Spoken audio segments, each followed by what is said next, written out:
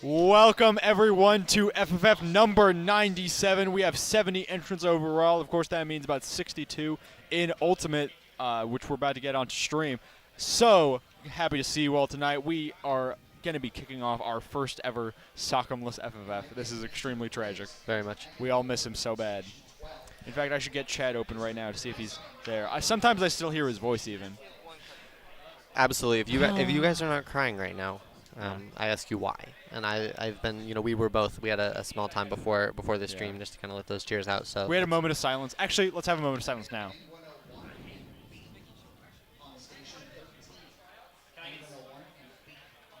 Thank you. Wonderful. Definitely such a tragic event, but that shall not stop us from continuing with these FFFs. And this week it's looking really good. Yeah, I mean every ending is a new beginning, and there are some pretty fond faces who we haven't seen in a while back tonight. But I'm gonna let that be a surprise for you all when we get to the stream. Absolutely. So we're gonna see how that pans out. Stay tuned indeed. Stay excited, stay curious, and we will get there very soon. But just in a little bit, we will actually be getting right into these first matches with this first set. Oh, yeah. And I know one of our first competitors who just came up is Vortex. They tried out for the Smash team. They tried out for the Smash team this semester, and it actually did a pretty good performance. I mean, I don't know if anybody knows this, but at the end of tryouts, what we do is we do an exhibition match, which is basically we'll just throw two of the freshmen on the last setup we have yet to take down and just make them fight it out in Smash. While we were all like heckle, we're like, yeah! It's very fun. Just to kind of give them a better simulation of the tournament environment. Very true. It was pretty good. My first year here, that was me. Yeah. Like both times, and I was like, I can't do this. Yeah. Yeah, I brought it up because Vortex was the person who we had to do it this year. It was extremely fun. Sounds very fun. I hope it was a good match. It was a good match. I was cheering for them. I don't remember who they were playing against. I remember them actually also being in the doubles. We did a doubles exposition for once. It was two of the freshmen and then Srailmix and Jinx because they are a strong doubles pair. So it's pretty funny. Nice. Well, it's not that they usually team together. It's just they're both really good at doubles, and then they went bang. Yeah, and just naturally fits. You kind of just have that. It's probably genetics. Really, is I think the only thing that we can really sum it up to. Oh yeah. And so it's they have the doubles gene just implanted in their brain. Absolutely. Yeah. As soon as it just kicks in, you're just like. Yeah. And that's a gene I do not have. The one that just switches you into. I've got the opposite of whatever that is. All right, here we go. Vortex and Jonty. Now, not to put anyone on blast, but our PA Hunter today has Jonty go. He's holding out that Jonty will go top 8 today. So let's see if that prediction holds out. I mean, Vortex hasn't shown really got much. Yeah, well, we can only hope he goes as high as these uppers are taking. Also, I haven't seen either of them play these characters, so I'm like confused. Because I saw Jonty play Diddy Kong, and I thought Vortex played like Marth. Hey, only one of us around here can play Incineroar Marth, and it's me. What's happening? True. What are you doing? We gotta get someone to figure this out. Who let you do this? Yeah. Did you get permission? Like, you gotta start telling these freshmen, like, who's boss? Who's the real Incineroar player here? But I mean, it's looking pretty good. He's doing well so far. Jonty definitely bringing it back. So yeah, Jonty's Cloud is doing not half bad. It's just that Vortex's damage output can't really be matched when he's Incineroar here. Very true. How do you feel about this matchup? This matchup, I mean, Incineroar struggles against swords just because disjoints are like the one thing that are big enough to keep him out, but fast enough to not just get automatically revenged. Like projectile zoners aren't as much of a big of a deal. It's really just like the swordies that do a lot more trouble for Incin. But we see that that's not too much of a problem for Vortex so far. This is very true. I know. Nice grabbing him out of that up smash was crazy. Straight to 39, just like we saw in the first stock. That's what I was saying, is that Jonty's not doing half bad. It's just Vortex cannot be matched with this damage output, and the down air is going to give him the heavy advantage he needs. Is dead. Yeah. Oh, good up smash. Yeah, Jonty finally got that up smash where he was searching for a while. All right, if at first you don't succeed, try again, and it is coming to fruition here for Jonty. Of course, Vortex still up a whole stock, and one throw is all it takes to get him straight into the 30s.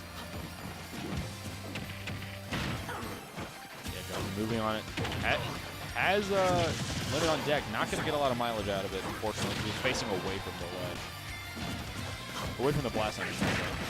That back air is going to get pretty much pick up the slack.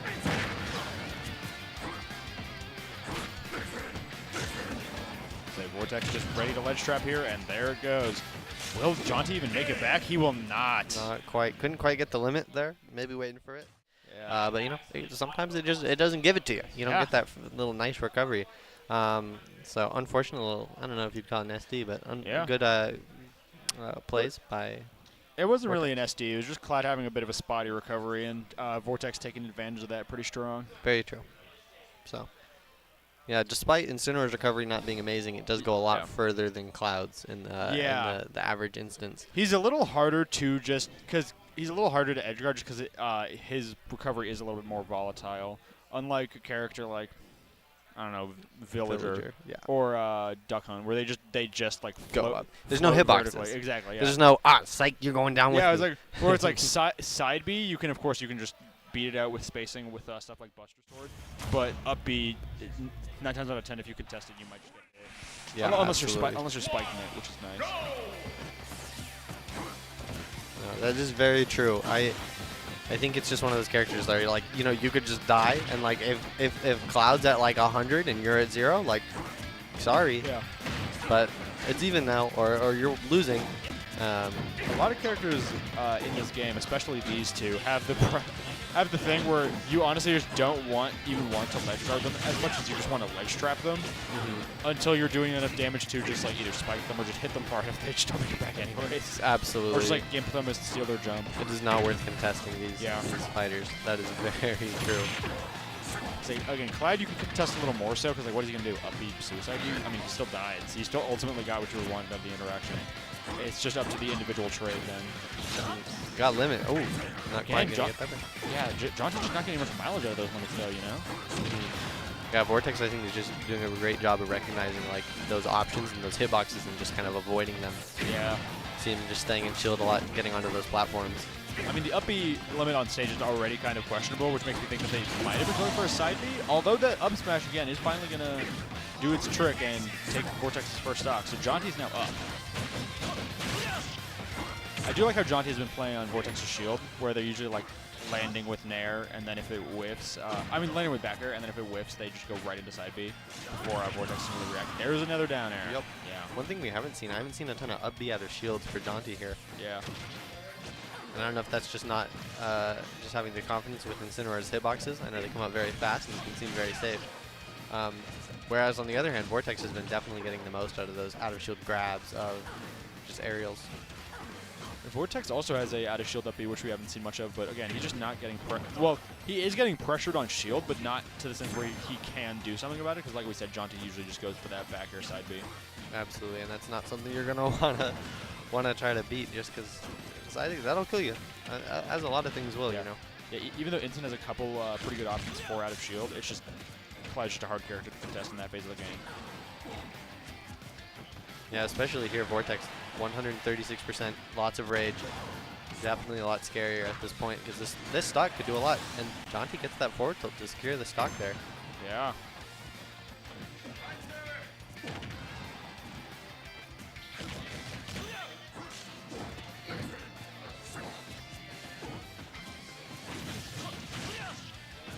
Jonty just going to try to get the most percent he can. Great parry by Vortex. I think he probably would have gotten shield poked if he hadn't done that parry.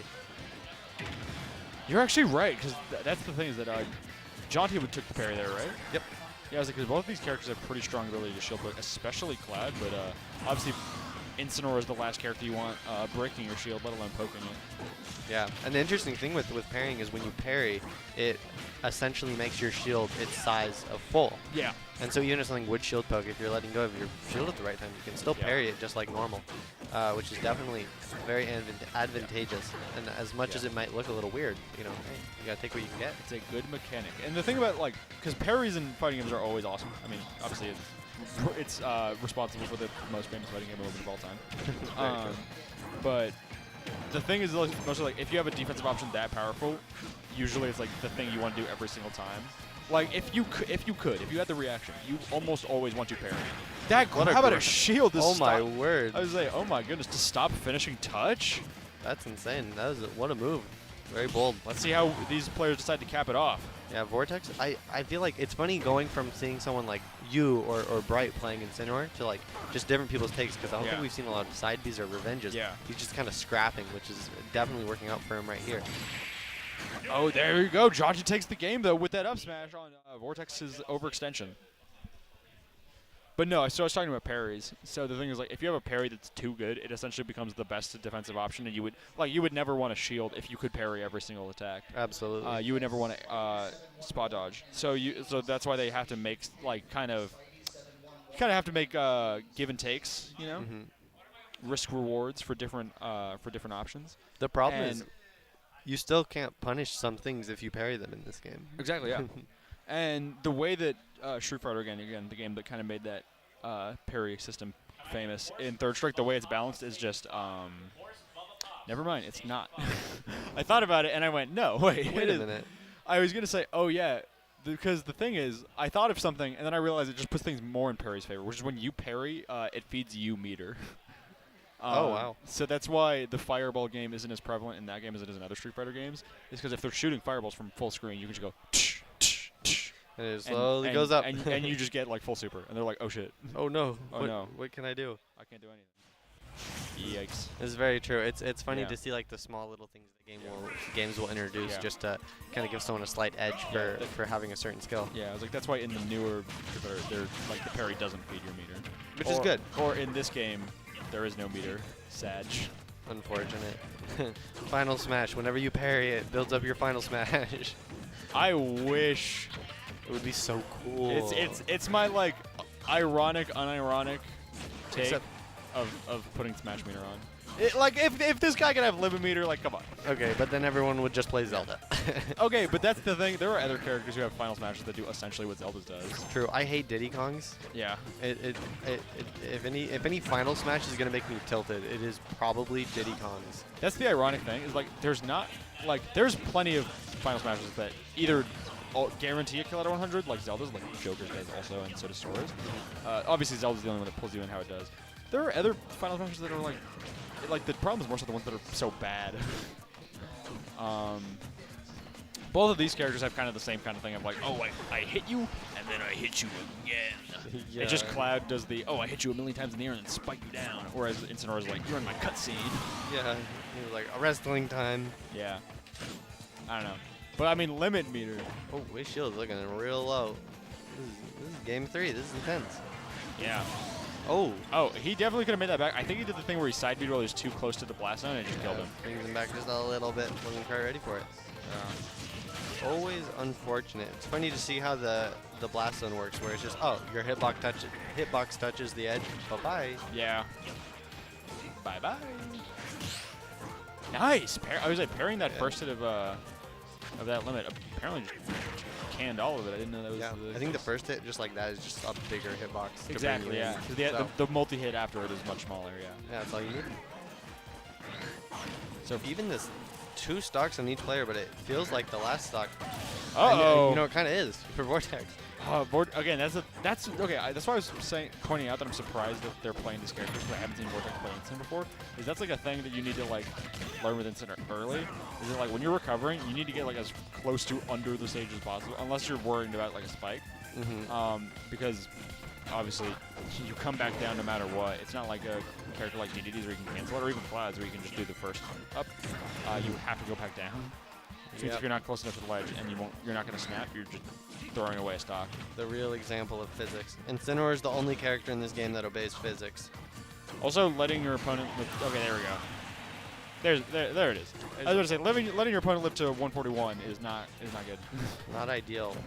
You're trying to kill them at 40, not 140. Oh, he's at Go%. Unironically. You know Sonic is like up a stock, you know the vibes. Instant is like down 2 stocks, you know the vibes. Okay. They're kind of the same. Like that's already forcing the up B limit. Yep. So unfortunate.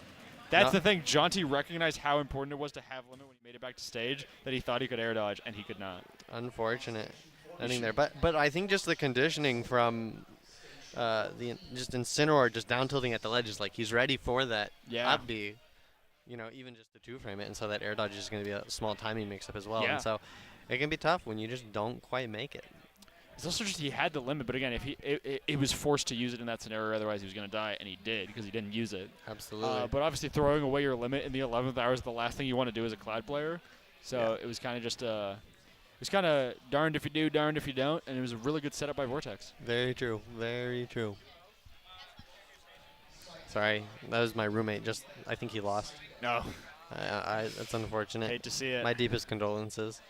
I see no activity in the chat. Where are you guys? I think he's crying. Unfortunate. He played Sonic. I mean, Yeah. And he's your roommate still? No, he played against the Sonic. He doesn't. Oh, no, I would okay. never. I was like, wow. I don't want to. You're I don't want to have any accusations. Embarrassing. I don't know this man. Ooh, we got an exciting set coming up now. What? Hi, chat. Taquito says hi, chat. I would say we have Taquito and 10 Rayman. Oh, yeah. Taquito said hi, chat, which means they have your heart, chat. They can't have mine. I have to remain unbiased, but you guys have to root. Have you played the Rayman games? No. Yes, I played Rayman Legends. Okay. On my PS4. Nice. It's really fun, actually. Yeah, I think it's a fun game.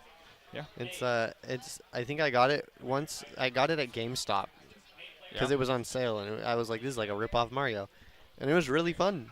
Yeah. So great game. Rip off Mario. There's like it's that, and then even like. If someone had only played Mario and they play their second ever platformer, they're like, I'm getting some real Mario vibes. Yeah. So this Sonic guy? Every platformer is Mario in my mind, playing Yoshi, playing it's all. Well, yeah, Yoshi and Donkey Kong, I guess they're kind of. It's similar, but. They're Mario characters. Yeah. Well, even with I play like Hollow Knight, I'm like, it's Metroid. Yeah, well, that is, definitely. Which obviously the genre is. I said guy discovers genre. Whoa. Oh my god. So, but I feel like Nintendo games is what I compare everything to. Yeah. Oh, Street Fighter, it's just rip off Super Smash Bros. Even though it's not. I saw someone say that it was one of those posts where it's like Patrick, he's like chained to a rock or something. I don't know what the meme format is these days. Anyways, they were like, "What's your hot fighting game takes?" And someone said that Mortal Kombat is Google translated Street Fighter. And I'm like, wow. I mean, hey, I mean, maybe sure. if you play Mortal Kombat 1 on the Nintendo Switch. Have you seen that? That's really. I know you can get Doom Eternal. Yeah, on the Switch. That does not run. Yeah, I say some games that were not meant to be played on a handheld console. Definitely true. But here is Taquito and 10 Rayman playing the game most designed to be on this console. Absolutely repping the two colors that are seen a lot and not a lot. These are two low-key camper characters, not high-key camper. Like they don't camp as high-key as Min or Steve. They're just like low-key campers. Mid-key. They're just like I have my win con and that I'm playing into the entire game. So please don't approach me. Yep, it's like, oh, you get close please to each do other, approach me. buttons are pressing. Yeah. Where obviously Taquito is throwing out a lot of those projectiles all at once, giving their opponent so much pressure to think about, and hoping that they get a fire that can lead into an aerial that can lead into another aerial that kills. Whereas Rayman, as we see, is just zaring. Nothing else, just zaring. Yeah, any hit can kill at any point, it feels like, with both of these characters. Of course, young Links maybe are going to have a little bit more range, but Luigi's Luigi. Yeah, that was my setup, essentially, is that these characters are like low-key campers because the game is still going to be kind of high-octane otherwise. Very explosive, of course. Whereas that even though they like their own little range to play from, oh my goodness, do you see that first hit of forward air land on the platform down tilt? Scooping him with full that. Forward air. And didn't quite, it was weird. It seemed like it didn't quite kill, but did take that stock. Yeah. Nice, parrying both. I guess it was coming in about the same timing.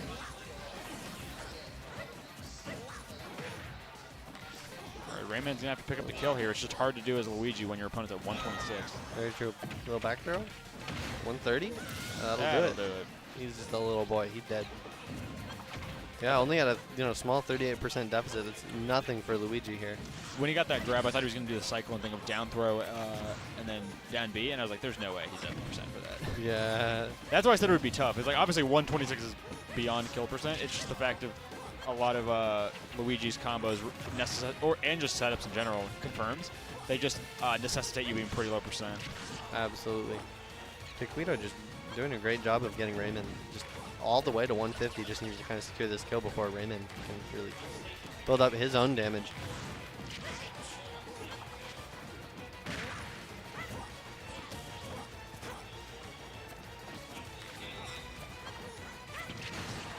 Yeah, 10 Rayman was walling out some of those projectiles with his air. I mean, we saw the plunger clash with a...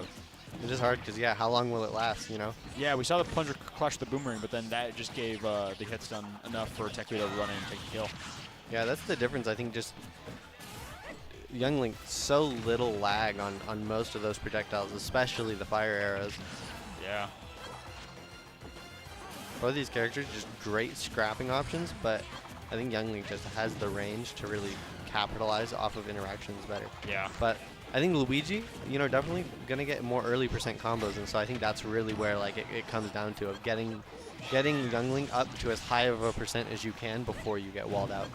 Yeah, I like the word you use there, capitalizing on these interactions, where it's essentially just Taquito has every more opportunity to cash out and cash out big. Whereas Rayman, again, is just not picking up the kills he needs to here. Yeah, but these, you know, these parts right here, just having Taquito stuck on the ledge. The misfire. Oh no! Rolling into the up smash. I'm glad that he like laughed afterwards, because Rayman literally never doesn't have a smile on his face, so it's really probably beneficial to his mindset. Absolutely. I think that's a very important thing in this game, is just to not get discouraged by maybe something stupid that happens where you're like, you know, I don't even know if I meant to do that, or like, that's crazy.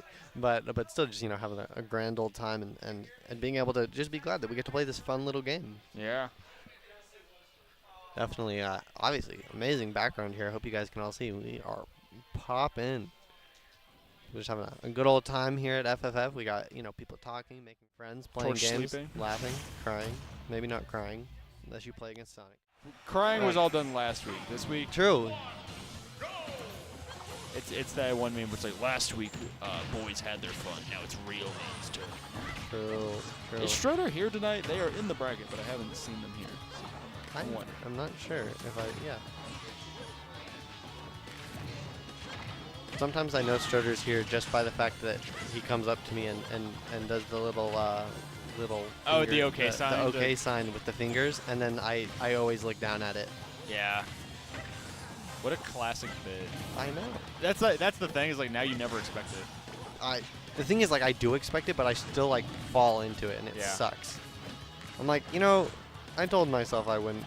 I don't expect it because it's just been so long since that was like a prevalent bit outside of just Schroeder doing it. True. Speaking of not expecting it, oh my goodness, that bomb is going to lead to a kill. Absolutely explosive. Yeah. Literally. Luigi's got the bomb. It'd be pretty funny if they gave him a bomb. Yeah, speaking of explosive, you do have a good point that 10 Rayman can pick up those bombs. None of the other projectiles, but perhaps can still get some mileage off of those. Yeah. That's the thing, is that 10 Rayman kind of keeps dropping the important confirms when Taquito gets to those percents where you just can't really do anything anymore. Mm-hmm. And yeah, it's just kind of those pivotal moments in the match where, like, it can be very stressful, but you still gotta kind of clutch up in some of these combos. Yeah. Just like Taquito's doing great DI though from Rayman, not falling into that. Yeah, that's the thing, is that uh-oh. Nice. Ooh, gets the reversal. Yeah, Rayman will bring it back I to think the that was stage. just because of the body blocking, honestly. Might be wrong. He's dead. No, not yet. Again, not quite. He's got to refine those a little bit, or he's not going to be able to get the kills. Fun little down air confirm. Ironically, down air has more knockback than up air. Really? So most Young Link combos are going to end in down air if you can get it, which is really funny. Yeah. Like, yes, down sends up better than up sends up, naturally. That's why I said that a lot of Young Link's game plan is just like projectile into aerial into aerial. And the second aerial is going to either be, up air, down air, or it's funny where you'll see them do, like, again, like first into back air and then land into second into back air, or they'll like forward air land into back air. Young Link drag down for crazy. That might be it. Probably. And Rayman is out of there. A solid 2-0 for Taquito. Absolutely. We just wasn't quite able to get those 0 to deaths. I think like as much as it's easy to think of it as like a checkmate situation, there is always just mixing up that DI, having that SDI to be able to get out of those 0 to death combos. I know we've seen 10 Rayman hit them before. Taquito did a good job of getting away from them. It's kind of baller for Taquito to finish the set and just walk off and just go right back behind the seat immediately behind where they were just playing. It's kind of funny. Very true. Oh, I just heard a legendary set coming up to the setup. I see smoke, I think. Could it be true? Smoke's like emerging from the set. That's really weird. Pyrotechnics? Lights? Why is there flashing lights? It's like the lights dim. The pyrotechnics go on. Whoa! Hey! Oh, we are... I'm asking him what's up? Okay, I asked him his walkout song. It's the national anthem. Oh, say can you see by the dawn's early light what so proudly we had at the twilight's last gleaming, whose broad stripes and bright stars through the perilous nights o'er the ramparts we watched were so gallantly streaming, and the rocket's red glare, the bombs bursting in air, gave proof through the night that our flag was still there. Oh, say does that star-spangled banner yet wave o'er the land of the free and the home of the brave. It was the walkout song for our special guest, the artist formerly known as Kanye West, formerly known as Srail Mix, now commonly known as Tommy Buckets. Tom Swail coming out of retirement to do a Falcaditto with player name onto the scene, immediately right into the action. Yeah, they are not holding anything out right here. They are going all for it in this match. This is all the stakes. I mean, all the stakes are on here as player name is already fishing for those downers, stuff like that. Also some up air ladders, but nothing so far. Ultimately, though, a pretty important tidbit here is that player name, of course, did try out for the team and did make a pretty high spot on JV. Really close to varsity contention, too. You don't even know how close it was, but however, Tommy Buckets was a classic member of the, usually captain of the JV team and is now in retirement TOing. But he has come out just for this, and he's getting sent to the blast zone already. Wow. Yeah, Tommy Bucket's looking a little empty at the moment, but we're hoping that Sauce will fill up this bucket as this match goes on, just especially in this first stock. I mean, yeah, will the sauce be enough, though, with player name being a little bit more practiced on this character? I do know that Tommy Buckets has been picking up Falcon just for this kind of moment. He hoped to make his return at FFF 100, but of course that's going to be a bigger bracket, so he's going to have to probably TO that. But he was able to get a break this time, and now he's heading straight. Close enough. Straight for contention, maybe victory. And he's taking names and kicking butt. I did hear from his, the word of mouth of Tommy Buckets himself that he does currently have like a 5-0 record on player name right now, but that he does think that player name has a pretty decent shot of ending that streak tonight. And it's looking real good for player name. Already 3 stocks to 1. Tommy Buckets is going to need to get his head in the game. Oh my goodness, he had the read, but not quite the execution. Yeah, Tommy was just a little bit off there. Tommy Buckets going off stage and then side being back to it. To try and catch another spike is insane. So they got him off stage 130. Not quite going to get the downer. There will it is. Get the downer. Speak of the devil, and he shall appear. We can definitely see that Tommy Buckets has that energy in him. Except at GCU, because we're private, Christian, and affordable. He's got that Jesus energy. Yeah. Speak of Jesus, and he will appear, because this is a good thing. Yeah. Tommy Buckets already getting that first stock. We'll see if he can clutch up this. Oh, Not looking great for him off the stage. He's a Oh, bing bong. the forward tilt! Player name said, Oh go my down. God. Unfortunate first game there, but moving into the second game, Tommy Buckets. Clutch up. Yeah, that second hit in there forcing the somewhat high recovery, which allowed for the perfect setup into forward tilt.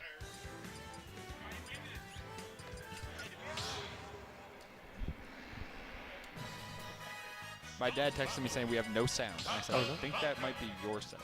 Maybe the Yeah. No, yeah, I can see our sound right here. Yeah. Hey. Every time I talk, this little bar goes up. Woo! Sorry. Yahoo! Yahoo! Oh, we're seeing a big change here. We're instead of Falcon, we are seeing the Kirby. This is actually who he said he would go going into the match. When he was telling me about their record, he was saying he's going for Kirby just to kind of mess around. And the light blue Kirby, nonetheless. Definitely just kind of a symbolic choice there. Blue Kirby going to symbolize a little bit more sadness, a little bit more mellow. And we're going to see that, just a bit of naivety here with this Kirby. Player name is not scared. Naivete is the right word for it. I mean, Tommy Buckets, what he likes to do is the I mean, I think he went for it there. The classic inhale, then fall off, and then just footstool them into down airs. Yeah, he's still fishing for it. He wants it. I mean, it's his win condition at this point because look how far behind he's True. behind Oh, playing. Here it is. He gets it. And it's even. He doesn't even need the dare. And the crowd goes wild, too. Here it is again. Uh-oh. F-frame's not over yet. Right into that jab. Yeah, still going to live, though, bringing it back to Player stage name backing off the ledge. He's a bit of afraid of it now. Oh, baited out the taunt. All right, player name getting a little bit more wary of the ledge. Now he's right on top of it, though. Yeah, one of the scariest points for a Kirby player. There it is, the dare. All right. Another one. And we'll see. Hey, this is basically even. One inhale will do it. Yeah, one inhale will wrap things up. I mean, like we said, it's a win con where it's like it gives him the stock. It's just hard to connect, and player name is more and more ready for it. Can Tommy Buckets close this gap? Oh, and he can. Okay, I was a bit worried for a second. I was about to scream, no, he can. But then he did not get hit. He did not get hit by the Falcon punch. Yeah, player name trying to play baseball here. Classically, a good Falcon only gets one. He's probably going to stay in that rock for him. He knew the timing, though. He's got it on lock. Tommy Buckets is getting no room to breathe here. Yeah, I mean, he's getting pushed out more and more. Oh, I saw him take a little bit of a deep breath. He is fishing so hard. He needs it. Okay, great recovery there by Tommy Buckets. Just going to be able to live for a little longer. This could be his chance. Not finishing that gentleman's jab, going for a short hop instead. There it is. All right. The forward air, turnaround back air, and he is in the game. When Tommy Buckets takes an honest kill, that means he has room for another dishonest down air. Oh, will he take it? He didn't have to. Let's see, can he make it back? Alive. Player name going for another down air already. Tommy Buckets is living. 147 is tough. Hanging on by the rim. Even a nair will do it. Even a nair will do it. Even another throw will do it. Rolling a bit dangerous. Oh. Falcon kick is going to do it. No, yeah, the Falcon kick contested by dash attack, and that will send Tommy Buckets to the loser's bracket. Just as we thought, player name broke that streak and is coming out on top. Absolutely. Just able to kind of, break that trend and get out of there and say, no, I'm not going to be scared of Kirby. I'm going to fight you, and I'm going to win because Kirby's not that scary. He's not that scary. Kirby, once more, just always a menace. Yeah, But I mean, it wasn't enough. Player name, showing no fear. Yeah, he was that close to getting that.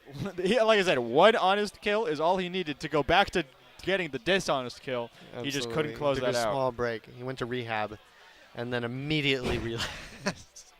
Yeah, he relapsed hard, too, because it wasn't even enough to win. Apparently.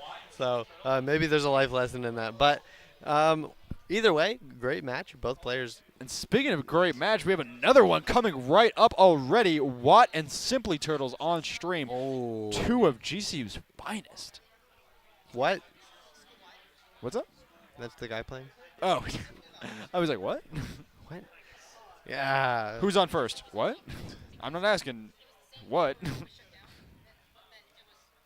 Absolutely. And I mean, now we have former varsity and current and long time varsity. Yeah, I mean, I'm pretty confident Watt could have snagged a varsity spot if he tried out, but he didn't try out this semester. That's pretty much the only reason why he doesn't have one. True. I think he told me he wanted to be on the team once, just for the memes. He wanted to be able to say he was on the team. And moving on from that, he is still playing, still going hard every day. And then he was like, I got my one. Yep. He's like, we're good. We're good. We're good. And now he just preys on innocent children in these games, which we've already seen him do. Such as Simply Turtles. Such as Simply Turtles. His birthday's probably coming up, maybe turning 14. Hey, what's your birthday? What's your birthday? What's your birthday? It's January 17th. Up. Mine's January 6th. Mine's January 15th. No way. Whoa.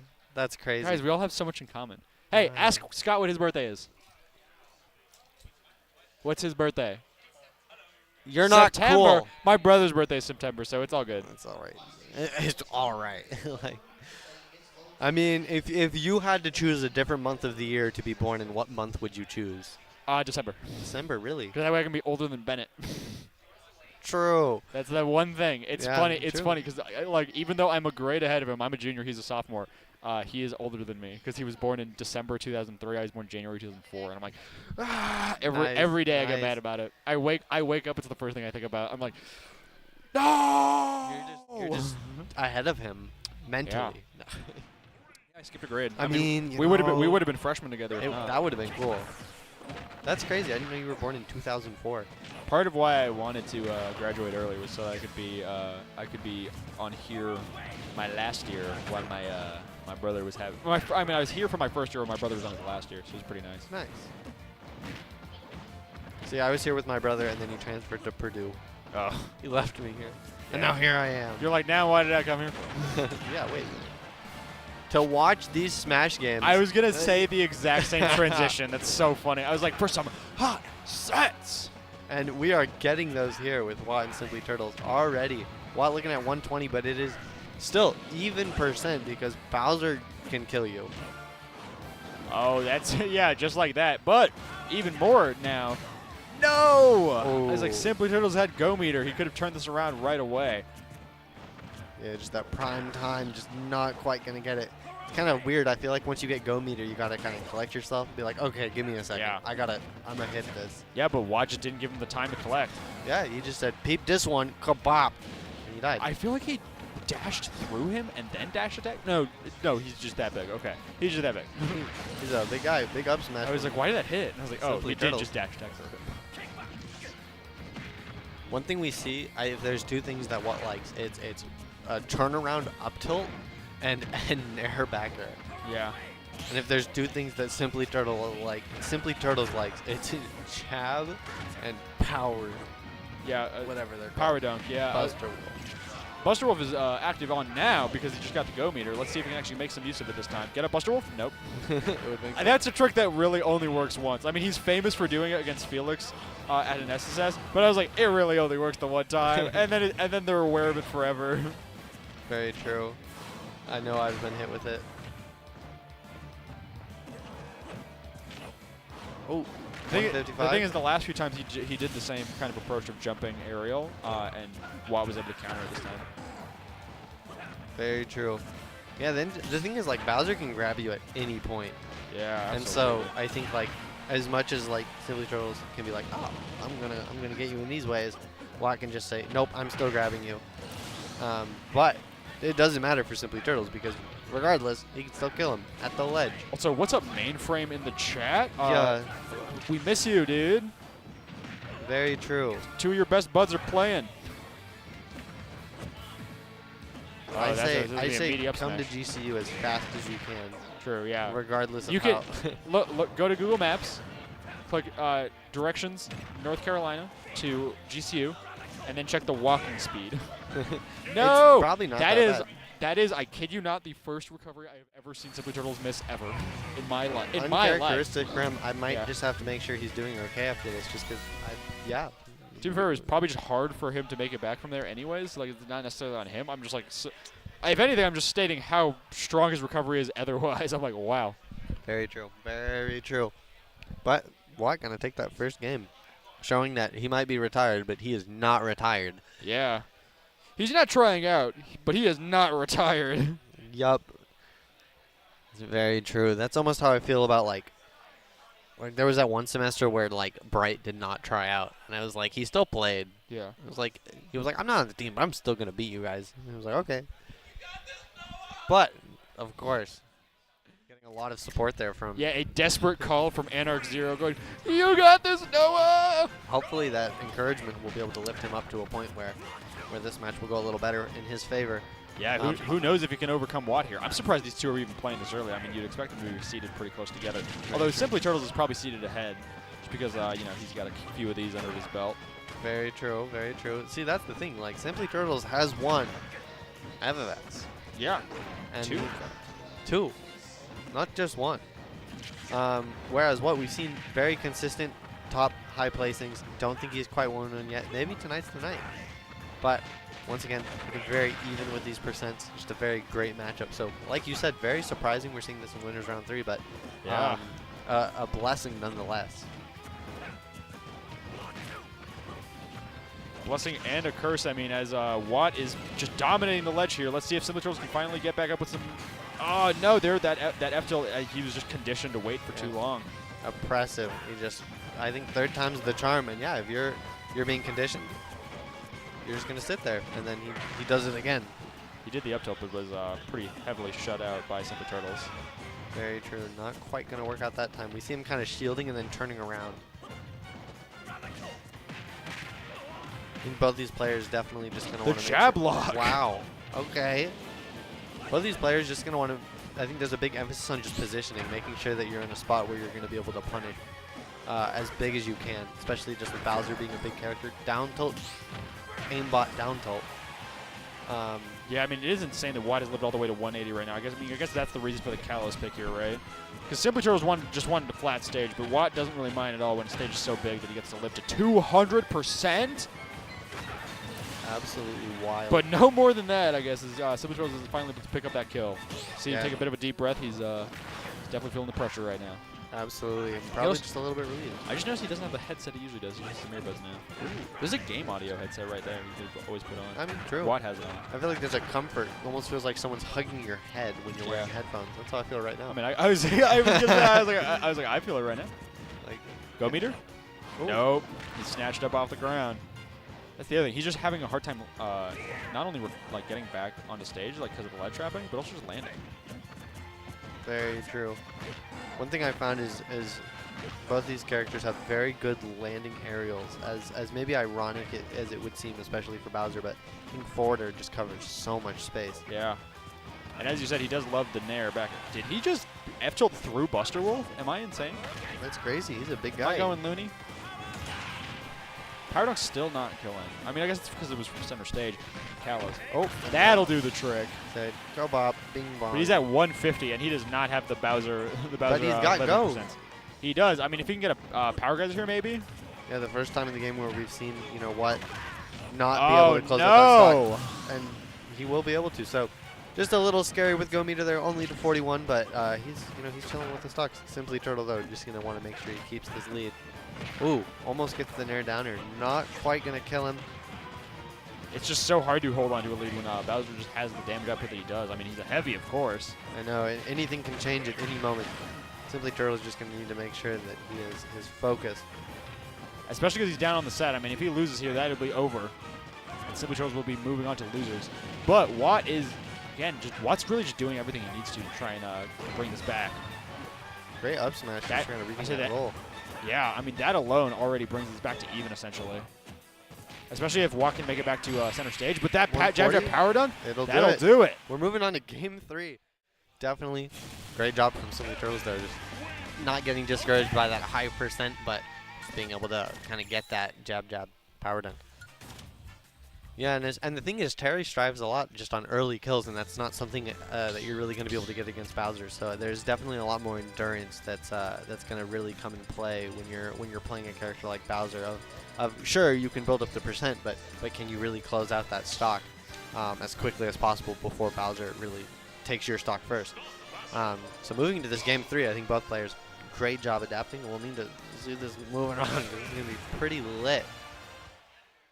Indeed, and I mean, we called it from the very beginning this was going to be a hot set, and a hot set it has been so far. I mean, we are moving on to Game 3, back to PS2, and both players are looking as sharp as ever. Absolutely, both these characters very green, which is just definitely something that you love to see.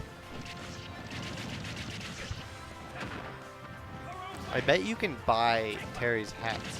It's got to be somewhere on It is just a green baseball cap, so probably. That's what I mean. I'm very surprised Simply Turtles has not. I feel like that would kind of power him up. Maybe I'll have to get him one. Fun little little footstool there. Oh. Some of Terry's hitboxes seem so funny. Go meter is back on deck. The only thing is that Watt keeps escaping those first few jabs. Yeah, Maybe is it because of Tough Guy? No, Tough Guy only really counts for multi-hits, right? Yeah, I don't think so. There we go. Oh, yeah. I think it was just he was too far away, so he was able to just kind of SDI away from it. True. The last time. One big just distinction that you have to look at just when looking at, I guess, somewhat higher level play is kind of an introduction of SDI and a practical application of that, especially against Terry. We see in like early matches with Terry, especially like I'm not the type of person to try to SDI Terry's stuff. But once we get to this point where we have two very, very strong players, you're going to see, even as big as Bowser is, getting that SDI. Yeah, because I mean, with Terry, if you have insanely good SDI, it completely shuts down the character. If you don't, if you have anything less though, like you're so ruined. Yeah, and it seems to be working out for what here? There was a player. I think it was a Sora. It was either Shy or Atomizer, or maybe even Schroeder. I think it was Shy or Atomizer, and they were essentially just SDIing out of literally every single like Terry combo. It was insane. Wild. Like every single one without fail. And the reason that's so insane is because not only is SDI somewhat hard enough as it is, the SDI for Terry's different combos are all like different patterns and timings. So if he's going for Jab Jab Buster Wolf, that's the Go Meter one. That's a completely different SDI direction than Jab Jab Power Dunk. That's what he goes for most of the time. He doesn't have Go. Really? Yeah. Very interesting. So that they probably labbed that stuff. And obviously he can also Jab Jab up B, depending on his positioning relative to his opponent. Yeah, Watt looks like he's about to close this out, but I mean, Simply Turtles. Oh no, there's the forward tilt. The third time, third forward tilt. Always just gonna take that, and what's gonna take this set here? Yeah. There we go. That means Simply Turtles is getting sent to losers bracket, and Watt is moving on with a solid 2-1. What a hot set! Absolutely. Like you said, very surprised that it was this early, but of course something that's always good to see. And we already know Simply Turtles is going to make that insane losers run. While Watt's going to clean up this winners run, we can only hope. Just being able to have GCU's own be so cracked is something that I can be proud of, for sure. So now we get to move on to more of GCU's own. I hope that you viewers, you guys, can make sure that you know that GCU is cracked. Yeah, and I'm anticipating this one because this is Mr. Grizz and Penguin01. These two, of course, both members of GCU varsity this semester, and they were hard-fought spots that these two took. I mean, general opinion, like consensus, was that these two would be competing against each other for the last spot. But instead, they both had dominant enough showcases that they both made it on the bottom 2 spots. So it was like, it's close. Hey, it worked out. Definitely well fought, as you said. I think both these players are very good, so I'm excited to see how this goes. And that's nothing to speak of how good or bad they are relative to the other members of varsity. It's just to say how competitive the season was in general. Absolutely. I know compared to last year, there was a lot more freshmen, which was really cool to see. A lot more new talent, which is always fun, and just people to be able to join that community, be able to come to these FFFs that maybe similar to me aren't there necessarily to keep winning, but just to have fun and to play the game. Just always cool. Yeah, and another reason to anticipate this so much is that they are so even. I mean, we see that they are going to strike stages, not like everyone else just gentlemening to PS2. Because these two play a lot, especially just like off stream and in friendlies. They have the Duck Hunt DDD matchup like to the wire, and that's something I could only ever say being a local commentator. You would never say that at a major. Never. No one's ever seen this matchup before. It's like the Duck Hunt DDD matchup, and it's like, no. So normally in Duck Hunt DDD, what's going to end up happening is no one knows. Yeah, exactly. It's not real. But they're going to prove that wrong. So hopefully we'll be able to learn a lot today. I know I will be learning a lot. It's like you get TK and EE and Rod doing like a triples comm, and they would be like, I don't know what's happening. I don't know. I just don't know. There's a can and a Gordo, and I don't know what that means. Fight for supremacy. You tell anyone that has never played this game that there's a can and a Gordo on screen, that makes no sense. Yeah. But only in Super Smash Brothers. Speaking of screen, I forgot to plug our stream. So sad. Oh, yeah. My hair's looking very luscious today. I've had 3 people say that, so Nice, nice. it's pretty nice. Very majestic, I think is a very solid adjective. Yeah. Oh, yeah. Oh, yeah. So. Because I showered like right before coming here. Ooh. Always good. Maybe something that we don't see enough here. I definitely promote it throughout the community. Just kidding, people. Trust me. Come here. You can come to the tournaments. People smell good. I mean, especially for an event with like sometimes 100+ people in what is supposed to be a classroom. It's a pretty good environment, to be honest. Very true. Very true. I don't feel like. I mean, hopefully our breathing is to a minimum in terms of what goes onto the screen, but hopefully it's not. I'm not wheezing. Yeah. You know, which is good. Definitely something I don't know. Have you ever been in like an environment where like just breathing is hard? Yeah, no, that happened the other day because there was a fire somewhere relatively close. Oh yeah. But I mean like a couple miles away. And the smoke had like blown over into our part of town. I was like, like the entire time. It was really unfortunate. Very tough. Well, we'll be moving into this match here.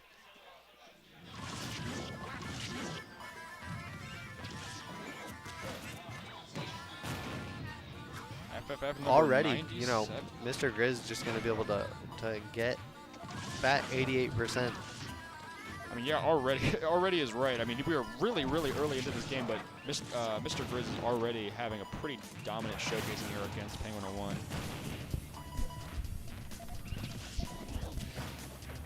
Absolutely, but of course Penguin 01 going to be able to.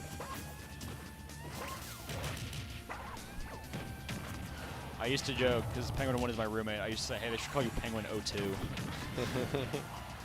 Luckily not. Already on winners round 3. I say already round 3, so we have reached 2-0. Yeah, Penguin 02. Penguin 2-0. And Mr. Grizz. Oh wait. Oh, speaking of tags, Mr. Grizz told me that he actually would not want to be called Mr. Grizz at tournaments. And I was like, well, why is it your tag then? And it's because his old tag was Pandas, and he was like, well, Pandas was a little too serious. And I was like, okay. Well, then just tell. You want to be called then? He said, my name. And I was like, then tell people that. What do you mean, your name? Yeah, I was like, at this tournament, you do not have a name. yeah, we were tag. telling him, we were like, I'm sorry, buddy. The tag you enter a scene with and develop your name within a scene, it's like, that's going to be your name forever. I mean, I was already cutting it close being known by Weather for like a year and then switching to Amuse. I was like, can you imagine if now I tried to change my tag a 3rd time after now I've like kind of made a name for myself as a commentator? They'd be like, what? No, you're Amuse. See, I didn't know what to do, and I was like, you know, my initials are easy. And luckily, I feel like my initials are pretty close to my name. So Pack is what I get. I literally, for the longest time, didn't even realize it was your initial. I thought it just was your name. Oh, yeah. I thought it was just a funny way of putting your name down. It's like how people will be like Mac or something like that. But yeah, mac and cheese. Except Pack, I don't really know. But it's definitely something I had to get used to was not being called my name. Yeah. I'd hear Pack and just like just ignore it, and then be like, oh wait, they're talking. Even Stark's here. Oh, he eats the beans and spits them out. Not something we normally see, because typically they don't come out the same end that they go in. But King DDD is just built different in that way. The forward tilt, going to be able to scoop. And Not the gonna classic of dash attack, another great example of just stuff that is just unique to these characters that you are not going to see anywhere else. Very true. Ooh. And I was like insane. Inhaling it, pushing him through his own can, and then throwing out your Gordo for more recovery, but none of it hits, which is insane. Big explosion there. Still not going to die at 176. It's kind of just a feature of this matchup. Duck Hunt only has so many ways to kill his opponent, and again, Penguin 1 being a heavy, he's going to live for a while. That's why FD might be a little tough here. I'm wondering who actually ended up picking this after they did striking. Very true. Yeah, Duck Hunt's going to definitely be able to rack up damage faster, but it won't matter when you can't get that kill. Going to let Penguin kind of get that lead. Which is what we saw at the beginning of the match. Is Bennett was able just to rack up percent really high, and then Penguin 1 just said, but it doesn't matter because you're dead. All right. It's getting really down to the wire for Mr. Grizz. He's building up that pressure just like he needs to. Another can right out of nowhere. Uh-oh, missing that clay pigeon is going to mean it's all over. And Yep, Penguin 1 takes the first it. game, yeah. He said, I'm going under. I don't know how he does it. The mobility for King DDD to roll in such a wonderful and whimsical matter is just beautiful. I think definitely something that we can all respect, and it takes games. And so I mean, hey, why win when you can win and be stylish? Yeah, it's called BMing in the fighting game scene. Absolutely. Yeah. The practical way of winning. That's the funny thing is that DDD's crouch is the like, hey. That's his crouch animation. You don't even need to taunt when so you I say you don't need to taunt, you don't need to teabag, you just need to crouch and wait. Very true, very true. And moving on to game 2 here. This is still best of 3. And so once again, similar to the other match we saw. Somewhat surprising seeing these two players play somewhat early in bracket, but also still something that is great to see.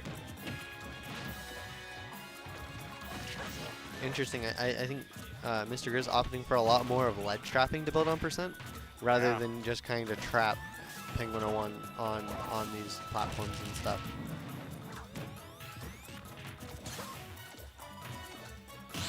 Yeah, I think Duck Hunt definitely a character that's going to want a more flat stage, which is probably the benefit of FD, but also benefits Penguin 01, so it's a kind of a good mixture maybe. Yeah, especially because last time it was just really hard for him to just get any kills through the blast zone. So right now, what he's trying to do is just he's kind of baiting Penguin 01 more towards the ledge to try and pick up a kill afterwards. See if he can cross him up. But he can't because Penguin 1 just sharks him.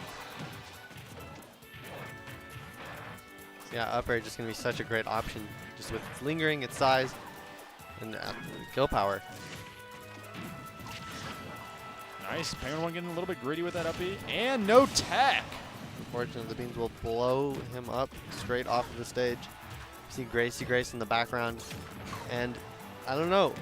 I feel like it's a very rich stage, and we are seeing some rich gameplay, so it is only fitting. I mean, yeah, we just saw an insanely clutch recovery from Mr. Grizz after all. Lost his hat. Maybe going to lose his stock soon. Yeah, I mean, wow, bringing him all the way to 50. 70! He's racking up this damage.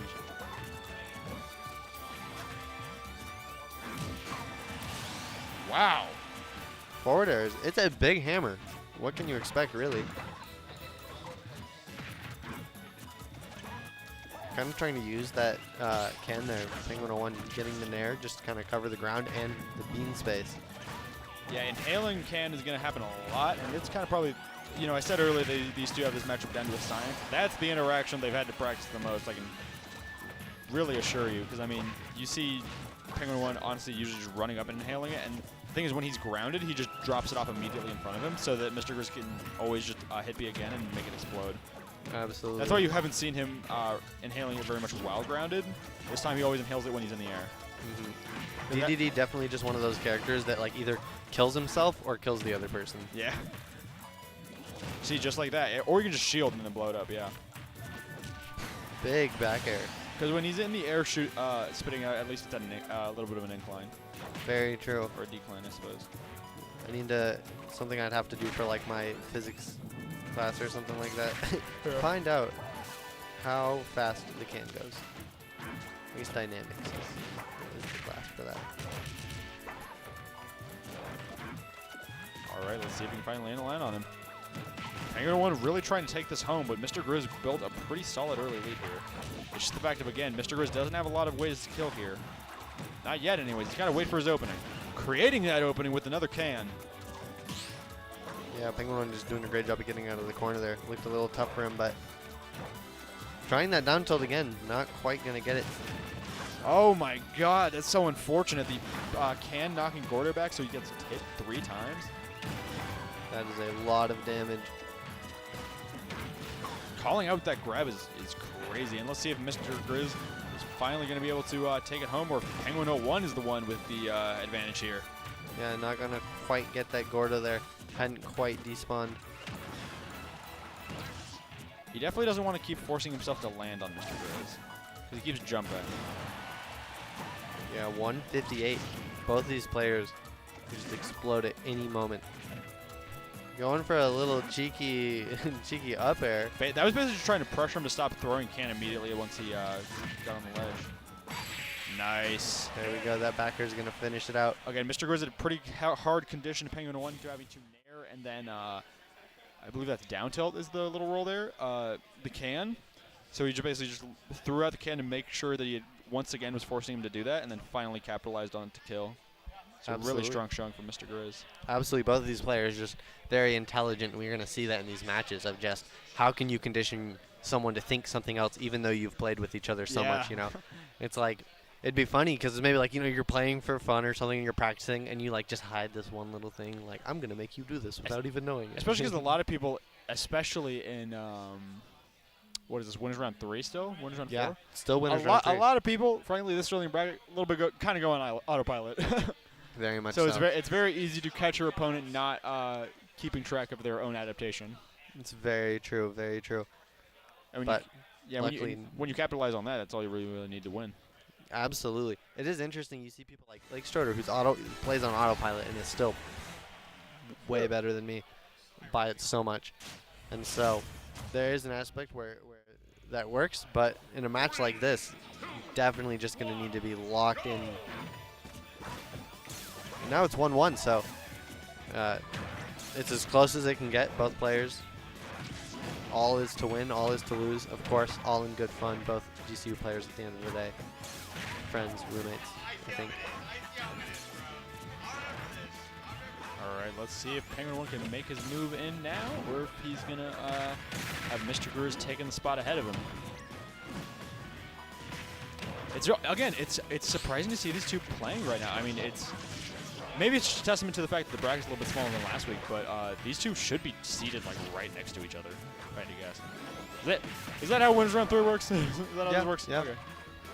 I guess happens to be. I guess that just since the bracket has progressed, you know, the players who are more even start to play. Very true. That Gordo went flying. Looked like it almost just went right through this. Nice down air from Mr. Grizz. Penguin 1 kind of laughing it off, but he's definitely his gameplay is going to get shaken up by it though. Absolutely, already a full stock ahead. Yeah. And then just going straight to 72. There we go. Wow, it is one of those games, ladies and gentlemen, as Mr. Grizz gets down aired in return. Absolutely. Penguin 1 was ready with the response. He said, I've got one too.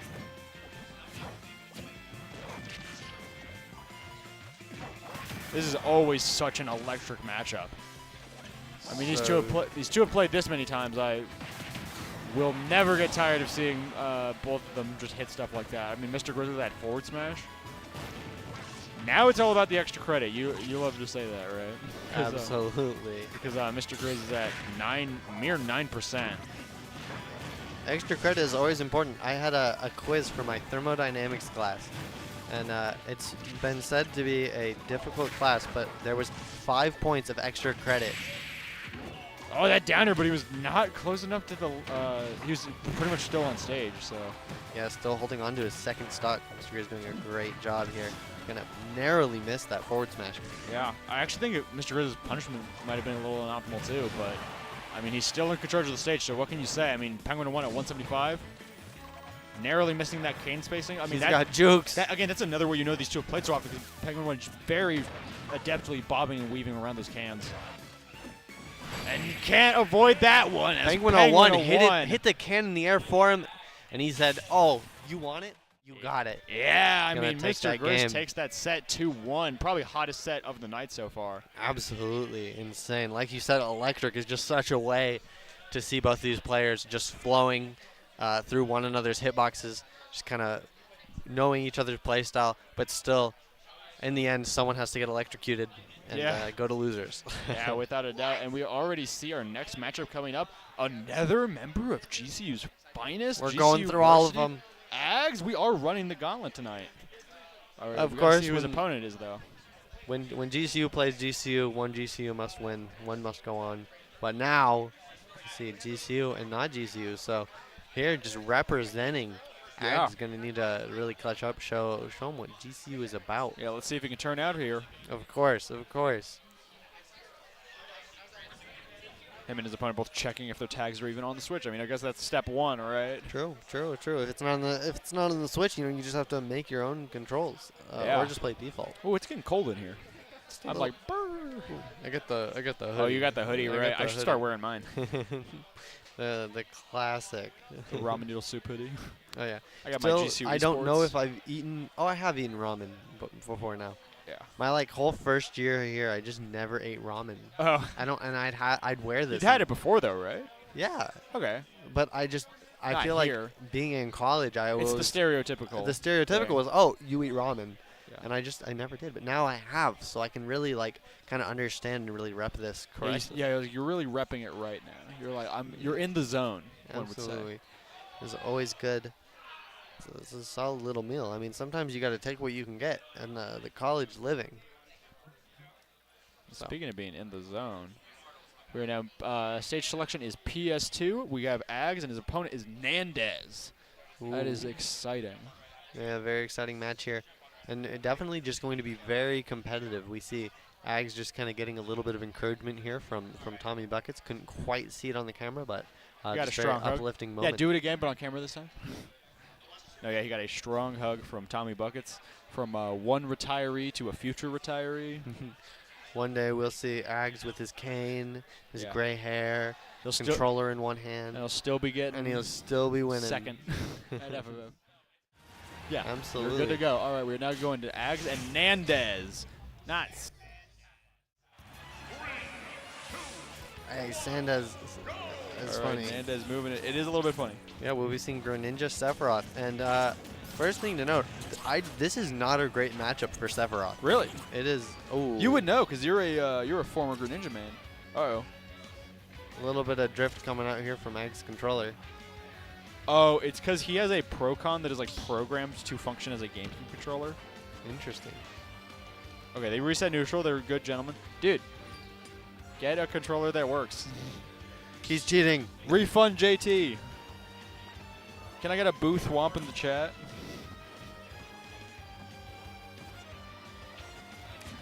Luckily, Nandez is just being very gracious, and not enforcing anything such as having to suicide. And it happened again. Different controller.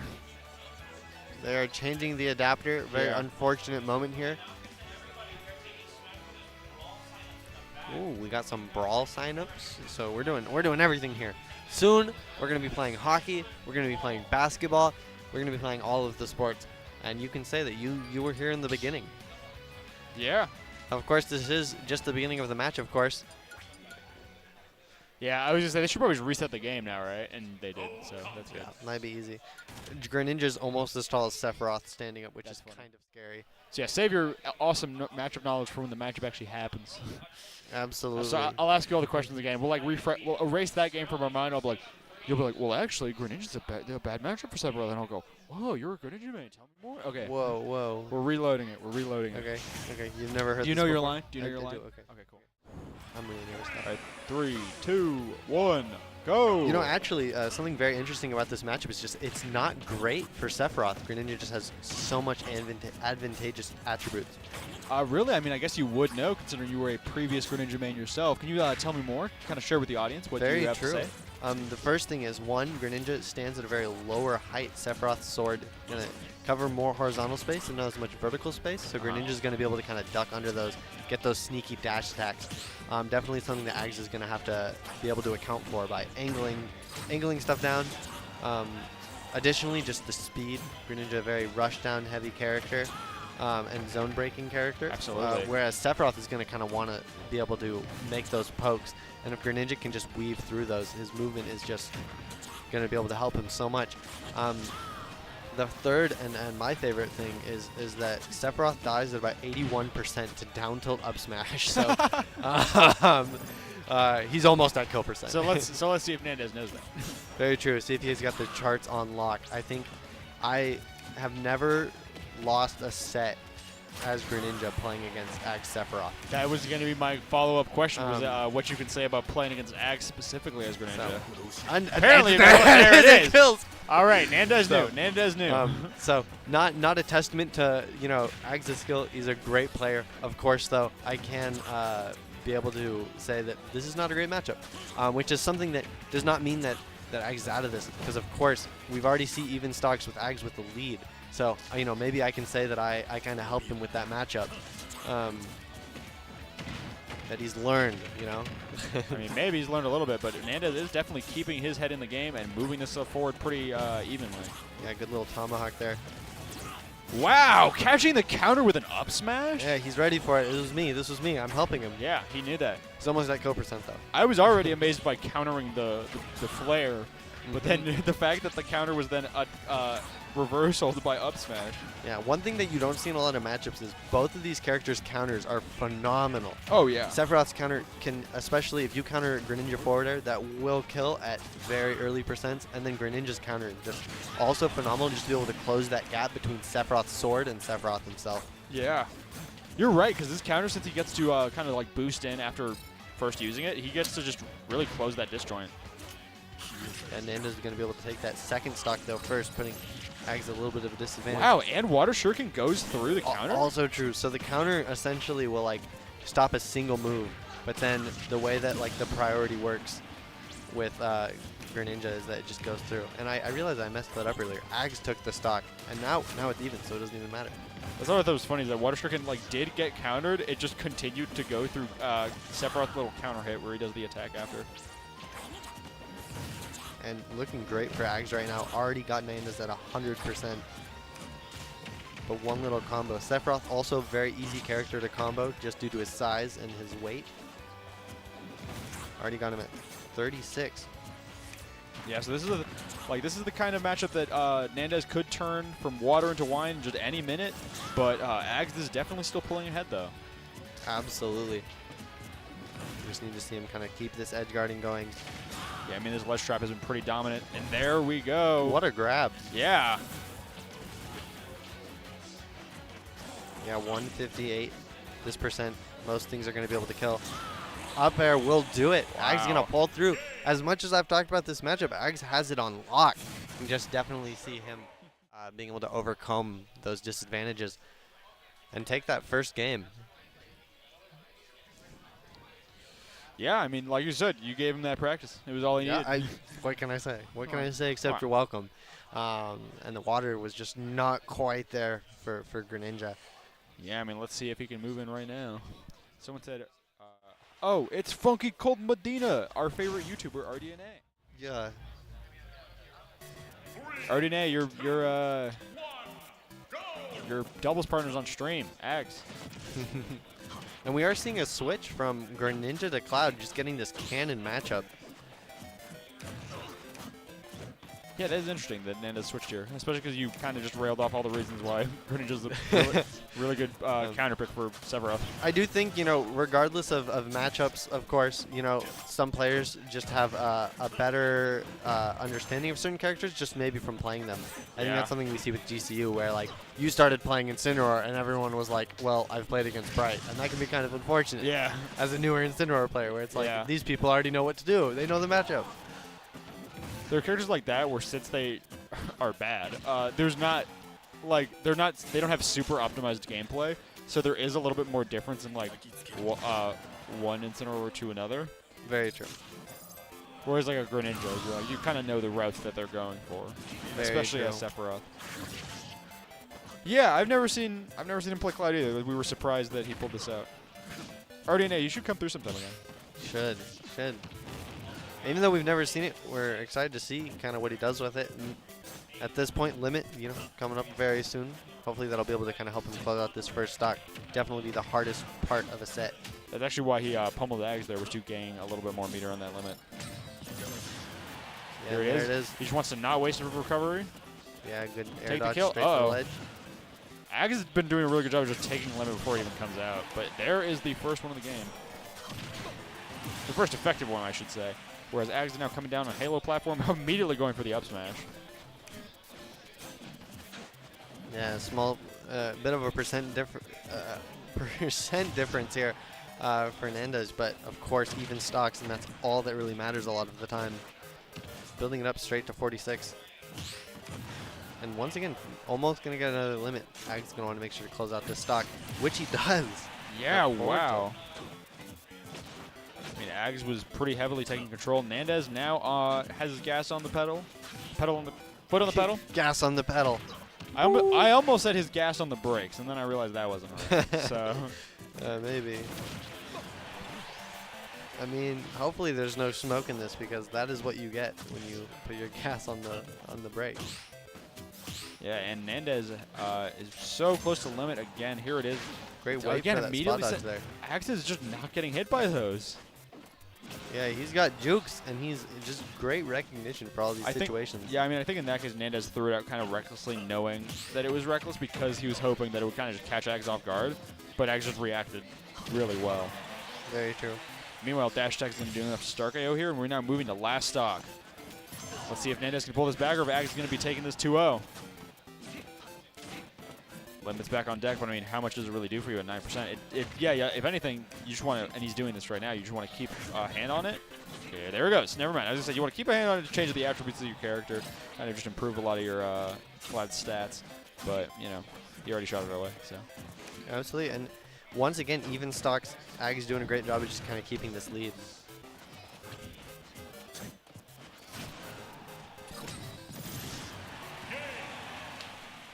Ag is going to take that second game for the set. Oh, wow. It's like the cloud did not quite work out, but of course, a very valiant effort.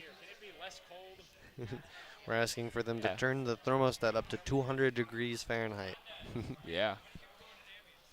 Shy agrees with me that it's cold, so that means it's true.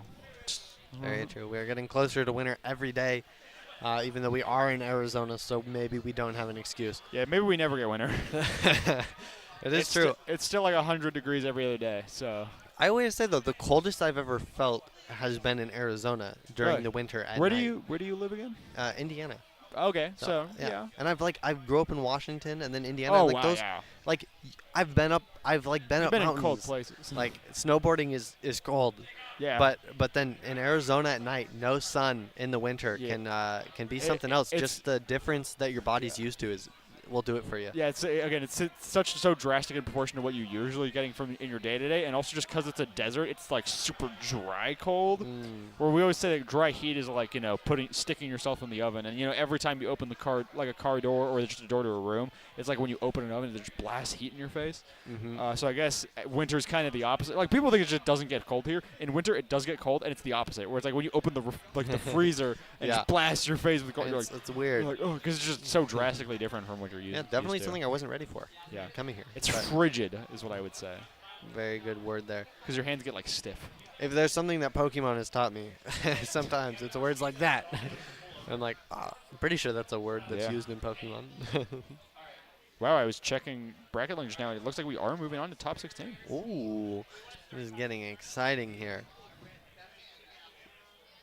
Especially with these late starts, you know, very fortunate. These brackets have been proceeding very smoothly. All these players are just kind of battling it out, and with no delay. Yeah, but I just looked over, and winner's quarters. Sorry, excuse me. Excuse me. Anyways, winner's quarters is already all played out, at least on this side of pools. I could check the other pool. Let's check pool 2. The second. Pool 1. Nope, top 16 is already starting. Ooh. Do we know what the status of Pokken is? What's the status of Pokken? We are seeing a little bit of tournament details. But you know, we're gonna see a little hot set here. Two very dominant players. Dominant, literally. One being named Dom. And the second part is, you know, his name isn't Dom, but it's close. And so we'll really see that playing out here. And see how it goes. Yeah. I did a thing. Because basically, every week, top 16. Like I said, there's kind of some new. Oh, this was before stream started. I was teaching Hunter. He was like, oh, there's like a few less people than last time, so like the stream will go by faster. I'm like, well, the Wizards working our broadcast, because they're good at their job, they can make the stream run as short or as long as they want to. It's like it's just a matter of, do we hold more sets for stream or do we not? And that can add or subtract like 30 minutes to an hour. Very true. Throughout the course of the entire event. And so Alex usually schedules your replacement to come here at top 16. And I was like, well, the problem is I don't know what time top 16 starts at, because it can start at different times. True. Because again, the people who run a stream are good at their jobs and can just move it along faster if we're behind. They're in control of everything. Which I think now that's why we usually switch a top 8, because top 8 more consistently starts kind of pretty late. Very true. So, yeah, these sovereign TDs. Sovereign TDs. Hallowed be thy name. Hallowed be that. And it is wild to see all the inner workings here. Of course, you guys just see kind of us, the faces of GCU Smash. Yeah. Maybe. But, of course, we've got a lot of wonderful people out here TOing, running the stream, getting those clips for the YouTube channel. It was really awesome that, GCU Esports really made this into a paid position. Because, I remember people asking, like, oh, do you want to work? I'm like, yeah, I was going to do this anyways for free. Yeah, literally. So I was literally. Because I was like, at the end of the year before they made it a job, I was already I was like, you know what? I might take a step back from competing and focus on commentary, because I just think it would be fun. And they said, oh, you can get paid for doing it. And I'm like, apply. Yep.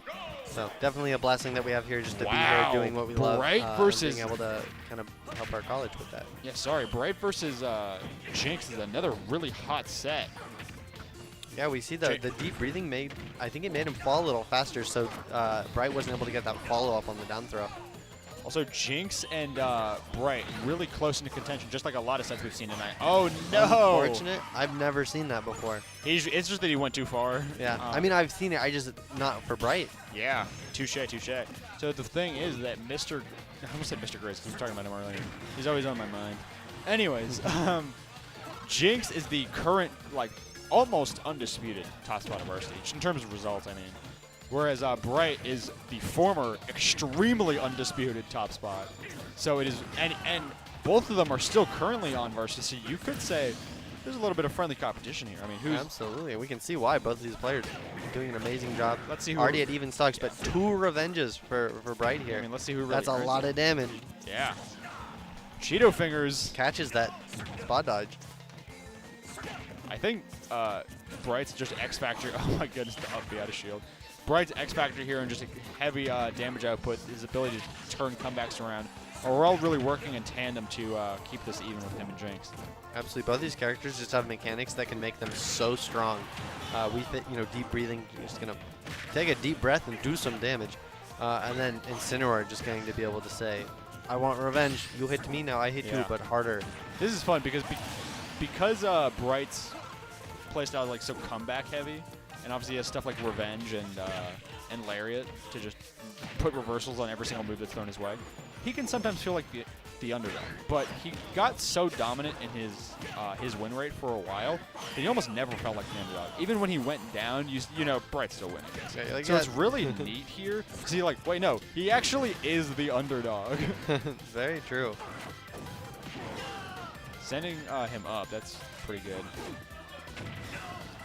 Not quite going to kill, but has him on the ledge here. But the thing is, that's somewhere that Wii Fit strives, is on the ledge. Yeah. And so the pressure that Incineroar is going to be able to, put on people is maybe not going to have the same effect against Wii Fit. If anything, Bright really wants to kind of make the game paced more in his favor towards center stage and just start to simplify the interactions from there. The down B, Hail Mary, I respect it. I respect it. Yeah, it didn't get the spike, but it would have been cool. I wondered, you mentioned earlier how his weight was affected a little bit by deep breathing. I wonder if that's why he wasn't carried by the uppie there. Interesting. Perhaps. It's also just a bit of an inconsistent move. Is more likely the culprit. It's not a very good method. Absolutely, but we can respect the attempt and maybe wish it would have worked, but of course Jinx doing a great job just to be able to get that lead and keep it. Very competitive match for the 2 players, and we're moving already onto the second game. Same players, same characters. Incineroar is a big cat. I think compared to Wii Fit, who's a very fit-looking guy, of course. you know, he's huge. He's a big guy. Probably weighs a lot. Wonder how much he can bench. Anyways, both of these players. Speaking of benching, I mean, Bright is also putting on the work here. Yeah, carrying the weight of the team on his shoulders for these last few years, but maybe that won't be the case anymore. Now Jinx taking the weight for himself. That would be a wacky experience at the gym. Someone just steals a dumbbell from you. You're like, what? It's like, I'm carrying You're the weight benching like for you. 300 and they just like take it. Yeah, it's basically what a spotter does. Touche. Like, you can't carry this weight. Yeah, I got you, bro. That's the team dynamic this year. Is now Jinx is carrying the weight and Bright is spotting him. Absolutely. But like I said, I like you know, my background. I like to say that I inspire my style and my coverage off of professional wrestling just a little bit, and I like to build those like little rivalry dynamics, and I like that these two could have a bit of a friendly rivalry going on from here on out. Everything's a plot. Because both of true. Just because both of them have been so dominant in their regions before. Yeah, but when your name's Dom, you can only hope. But it's not looking too bright for him at the moment. Jinx. What a double name pun for the same guy. Oh. Jinx is we haven't said the same thing yet. Yeah. And I don't think anyone's crying. I hope not. Yeah. Well, there's the other word of Jinx, the other use of Jinx, which is probably the inspiration for Jeremiah's name here, is that you know, pro GCC too strong. I just saw his comment earlier about Ags' controller not connecting. That's funny. He's too good for his own good. You have to give it its own handicap. Wow, Jinx all of building this a huge area. lead. I really like never mind. I was going to say I really like the staff we have at FFF. I'll get to that after. Because this is actually a pretty hot set that is gearing up even more now. Oh, yeah. I got to remember to talk instead of just watching it in awe. Yeah, something that happens when you get like late in the bracket and you're like, wait, I'm supposed to be my most excited, and instead I'm just like, whoa. Like, I'm too excited to watch right. because these downers are going to even up the stocks. We're in Yeah. the same situation as last time. Maybe that'd be will get this spike. Yeah, and that was the Only first hope. time that wasn't even the first time he went for it. But first just to say try again, but there was no more tries for Bright as Jinx is moving on. At 2-0 for Jeremiah. I don't think he realized it was the best of three. Yeah, I think at first. Well, because I mean they're pretty far in the bracket now. Absolutely, It's what, like winners. I mean, Round 4? quarters? Yeah, it's winners quarters. Winners quarters. We are moving very smoothly. Jinx doing a great job to be able to take that game. Bright's still going to be in losers. Going to be able to kind of make that comeback arc. And yeah, we can see Jinx with the amazing hair. Yeah. Absolute afro. You and Jinx, you both have very longer hair. Yeah, I feel you like I gotta gotta grow out my you gotta hair get or your something like that. You know, Get your game up. I was just thinking about getting a haircut. Maybe not. I mean, especially if we had the staff we were looking at, because we were almost gonna have Mr. Grizz and Eric. Mr. Grizz was growing his hair. Eric has his hair pretty long. Okay, Long hair. we'll go in a second. But no, I interrupted myself during that game because what I wanted to say was that I really love and appreciate the staff we have here. Absolutely. I mean, you kind of already gave your piece on that earlier. I just more so meant that Mackenzie and our soon to leave TD and our new PA Hunter, I really appreciate how both of them have gotten very engaged in the FFF community, even though they don't come from a Smash background. Mackenzie said she's still gonna be coming, which is nice. Hunter in a very short time has already said like, oh yeah, I'll come, and I was like, that's cool. Nice. And so Very it's cool. gonna be a sad farewell, but it's not farewell yet. So. Absolutely. But it is actually because we're going to a break. Bye bye. Bye bye.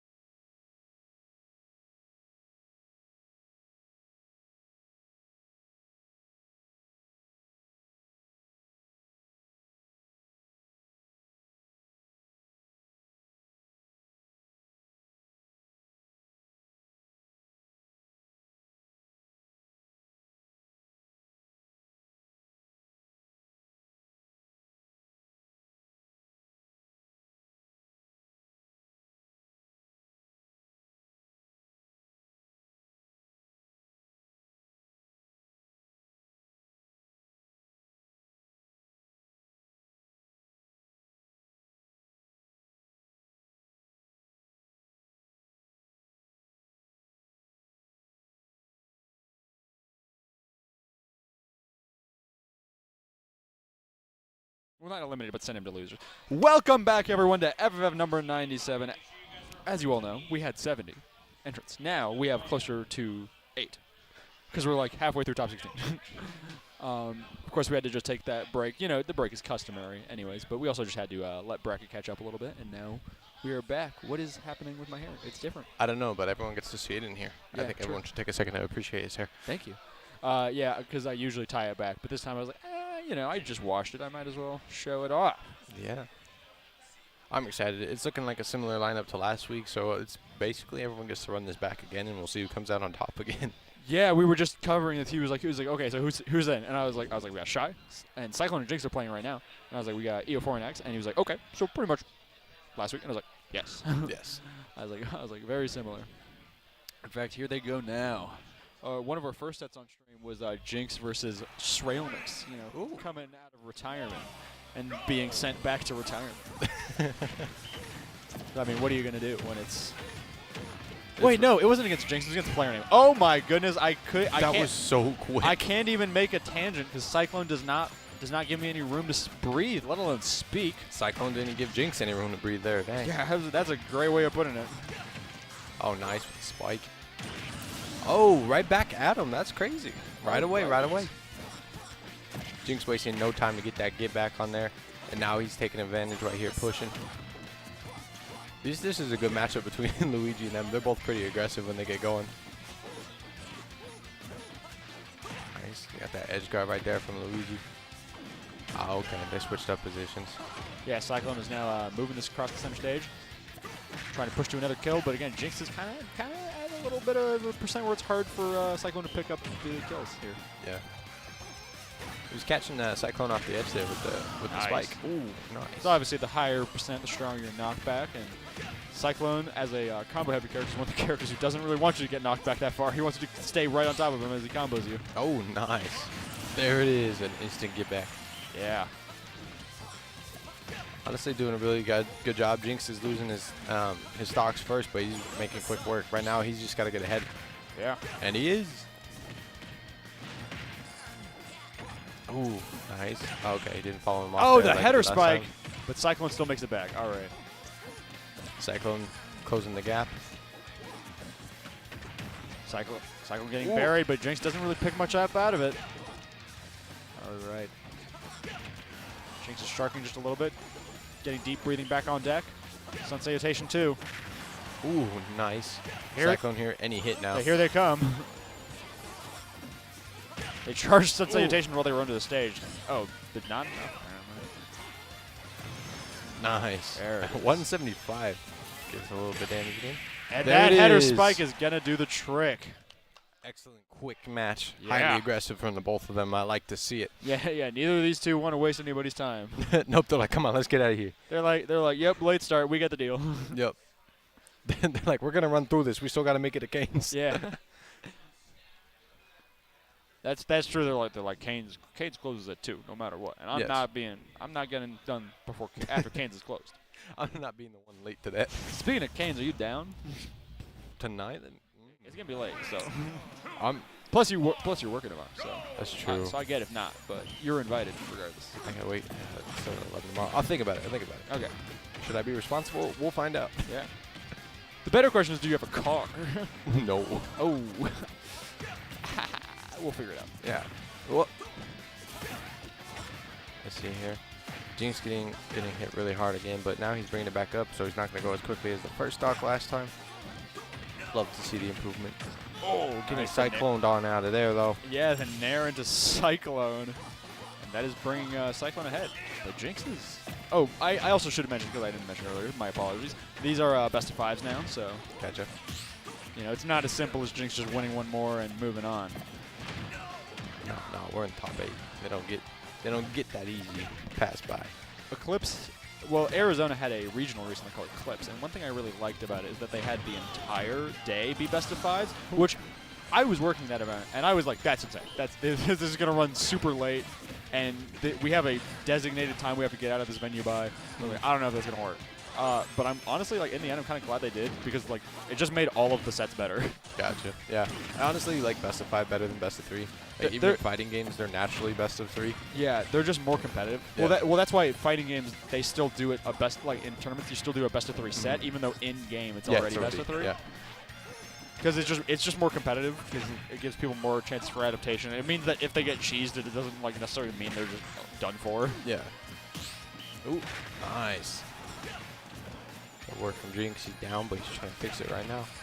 Honestly, it's gonna be a tough battle for Jinx if they were looking to win here. Yeah. Got that cute. And Cyclone Nice. on out of there. Yeah. His namesake. Yeah, exactly. And that is 1-1. That's what I was saying. This ain't gonna be so simple because even though the games are fast, they're moving on for a they're looking at a long set now. So. All right, that's the third one coming up now. Let's see. Yep. I love to see it every time I walk in. There's always so many people. Yeah, I mean, it's funny. This is the smallest one of the year so far. Oh. 70. So, Still. which means. And again, I think a lot of it is just the late start. It's kind of doing us in. But we're gonna be done with these soon, so we'll be starting back on time. In time for FFF 100, and you all better be there. I mean, it's gonna be the event of the year. If you're not, we'll make you feel bad for missing it. True. I will guilt you on. Guilt trip you. Yeah, I'll guilt trip you in DMs. I don't know. And Jinx has that switch up to Palutena, right? That's how you say it? Yeah, Palutena. Okay. Like, I'm confident about saying it until I have to say it on stream. Then Yeah, I'm just like, you're like, hey, wait. I'm just like, is that how you say it? Luigi. Luigi. So Luigi here versus Palutena. Palutena? And Okay. down low. Right, I said Jinx went down low for the counter, Yeah. but countered too early, so Cyclone just charged it more, but Cyclone charged it too long and died anyways. Jeez, What a that's tough. wacky interaction.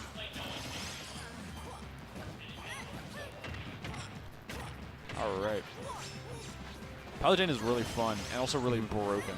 Yeah, a little bit. Yeah. I haven't seen her in a FFF in a while though. I'm not gonna lie. Yeah, from their just top.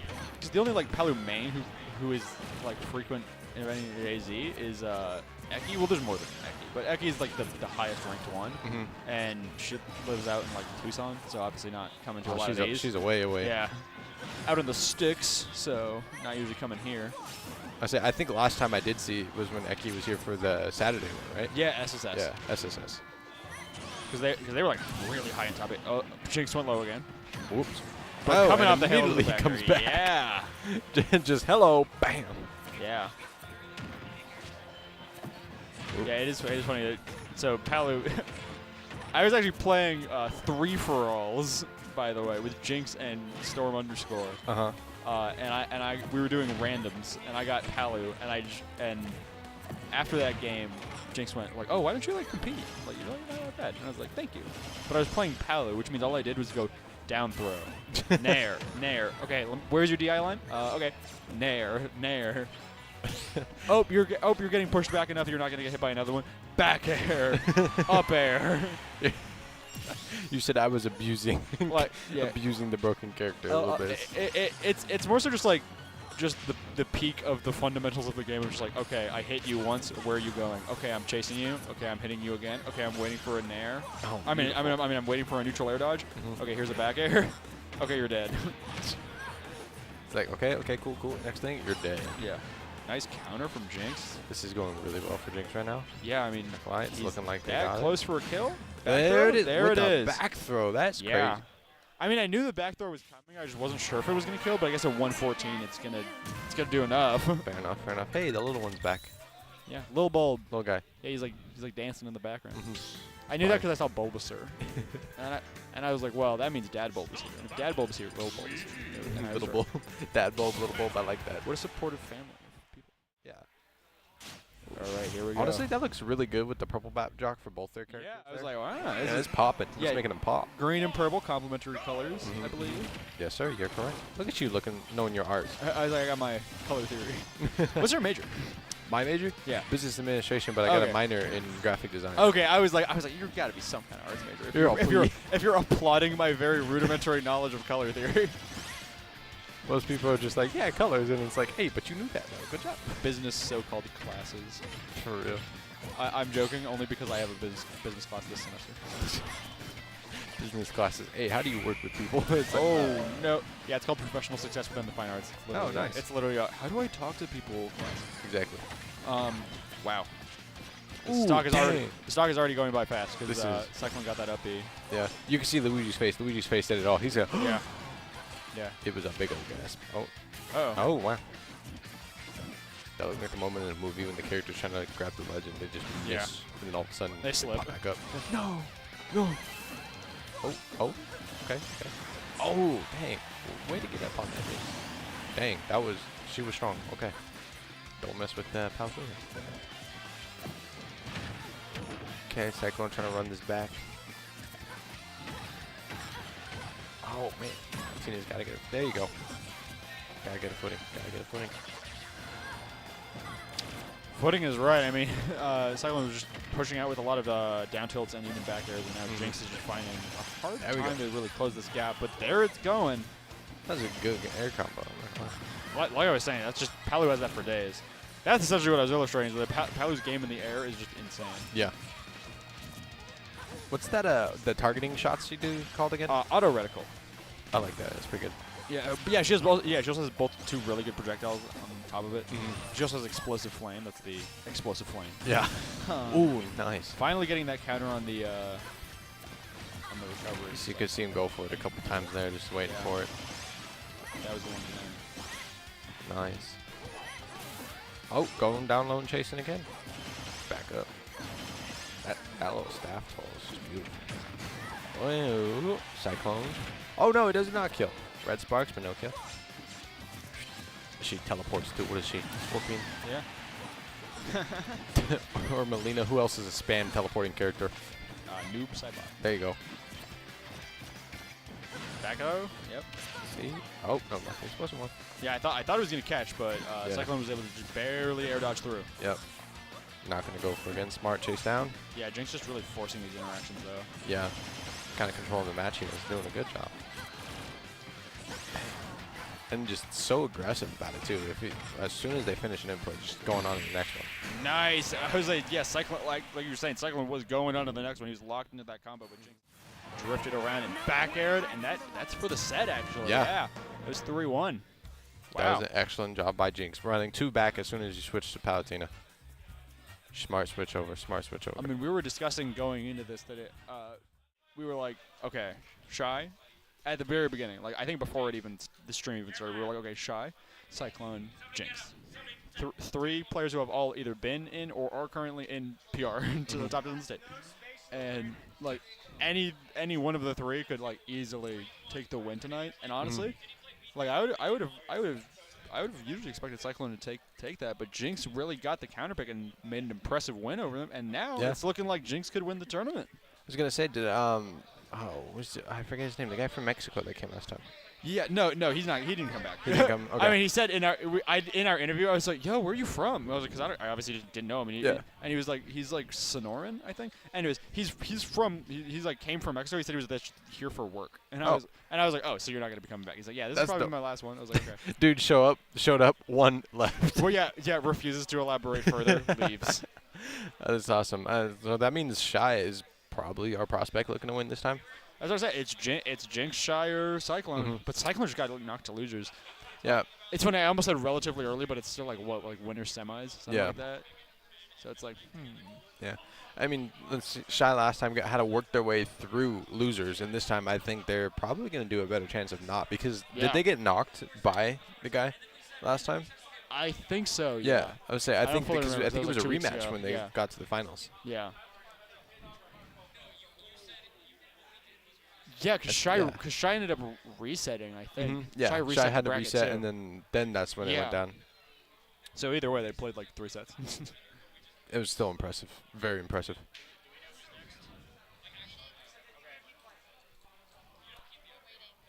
All right. As we wait for the next people to finish up their brackets. I would check the bracket link, but I just put it on the charger, so I would have to get it. What's up? Shy versus Ethan04 on stream. Awesome. I haven't seen now you in a while. Now there's a joke of like a TGZ classic of like as in like players who play every week. This is like an FFF classic where for last semester where these two were in winners finals and sometimes grands like so often. It was really funny. Hi Shy. This is gonna. Are you floated? Okay. I just had to know. the smile on the. They went yeah. Yeah. Yeah. I've never seen EO4 play in a while. No, I want to see who EO4 is playing today because EO4 is having quite the run today. And obviously EO4 used to play Steve. Steve's never been banned at FFF. Mm-hmm. Then EO4 moved to Rob, and I was like, okay, that's a pretty good lateral. Rob. I remember when he did this. It's a pretty lateral movement, and his Rob wasn't panning out a lot. Also, he secondaried K-Roll for a while, regardless. Yeah. I was like, okay. Yep. And then one day, like a week, maybe 2 ago, Shane approaches me and says, "Hey, did you hear who Ethan's picking up?" I was like, "Oh no, who?" And he went, "Pac-Man." And I went, Pac-Man. And I went, "Yes," because I like Pac-Man. Yeah. A lot of people hate Pac-Man. Pac-Man is really awesome and fun. And I was like, "That's awesome." And then that was like last Thursday. And then last Friday, EO4 was playing Olimar, and I went, "That's not who I was told. What is happening?" So I want to Who lied to me? So I want to see who he's playing today. Is he playing Rob? Is he playing Pac-Man? Is he playing Olimar? He keeps K-Rool? everyone guessing. He's not playing Steve. But either way, it's pretty encouraging because I mean maybe it shows that that's the character you should stick with. Yeah, yeah. We'll see. I'm still waiting for him to pick his name over there. Yeah. I haven't seen Bright in a while. I will say though, with the Bright's right there. Yeah. I will say that with the players on deck, we're in here for the long haul. Put on your seatbelt. Mm-hmm. I was gonna say it's weird because if I remember correctly, EO4 isn't as Steve. He was very aggressive, but he would play defensive majority of the time. He's a camper in general for Yeah, sure. I was gonna say. Steve loves to just set up camp and just go. As Steve, when he had the advantage, he would push it a lot, but majority of the time he would stay back and kind of camp and just wait for them to come. And then Shy is a very campy play style as well, so it's very. So this should be long. intriguing Although to Shy see did what have to pull out the aggressiveness last Yeah. time, so I don't know. Maybe they bring that to the table this You're time. right. too. You're right. They had to keep up pace with aggression with R2, otherwise they were always falling behind. It's kind of what helped R2 take the win there. Yeah. Let's see how this turns out now. Both of them just on the, Oh, the edge of the map. Shy is sporting the plot armor tag in Sockham's honor. Oh. Yeah, that's how I introduced the stream. I was like, it's first Sockhamless FFF. Oh no. Because he retired. Dang. He's going on a mission now. Oh. To where? Who knows? The objective? Rob. Okay, that's what I was expecting. The Rob. Okay, The Rob. okay. I was like, it's not gonna be the Olimar. I was like, it might be Pac-Man, but it's the Rob. That's definitely the next most adept character he's had after Steve. Whereas Shy is on a Aegis pick, which I guess makes sense because I remember last week they actually asked for their top 8 character to be selected as Aegis, even though they are known for their Sora playstyle. They're picking up the good old Xenoblade. Oh. I was like, why are my eyes not adjusting to the screen? Why does it look funky right now? Yeah. It's because he just moves a mile a minute. Yeah. I was like, is that just blurry to me, or is that how it looks? But he's just moving so fast. Say particle effects. I didn't know Smash had motion blur. What? Yeah. Yeah, it is a little. Okay, I'm glad I'm not the only one who thought it's cold. Our Mackenzie is like building a pillow fort right now. Yeah. I think what it was unironically. So we were putting, like, obviously the monitors are all in boxes. We're stacking up the boxes. I saw one was pushed against the thermostat. It might have turned it down or something. Oh, maybe. Because I ended up moving it. I ended up leaving a space where the thermostat should be. Yeah. So I was like, I obviously don't want it to be messing up stuff. Also, we missed it, but EO4 took Shy's first stock. Worked really hard for that one. It's a little drawn out. Shy getting bodied here. Wow. Yeah, using that gyro to maintain the combo and then finishing off with the side B was pretty impressive. Honestly, I hate going against people who main Rob because I'm just like, oh, I'm about to get destroyed on a level I don't understand. So you are not the only one. Let me assure you. Rob is not a very popular character. No. But we'll see. Who do you main, Rob? I don't want to talk to you no more. Just like, nope.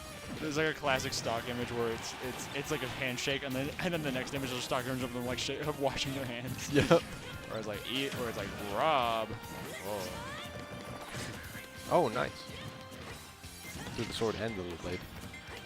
Or is it like a blade pop? It's called gyro. Yeah. Gyro. Shy is falling behind a little bit. I mean, let's see where this Taking goes. a lot of high damage though. Nice. And there goes Rob. I expect just like the next big hit to Shy, send Shy flying.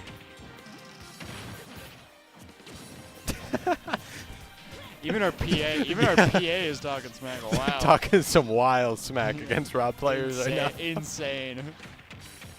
Yeah, of course. I mean, it's always there it is. and it's always worth mentioning. EO4. Oh, is still not dead. EO4 is one of GCU's own. He is a member of JV this year. He was varsity last year. And he's alternated between the two, depending on the season. Oh, he gets brought up. Whereas Shy is a friend of the show. Yep. That's how I like to call them. Ooh. I gotta make it out to a TGZ one of these weeks. It's always just like it's always just inconvenient for them busy. Yeah. That's right. Hey, everyone's like, oh, why don't you come hang out with us? I'm like, dude. And also they haven't had as many people. Ooh, gets caught there. Is he? Nope, not able to capitalize about it. See, I think it's not working for Shy right now to be hanging back like that. You know, getting a good hit in and not capitalizing and pushing on it. Dude, and then TGZ's regional Desert Showdown, their month planning, happened the day we had our all hands meeting. So, oh yeah. So I technically could have made it. It's just the carpools all left before the hands meeting ended. Got you. So I was like, okay. That's unfortunate. I was like, that's okay. It is what it is. All right, they're evened out, but definitely not because Shy's at 102. But the stocks are even. Yeah. Oh, okay. Shy's gonna try and be more aggressive now. Right there. Come on, come on. And nope, back to hanging back actually. Hesitant to get in there because they know the next hit is probably gonna be bad. There it is. Woo! Was that still game one? Yep. Wow. That's game one. Game one goes to EO4. Hold on, let me try and zone in on their stats. What was the time? Or they pressed A too fast. I was like, how long? Did that, Screenshot. Where's the screenshot? I was like, how long did that take? Ugh. It's cold and it's making me sleepy. Someone turn down the thermostat. No, you know what you need. Well, no, turn it down. The problem is it probably already is turned down, so turn That's it right. up by accident. Turn down the fan. Turn up the heat. Yeah. Yeah, we need to get like a little heater we should put on, a little Bunsen burner we should put on the counter here. Whoop. Oh, back to Sora. Okay. The main. Absolutely what I expect. I mean, Yeah. even though, like I said, they want Aegis on the top 8 banner. See, okay, now for me, definitely I are still personally think storming. both of these picks are disgusting. If I had to go, No, that's why I said strap it for the long haul before we even started. It's because I was under the impression we were getting this matchup, not Aegis. Yep. Oh no. Well, Wow, the up air into Nope. uppy. no kill yet. Pandaga missing. I swear, if we like ran it back and just did like a visual of like how often Pandaga hits, what would the percentage be? Yeah, it's definitely the worst spell. I mean, yeah, it can be used for ledge guarding. The thing is, it mostly doesn't usually doesn't hit, and let alone kill them there. So really, all you're doing is like throwing out some pressure. Yeah. And it's not really worth it considering how laggy the move is. Yeah. I was like, you're stuck in so much, and like after, it's like, It's like why? Ooh, nice. Shy actually doing a much better job Also, this Z time. catching the gyro after it's falling from the top. Just eating it straight up, and it falls on top. Nice. Yeah. Throwing it Shy away. said, "That's my gyro now." Yeah. That was Shy's gyro play is kind of impressive here. Yeah. Because obviously the Robs is always impressive, but so I'm more inclined to notice when the other character picks it up and is doing some cool stuff with it. Yeah. Like that's not in their moveset, so they, Ooh, nice. that means they had to practice it independently of even having it in their kit. Yep. Like just in case. Imagine just like, oh yeah, no, I actually didn't practice gyro tosses. I just did that on a whim. It's like, huh? Yeah. Full stop. What? Oh, dang, getting caught there. EO4 doing a good job. Get back into this. I spoke too soon. I'm sorry. I should have hit that, knocked on the table. Yeah. And then he got juggled immediately after I said it. I mean, plus Shy is pulling ahead right now. So. Yeah. Nice. There you go. Caught him. Take him. Tony Stark says, take him. There we go.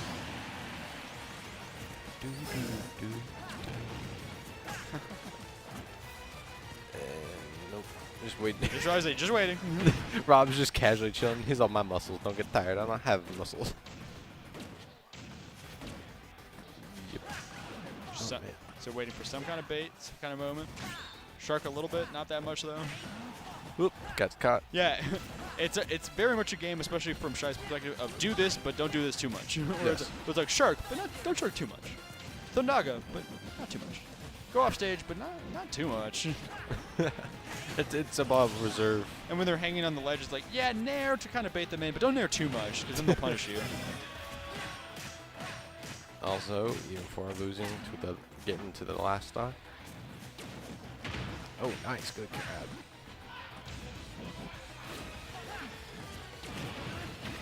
Oh, it's getting heated in the side brackets over there.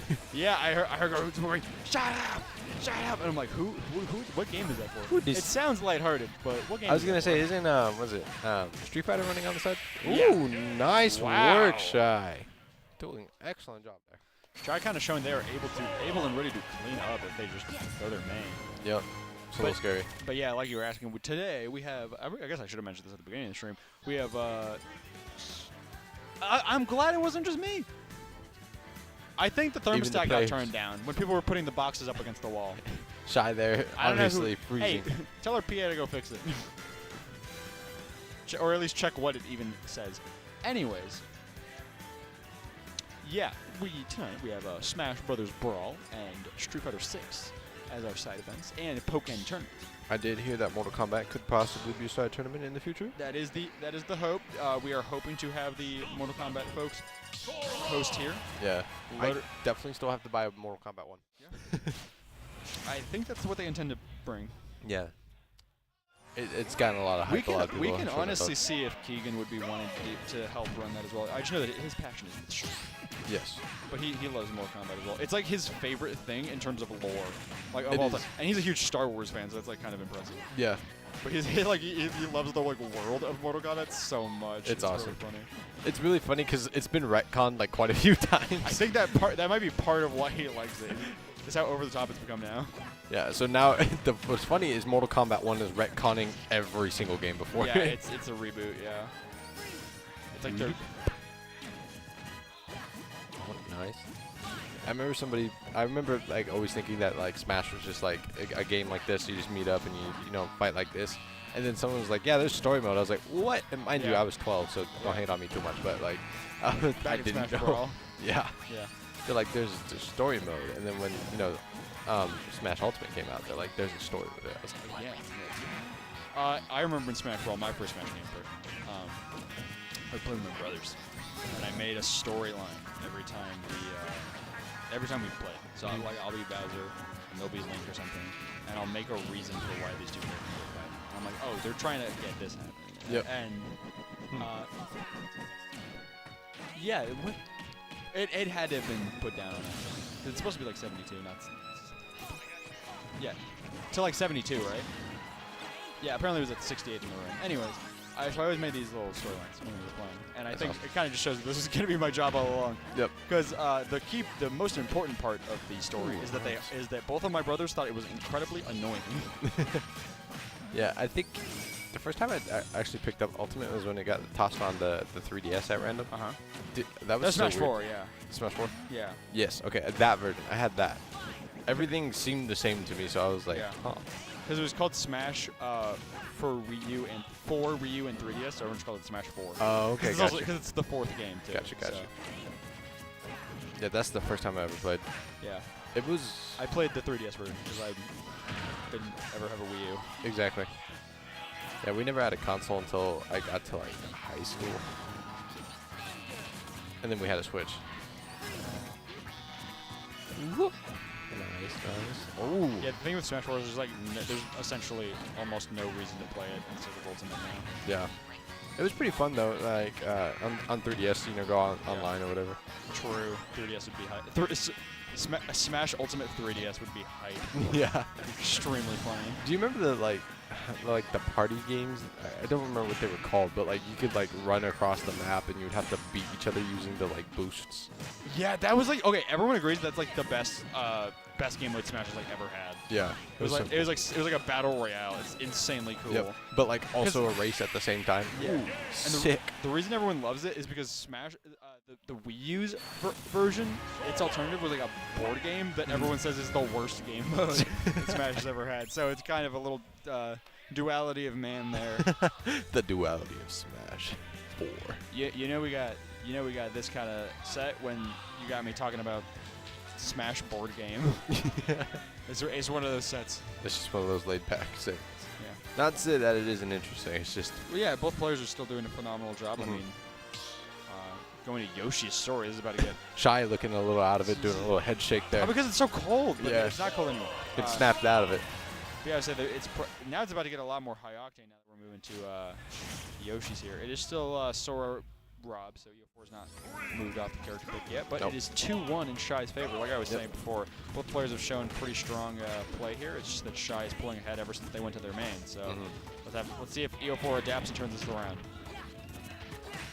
It is so hype in the background. Yeah, they are getting really invested in Street Fighter. That's just your shout out to come to Street Fighter. Because by the way, I'm the community lead. I don't know if anyone knew that. Oh, I but did not. I'm the community lead for Street Fighter 6. It's pretty cool. I missed the first meeting. And I went, oh, sorry. I know, it's weird. We have the fighting games doesn't have its own lead anymore, right? Like, Because it's got broken up. It used to. 'Cause you used to be. Yeah, the I kid, used to do it, and then I passed it on to somebody else. And I think that's because none of the individual communities had enough like push behind them to really necessitate. It was like having 3 anything each. else. Yeah, but now they do, so it's super cool because we have like at least 15. Ooh, people. Thundaga actually hit, but just at the end there. We have at least 15 people coming to basically every week of Street Fighter 6, and that's That's just, and that's mostly people from off campus. So if we started to get people from on campus, it could get pretty big. Yeah. Ooh, nice. The animation for that is so different from the rest. Whoop. Oh, okay, no kill. Thundaga misses. Shy again, kind of just pulling ahead, showing that they have the momentum to really take this win here. But EO4 brought it to EO4 brought us here for nice. a reason. I have faith in that. EO4 has design behind this Yoshi story pick. Nice. That was a nice down air. Yeah. I think Nair might have killed though. Oh, there it But is. yeah, there's like- his plan working through. Yeah, I guess we don't need the Nair. The up air will do the trick. Oh, He, man. he jumped to Nair and got called out for it. Yeah, so. he did. Not even really called out. It was, Shy was already covering. Shy was already planning to do it. It looked like. I was like, Shy was already covering with Nair loops like that. It's, was it more in like other fighting games? It's not a counter, but a punish. Yeah, You got caught. yeah. Or like a reversal. Yeah. Basically, you left yourself open and whack. That's one of my favorite conversations is not only the different terms that fighting games have from Smash for the same thing, but also the same terms to mean different things. Yes. Like a counter in like Mortal Kombat is an active thing you do to go against a certain move, and a punish is just they messed up their timing, and you got the opening. Yeah, and you can use punish and counter are both words that get used kind of interchangeably in Yeah. Smash. The go-to example I usually use is in fighting games, especially MK, because this is where the term originated. You say a mirror, and Smash call it a ditto. Yeah. Footsies is a great example of a term nobody knows the meaning of. What does footsies mean? To this day.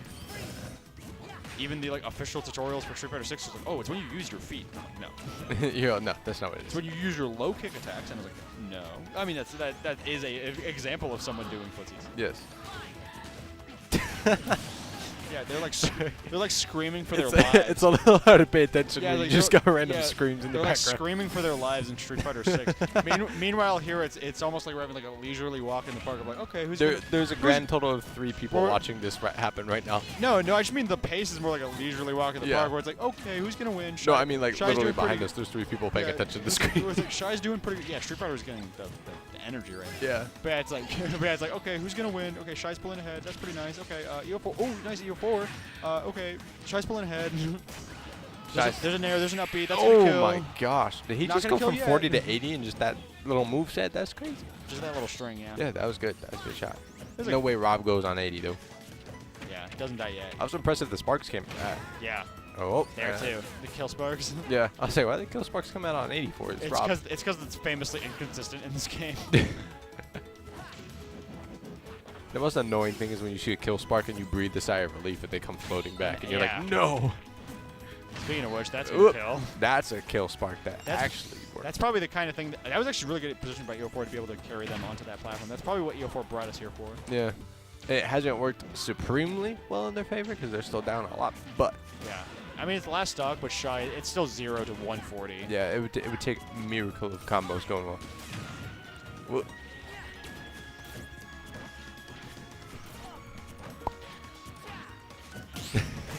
We said on All the right, side, here you say comes here, Thundaga. your 4 is going to take it. Here's the Oh, Thundaga, there it is. With the Thundaga. That's Yeah. crazy. There's Shy taking the victory, 3-1. Here we go. Wow, okay, so that's how hype Street Fighter was getting this whole time. Is there's people standing on tables and chairs to see the screen. Who could possibly be playing right now? Hey, you're floated.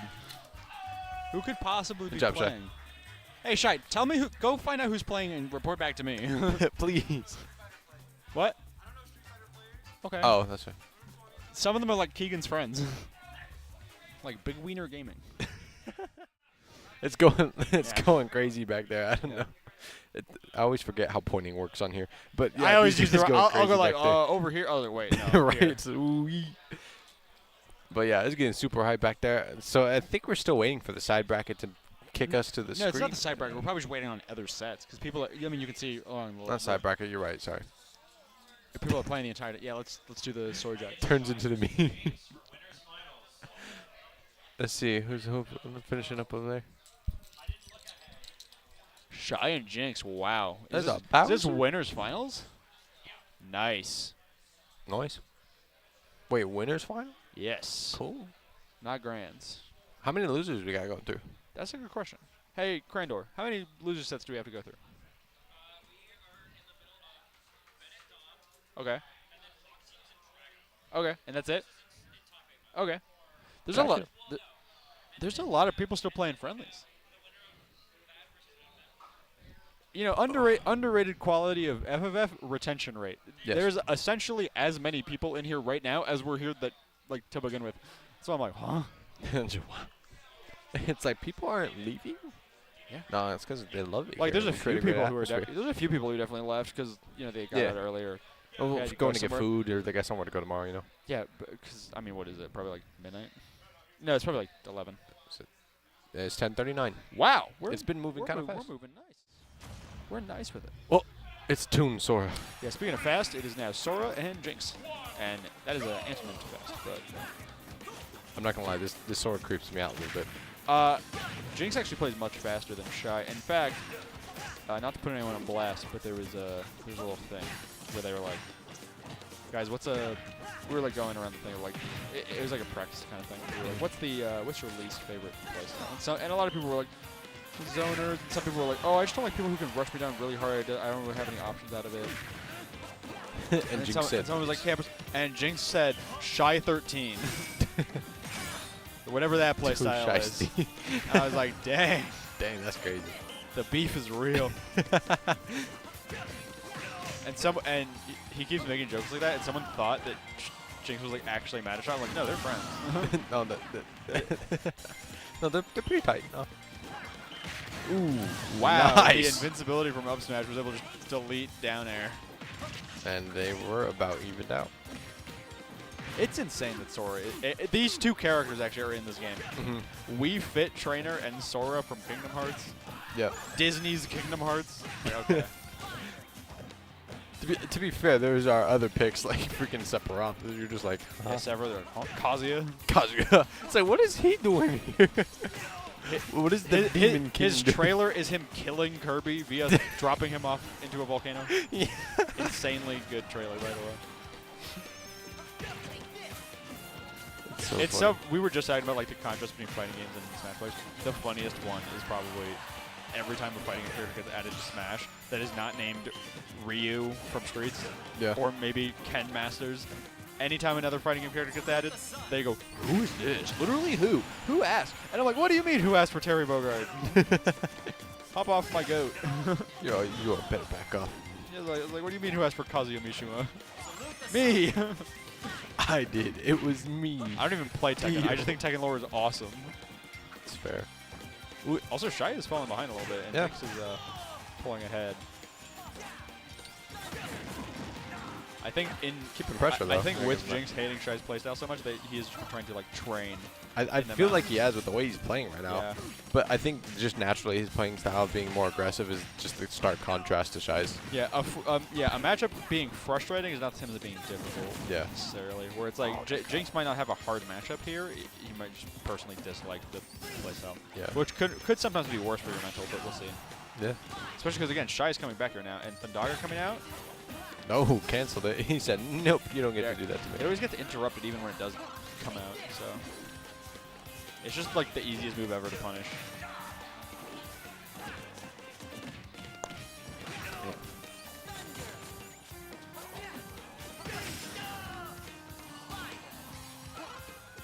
See if we get there. Nope, no spike. Oh, we got frozen there. Nice, as it was intended. Honestly, should I bring this back a little bit? Yeah, and that back throw is going to do the trick. Nice. Wow. All right. Should I Alright. take in game one? I think I saw Jinx do a little run it Run back. it back, yeah. Same Yep. place, same spot. I'm glad you know the colloquialisms now, the little lingo and group stuff. I'm learning. Yeah.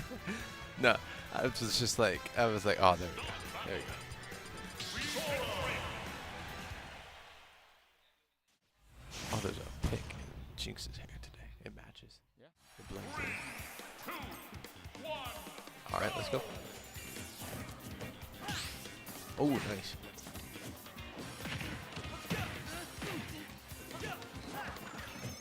Oh, yeah, they caught him.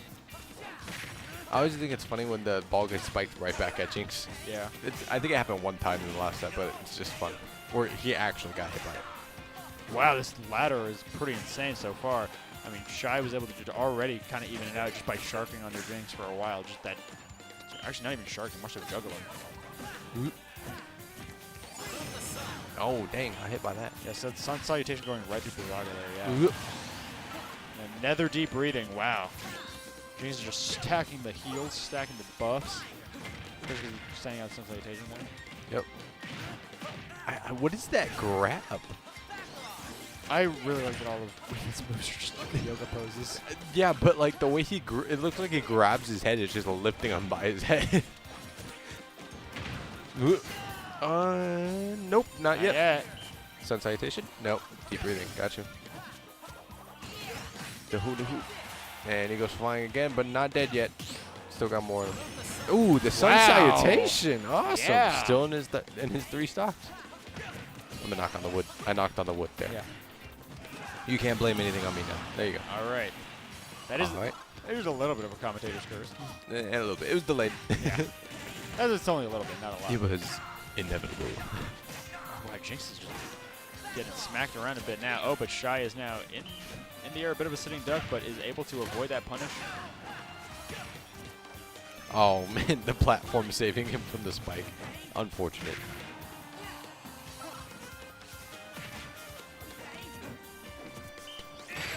Oh no! They flinched for just a moment. We're about to side B in and Jinx punished hard with F smash. We're tied up Wow. 1-1. Yeah. This could go to game 5. Gives the sides the time. So, because I know in that tournament with R2, anytime we saw Shy play, if they tied it 1-1, they would always tie it 2-2 and go to game 5. It's so funny. Yeah. I remember you calling that out, and then Yeah. it happened, and then we're like, are they gonna? And are it kept they gonna pull happening. this And off? I was like, I just know this happened like once or twice, and then it happened like 3 more times. And I was like, okay, yeah. This is the pattern. Oh. Just knocking the Saga ball over with an up air was really funny. I always think it's impressive the way Jinx is able to finish doing their move right before Sora gets to him.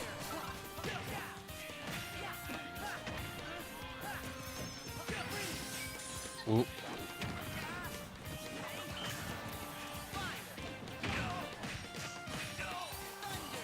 They're about even right now. Not too much of one or the other gaining an advantage here. My TD is showing me an extremely rancid cat right now. I think rancid is the perfect word for It that looks like cat. a goblin. It probably just has a birth defect, but it had like its eye sockets weird and its tongue is like permanently out, but its tongue is like thick and dark Barely. instead of like. And so I was like, what?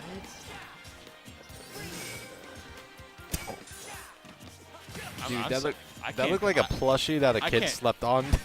Yeah, and like put in the dryer when it Yeah, says yeah. when it says do not dry. Yeah. And then like threw against the wall and like soaked in Oh, water. I was just gonna say this is really close and tied up. Finishing off that one, and eventually one of them had Yeah, to fly. I wanted to say There's that the other too. one. I wanted to say the same thing, but it's hard to commentate after seeing that. After seeing the cat. I think my life has permanently changed. Permanently altered after seeing this stuffed animal abomination. except it's a real cat. Yeah, the course of my life will not be so bright anymore. Ooh, Shambles, nice. yeah. This is what you call. Shy here is struggling actually on this. It's on what you this call. combo. It's what you call loud quitting. Show your coworkers a really, really ugly cat and then quit.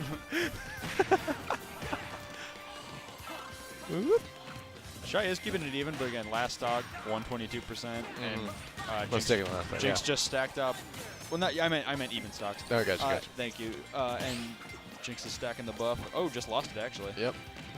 There's the commentator's curse. Yeah. And put it back on. Deep breathing. Let's go. That was the Sun commentator's curse. salutations. That was just me not paying good enough attention to the timing. Thundaga missing, of course. What's the hula hoop move called? That's just the recovery. I just uppy. Uppy.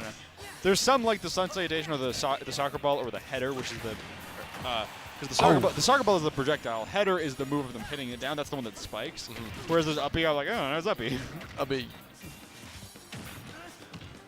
It's kind of like how for Sora, the only moves you like usually say the names over the spells: Paraga, Blizzaga, Thundaga.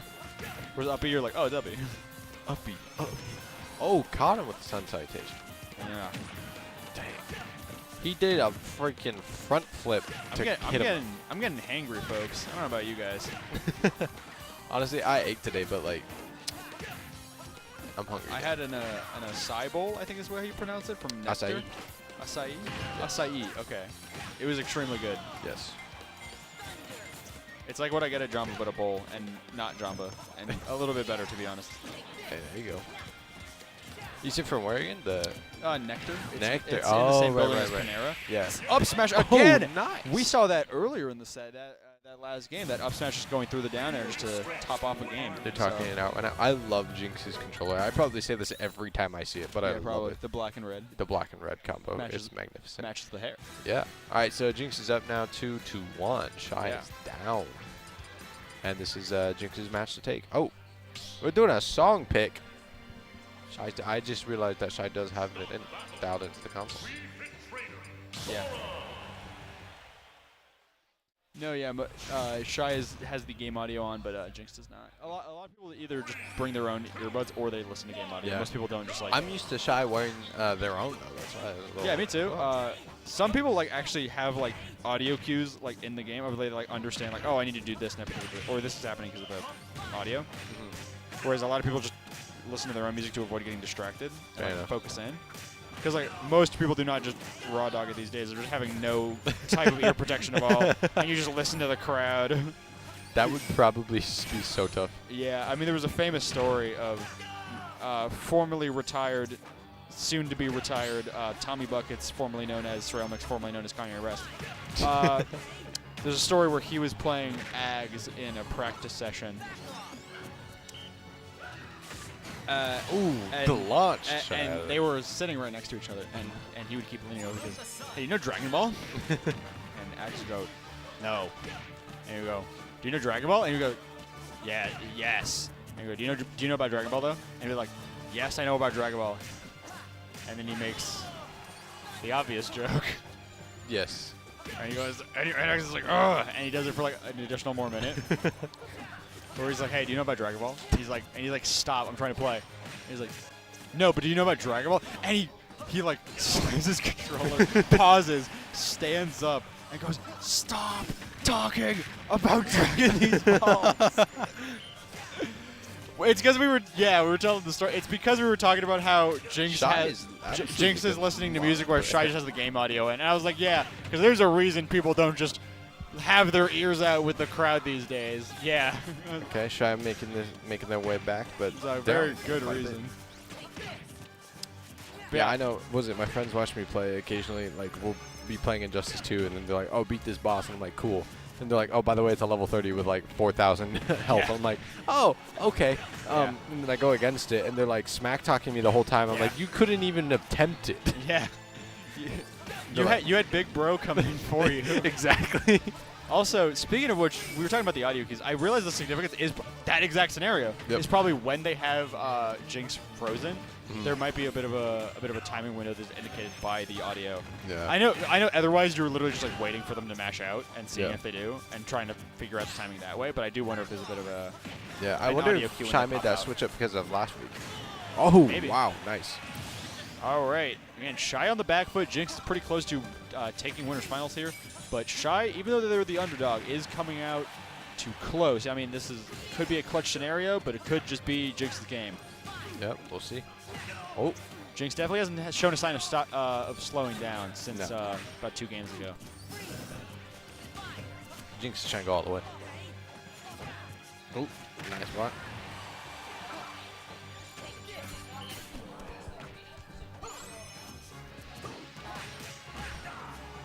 All right. All right.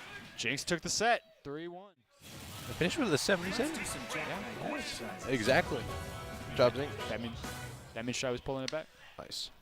That could very well be Grants. I mean, I have no idea where Cyclone is in bracket right now. I but do not know. I was about to ask, honestly. Yeah. U4 and Bright hashing it out over there? What a Yeah. throwback. Hunter.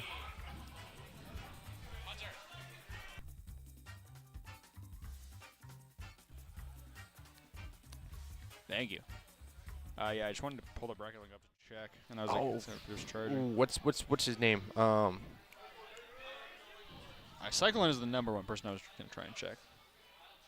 All right. On your phone, you had the chainsaw man with Oh, the Pochita, yeah. Pochita. So funny story. So actually, I'll show you all. Pochita. It's Pochita. Pochita. It used to be Ags. Like Ags is his whole face and body. He was like standing like this in front. Actually, no, he was standing like this in front of his door. He was standing. Oh, sorry. I shouldn't have shown you Pochita. We're not sponsored by Chainsaw Man. Anyways, yeah, my bad. And we're powered by Rockstar actually. Sponsored by Canes. Canes. Powered by Rockstar. Man, Anyways, yeah. So it was just Ags like doing like this in front of his bedroom door, and then all of us changed it to Ags, and we were like at Federal Pizza. It's pretty yummy. Not sponsored, but it's yummy. And we were all like sitting around the table twiddling on our phones with him as our profile picture, and he walks back from like the bathroom or something. And he's like, "What's going on? What is happening? Why am I on everybody's phone?" Everyone's like, "We needed a pick me up," and we went, "What's up, bro?" And so I finally changed it off because I was like, I don't really want him to be my background forever. That's fair. You only have a person be your background if they're your family or you're dating, and that's not the case for either of those. So I was like, let me just take a random picture in my phone, and I was like, this is a picture. Do you know about Dragon Ball? Yeah. That's what we in the biz call a callback. But no, so just a really bad crop of Pochita. Is it One Piece? I can't tell. Wait. I can't tell at all what that is. Focus. Come on. You got this. I believe in you. Show me. It's going to happen. Show me before Hold on, you show tilt the it. camera. Hold on. Oh, it just turned off. Tilt it to It the is One side. Piece. I knew it. I actually guessed because I can't see it at all. It's like, it was working and you tilted yours to the side. Yeah. Oh, that's actually kind of dope. Trafalgar Law. Ooh. I should read more One Piece. I'm like the same amount in as I was like a month ago. I stopped trying, honestly, with mangas and anime. I'm like, they're like, you should catch up on this. I'm like, there ain't no such thing as catching up anymore. That's why I said I was going to read it, because watching it takes so much longer, and you don't get to move at your own pace, whereas reading you get to move at your own pace. Speaking of your own pace, Cyclone is sure to control the pace of this match against Drago. That was a good segue, dude. I'm the best in the business. That was the best. As Luigi is like really just an insane combo character. I mean, however, Drago has shown that he's got his own stuff to keep up here. I don't think I've seen that. Drago was JV last year. Hold up. Oh. Something's going on. Oh, controller disconnected. Oh, wow. You're probably just going to reset. Yep. Oh, they're ending the game. Wow, that's generous. Anyways. Drago was JV last year, but sadly transferred away from us, breaking everybody's heart, and is now back to being a member of just the AZ Smash scene. You know, he goes to TGD a lot. He's a pretty strong performer. He's trying to break out in the scene right now, so let's see if he's capable of it. Obviously, this would be a big win. Looking super ominous looking at the computer like that. Yeah, he's like, All right, here we go. Starting off. What is this character he's playing again? This isn't... Korin. Oh, it is. Okay. His full tag used to be Drago Kamui. Oh, okay. And Kamui is Korin's name in Japanese. Got you.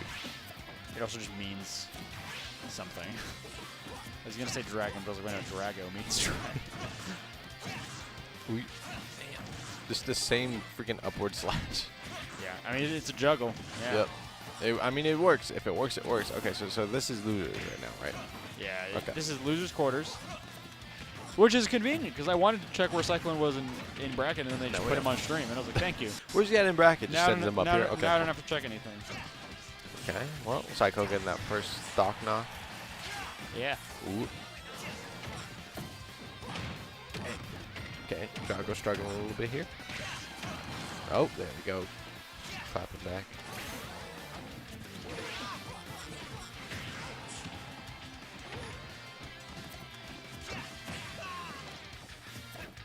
A whole lot of dodging and rolling from Drago here. I mean, yeah, he definitely has to stay on his toes if he wants to escape Cyclone. Yep.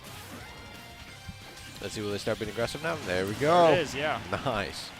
They themselves are at 93, though. That's a little unfortunate, especially when you're facing Cyclone's Luigi. Yeah, he's trying to pull ahead a little bit, but 100%. Not a great spot to be. Yeah, I was like, he killed percent for sure, just not combo percent. Yep. So that's why he's able to. He's doing a great job right now. Okay, why is okay? Real talk. Why is Cyclone getting hit by these juggles again?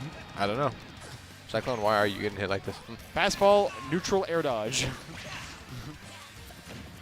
Not to be a critic, because I would also get hit by this because my disadvantage is terrible. But I'm not period in the state, so. Fair enough.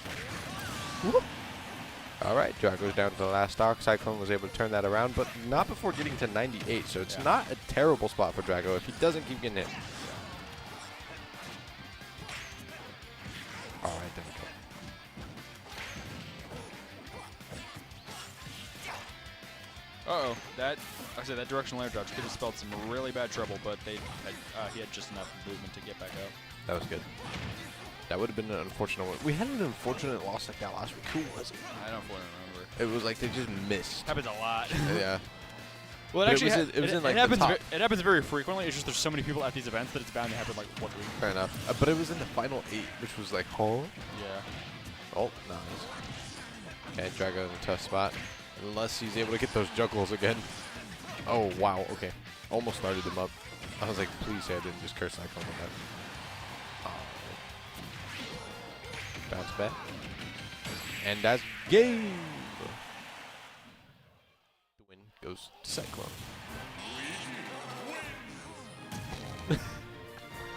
Luigi looks like he's trying to smack away like flies or bees in his face every time. As I said before, it is our lovely TD Mackenzie's final night working this event. So we were going to all go to food. And so that means we need more cars because Hunter also wants to go, our PA. And so one of our friends in the scene, Toby, he was like, food tonight, in and out? And I said, I'm down. Don't be surprised if we get rallied to sticky stacks again. And that's because last week, or maybe the week before, our lovely Dan Mena, we were all agreed to go to In-N-Out, and then Dan was like, no, we're going to IHOP because I want to go to IHOP, and then we all went to IHOP. And that is the story. Executive decision. It is essentially just that simple. I was like, he just overrid it, and then none of us got to have In-N-Out. I don't think I've ever seen Cyclone change Luigi's skin. Also, Ags called it Mid-N-Out just now. I hope Mid-N-Out? Yeah. All right, in the Which comments is below, insane, tell me, is it insane by now? Is it Mid-N-Out? Or is it peak? And if you're here in Arizona, is it because you prefer Whataburger? And if so, why are you wrong? Yeah. No, but that's crazy calling it Mid-N-Out. Yeah, insane.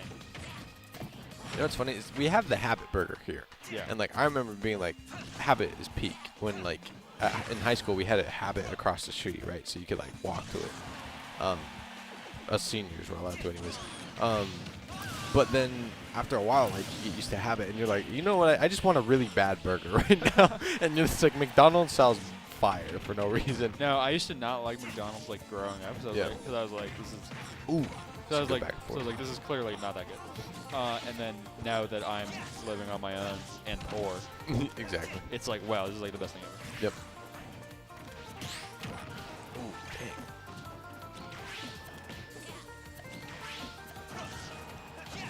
Drago absolutely getting steamrolled in comparison to Cyclones right now. Oh, that was almost dangerous on the shield going down. Haven't seen him get that low in a bit. No chase now. Nice. Yeah, I mean, it's going to be hard for Drago to make back, though. Yeah. Because Cyclone has just shown no signs of slowing down the entire set. Yeah. Cyclone isn't playing the most aggressive we've seen, but it's still an aggressive playstyle. That up smash is going to do the trick, though. And Cyclone, like I said, not slowing down at all, is now moving 2-0 so far. Next game is his to win. Yeah, could just be one more set, and then we'd be over.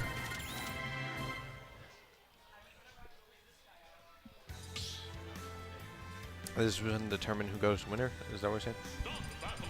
Yeah. Nice. This specifically will show who goes to play. 1 second. Winner of this will play winner of EO4 and Bright, who we saw were playing over there. Gotcha. I just realized they're playing on Battlefield of a random stage. So. Oh, it's a Robin. I cannot tell what the other Yeah, one is. EO4 is the Robin, and Bright is the Insane. Okay, I couldn't tell from here what that was. It just looks like a dark character because they're wearing all black. This set right now is 2-0. Yep, Cyclone up Cyclone's 2. favor. Ooh, it's the fire flower, Luigi. Yeah. The baller skin. Drago is doing a lot better job. That was disgusting. That was awesome. Sorry, commentator's curse strikes again. And right back at Cyclone, so they're even two and 0 He's keeping pace is the word I was going to use. I just realized that one of those little characters is an otter, and it's funny that their heads are so huge. Oh, yeah. Especially since the otter's body is really slim. You know what I saw the other day? These ferrets are apparently like a more common pet now. That's awesome. But apparently ferrets stink really badly if you get them wet. Yeah. So people are like washing their ferret to get rid of the smell. And then it smells worse. And it smells worse. My family had some ferrets when I was young, but I was always too young to remember any of it. So I don't remember ever having a pet ferret, and I kind of want one. They seem cute. They're just like funny little noodles. Little noodles. Moving on. Sorry, side tangent based off one of the characters not being Blight. Yeah, but still on screen. That's Yes. better than some. Cyclone. Struggling to get back in there. Oh, I take it back. Wow. Oh, survived that. They were at like one. I thought Drago was gonna let the F smash rip there, but Cyclone did just reach through with back air. Wow. Yeah. And another back air. Oh, okay. Did not Double survive tap. that one. That's That like a was a double full tap. sweep 3-0. Yeah. Wow. Unfortunate. Sorry, Drago. Well played, though. Well played. It's always like tough to me because like I'll play right after seeing these and I'm like, oh, I could probably do well, but then I forget that the people who lose could like totally kick my butt without trying. No, I was playing Hunter and he was like, ooh, Luigi looking. he was like, hecka wow, confident. I could probably get smacked around by one of the top people here. I was like, I hate to break it to you. I was like, I am like the weakest. I am the least good player in this room. You're like, if And this I'm was s- a ladder, and I'm I'm smacking towards the up. bottom. And I'm smacking up, so.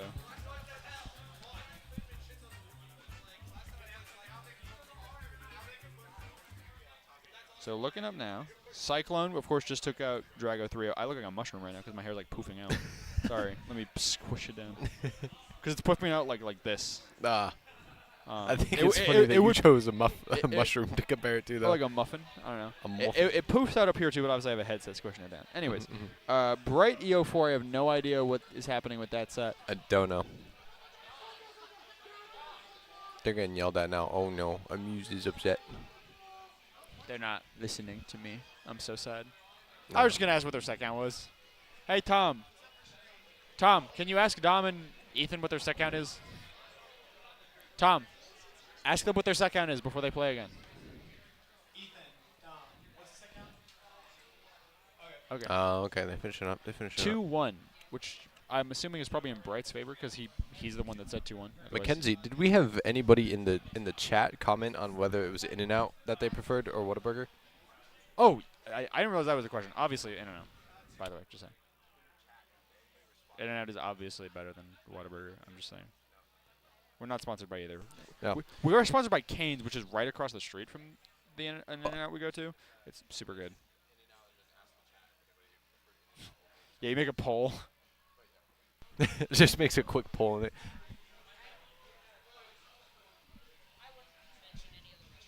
Yeah. Yeah. Wait, isn't the nearest In-N-Out is right across from the Cane's? That's what I was saying. It's right Yeah. across from Cane's. And Cane's. I'm not gonna lie, that's always a tough decision. And then Not most of the not time, for I'm me, like, Cane's. the chicken tendies though. Yeah. Okay, no, not just the chicken tenders. The fact that the fries combo so well. I get the sandwich personally. Which one do you get? I The get sandwich. I get the sandwich combo. one just by itself. Yeah, well, the sandwich combo. Oh, okay, gotcha. I started getting the finger combo because I'm poor and it's like 20 cents cheaper. Fair enough. So I was like, What's the? Oh shoot, what's the name? It's the Caniac combo. Caniac. I was like, it means crazy. I forget. Yeah. Maniac and canes Maniac mixed for together. cane. Caniac. Everyone in this room is a maniac for canes. It's Yeah. not even. It's not even funny. Yeah, I love the Caniac. Oh, Yeah. it's so good. It's so good. Yeah. Sometimes I'm just like, hey, this is weird, but can I order like a couple pieces of bread to go? They're like, that's not weird at all. We get that Yeah. question all the time. I'm like, good. I'm like, it's funny. I'm like, I gotta get that carb count in, even though I already Right. had fries. It's like my homies be Cane's coleslaw. The way I substitute them for more bread. What? It's true. Like, get out of here.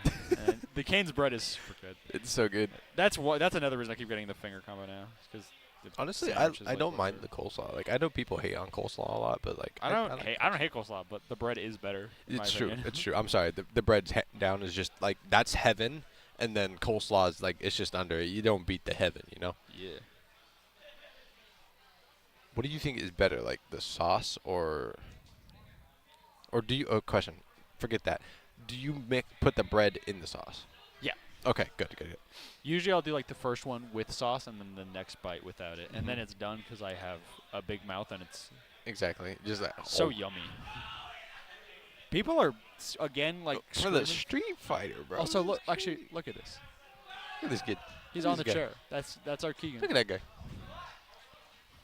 Dang, it's going crazy, and he's got the like Ryu style headband. Actually, I will be right back, ladies and gentlemen. I'm gonna ask a side break to you something. Got you.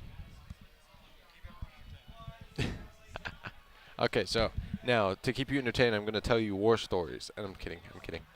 No, but it's pretty cool. If we were talking about it earlier, but the fighting games community got broken up into multiple communities, and right now it's broken up into Street Fighter and Mortal Kombat, our primary ones, and there's just one more that I'm blanking on, so I'm gonna check it real quick so I don't give you false information. But no, it's super awesome to see these communities grow. We've been seeing a lot of it since the years I've been here, so that's been like in the past 3 years. But right now the fighting games are and multiverses is still a thing here. We still have a lot of people that play that, even though multiverses kind of died off. Unfortunately, I still think it was a fun game. But yeah, so it's super cool. We've been seeing a lot of hype from Mortal Kombat 1. We probably won't ever see it on a stream due to its violent nature, but it's awesome just to see them come here and do it. Street Fighter being a prime example. But it's just awesome to see that sort of thing. The communities have been growing really well. I know one of my friends, Isaac, is the community lead of Apex, and it's awesome to see the work they put in, and now bringing them, tying them in events, tying them into events here. Our TD Mackenzie down here. I don't know if you saw her. Rise, Mackenzie, rise. I noticed you just put the name slate blank too. Well, yeah, because Michael left. And then I was going to put mine, but I'm a surprise. So, I don't know. Hey, guys. It's been a while since I've been on stream. Has been. I'm so tired When right you now. you left me as the talent and you went to TD. Be my boss. Listen, it's what I'm better at. That's fair. That's fair. You are really good at it. Like, I could not do your TD. It's fine. I mean, it's not too hard. Lots of people are like, it's so easy. It's like so easy to do, and I'm like, okay, you try. You try. You try it then. It's just like so much adaptation, and I literally just have to sit there and like yell at the players and be like, who are you playing? What's your name? Hold on. Yeah, nah. It's I'm funny. good. And then sometimes they'll like especially in the middle of a set, they'll just like switch players and then go and start the game. And you're like, okay, Okay. okay, cool. Guess All we're right. not using the versus graphic. It looks But like we I'm got gonna go get it bright set second. up. Oh, bye, Mackenzie. Goodbye. So everything that's going to happen after this is all Mackenzie's doing. So if we could, in the chat, go W Mackenzie. But yeah, Mackenzie does all that stuff. I'm here to report a robbery. Your seat was robbed. Your roll. Yeah. So it's going to be right I versus have a good Cyclone. I have a good idea of the culprit. I'm pretty sure I can identify, get a good sketch going. All right. Yep. Cool. I was making sure there's no updates. What? No, I know. Yeah, they're playing the Turnabout song from Ace Attorney. I thought Andrew was gesturing to the fact that I'm fixing my hair still. Oh, no. Can't It help. looks magnificent. Yeah, but it does now. Yes, now. Yeah, it was like before it was all there. See, I don't know how you handle long hair, because, like, this for me is, like, As far long as too as long as it gets. Yeah. Yeah. Really? No, this isn't the longest it gets. I've had it longer. Yeah. Like, I think the longest that I get was during, like when everybody was on lockdown 2020. Yeah. And that was, like, far too long for me, because when the front part came down, it was, like, at eye level, and I hated that. Yeah. But, like, this right now is, like, it's touching my ears is basically when I know go get a haircut. That's how I used to get it too when I kept my Yep. hair short. It'd be like, it would be when it covered my ears because I had shaggy hair. Gotcha. Yeah, we have different hair types. All right, let's see. I have not seen Bright forever. I love watching Bright play. Yeah, you've probably been gone for a minute then. I think it's because I usually get here at the end. Yeah. I mean, Bright sometimes frequents top 8s, but There we go. I remember, like, why does he always play the battlefield of this stage? Because this is the one he played against with EO4 as well. Yeah, you're right. Is there a hidden benefit that we don't know about? The hidden benefit is that totem in the back. He grabs it and just chucks He it. goes, no, he goes like. Speaking Man, of though, he's bodying. He is pulling ahead. Oh, that they're misfire. switched. So that misfire was actually kind of disadvantageous. But yeah, ultimately, the thing is that again, Cyclone wants to build a lot of those like super high damaging combos, whereas Bright kind of just gets Did they get disconnected? heavy damage at once. Yep. Oh, it keeps happening though. Thankfully, they already reset to the, under Yeah. the platforms. Well, the thing, the other GameCube adapter didn't work for Ags. This GameCube adapter isn't working for everyone but Ags. Oh, so. okay. There you go. Oh, he's actually losing revenge now. It's like a timer, I think. Yeah. It's okay. Bright's gonna go back into it. It's mostly more affected by whiffed moves and stuff. There we go. They match up correctly on the screen. Actually, don't. Hold on. Oh, dang. He was so patient with that. I caught him. and then you see Cyclone there giving a head nod like, yep. Got me for that. It's all right. He'll get his get back eventually.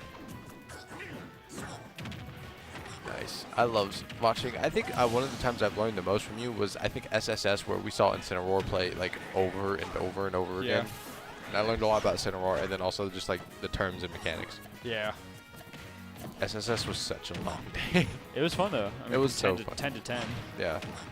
Wow, okay. Cyclone finally being able to execute his game plan, but now that Bright is out of it, he's going to pull it out on top. And that's the other thing, is Cyclone relies so heavily on those combos, but Incineroar is a character who is an expert at getting out of combos. Through kind of cheater means. I was like, not SDI, not even regular DI. Oh, Nice wow. down air. Oh, no. I was going to say, he does not do well off lead, but then Yeah. he just immediately disappeared. But yeah, so a mix of Lariat and especially Revenge are extremely good at just ending any true combo. They're like combo breakers, basically. Nice. Combo break. Combo breaker. Ooh, nice.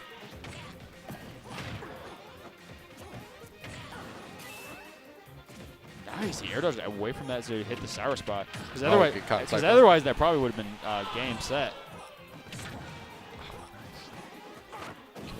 Catching it, that could be it. Oh, no, Not yet. quite. Just That one more straight hit. disgusting clothesline didn't work. One more straight hit. That That is- Cheeto fingers. Wow. Awesome. Well, his stage pick seemed to work. I don't know how or why, but it worked. Yeah. I'll see. Also, I feel, is Bright's jersey, is that one from 3 years ago? Yeah, it's from a minute ago. Yeah. I say we've had like several iterations out since then, and we have new ones coming. Yeah. Was it they just got ordered today, right? Really? The order got input today. Oh yeah, they did put in the order for Yeah. for the membership packages here Yep. at GCU Esports. Yep. Was it Thursday was the last day to buy one before they put them in, so I made sure to go get one. Yeah. Oh, nice. Going back at it.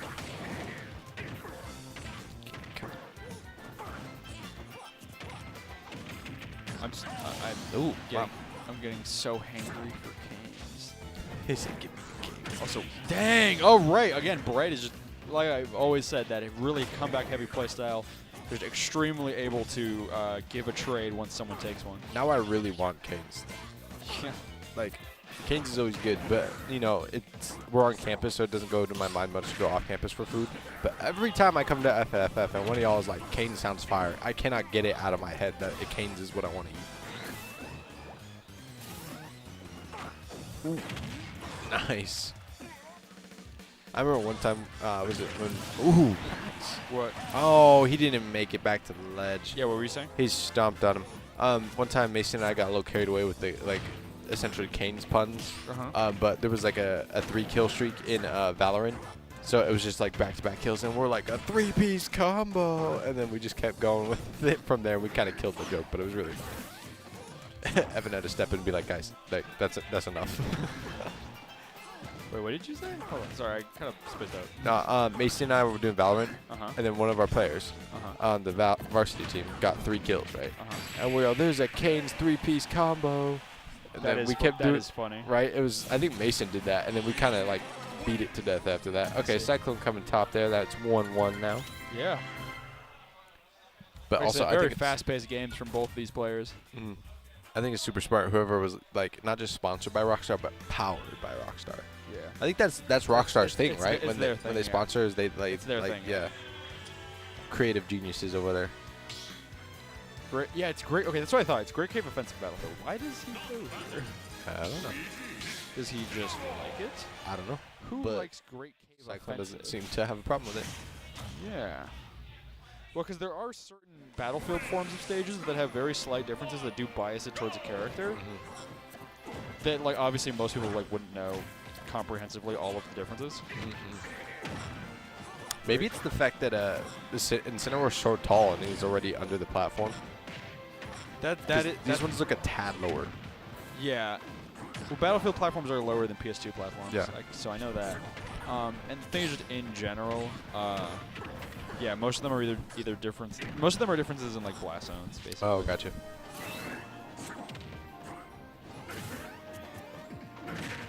Wow. Nice. Okay, Bright's doing a good job. Starting off strong early. No, not yet. I was gonna say, see if he can stay ahead. He just needs to, he just needs to cash in on this revenge before he dies. Yes. Is the thing. And then it'll be worth it. That's perfect. Again, 47 in one hit. Are you kidding me? Insane. Incineroar. Ooh, clothesline. 73 and 2. Jeez, that's crazy. One move doing 30%. Yeah, he has touched him 4 times. He has gotten a hold of him 3 times, and he's at 97%. This is insane. Yeah, exactly. He touched him 4 times. 2 of them were in the same interaction. So realistically, that's a 3-touch. Wow. I mean, I guess Cyclone is just able to respond in kind when he's at 0. Yeah. Because Incineroar is combo food, especially that low. Oh, man. Now it's all about the extra credit. Can Bright kind of bury the lead here and take another game? Yeah. Or is Cyclone going to even this back up? Cyclone's doing a pretty good job. Yeah. He slowed down his pace enough. Both players are doing perfect in executing their game plan. Yeah. He slowed down his pace comparatively to how he's been fighting, but he's getting strong moves in there.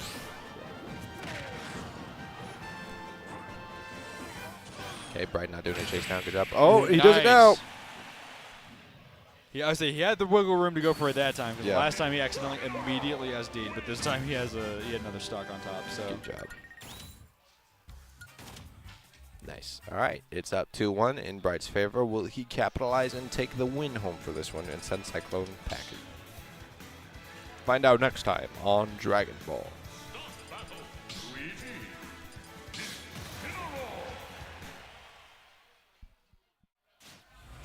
Is that wait?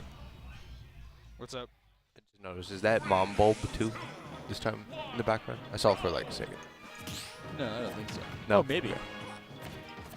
Ooh. Oh, here we go. A Cyclone just letting him have it. Sit one. Ooh. That down air could have been deadly, but the uppy is deadly enough. I mean, this happened exactly last game. It's just that Bright then immediately took the stock, so it was almost hard to notice. Yeah. Wow. Cyclone looking like they have a brand new game plan. Yeah. Nice. Oh, no. That's gonna kill. Wait, why does he just like Bruce Lee's 1-inch punch? That's so funny. Yeah. Nice. I have not seen the belly flop in a while. Oh, he almost went for it. You know he thought about it. I think he kind of went for the footstool there. Well, Yeah. actually, Bright doesn't usually go for the footstool. He usually full sends it with down air. Yeah, that's what I was like. He thought about it because he went low enough. Oh, no. Oh, no. He's just keeping him away. Okay, he's back. I was like, that's a scary way to just get sent horizontally too far from the edge from him. Oh, extremely Oh, dominant. he game got from 3 Cyclone. stocked. Extremely dominant game from Cyclone. Excellent, excellent. He did not like the way the past one went, changed up the stage, and said, it's my turn. All right, they're now 2-2. This is going to be the tiebreaker 5th. This is now game 5 of losers finals, I think, right? Oh Yes. my god.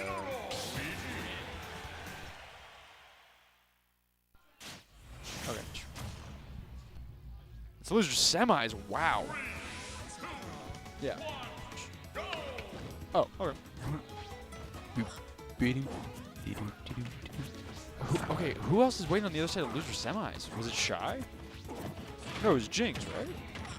No, it was Shy. So Jinx won. Yeah, so it was Shy, right? Yeah. Yeah, Shy is waiting in losers finals for winner of this. It's insane that neither neither of these two players it's insane that this isn't losers finals is what I mean. Yeah. Because like either of these two players could just go to Grands. Did he just try to push ball? Yeah. Oh, Nice. caught him. Yoshi, With a missed cyclone. Yoshi's is unquestionably Incinore's best stage. So the fact Cyclone let her get here is a little rough. I mean, this could. So rough. This Do could you think that was intentional by Bright last game, knowing he would get this pick? Yeah. Because there's a thing called DSR where you can't go to the last stage you won on. Yeah, yeah. And so that's why he's been saving this stage for sure. Yeah. So this kind of this game 5 scenario here. That'd be such a big brain move to intentionally lose that one and just be like, oh, because Yoshi's. And then you get your counter pick, yeah. Yep. That's the benefit of losing the second to last game. Like, Oh, nearly broke that shield there. That was close. oh no, he got his jump stolen. Ooh, nice mix. Forced. It just forced an early recovery because he had no jump, but Cyclone wasn't able to fully punish it. Now forcing a late recovery. Cyclone doing it was an insane ledge trap, honestly. Yep. Cyclone did such a good job of just locking down Bright's Oh, recoveries. belly flop to death. All right, that down smash is one of his little hidden cards, and that's played now, so you can't really get a lot of mileage out that anymore. Yep. I think I saw him use it twice before in the previous matches. Oh my god, and that's he's getting too hasty with his different reversals. With both up B and revenge, he got heavily called out by Cyclone. I think Cyclone might be in Bright's brain now. it. He's picking it apart right now. Yeah, so the download might be complete. It looks like it. Especially- Dang, there it and on- is. Yeah, and on Yoshi, that's going to kill out the top. That's why Cyclone definitely doesn't mind Yoshi so much. Cyclone breathing a huge sigh of relief there. Yeah, insanely close games. Good smiles all around. I mean, Yep. Bright seems almost happy to lose when he does. Yeah. 'Cause he's Bright always seems super gleeful at the end, no matter what. Yeah. And Cyclone just absolutely, that huge sigh of relief. Now they got to lock it in and go against Shy.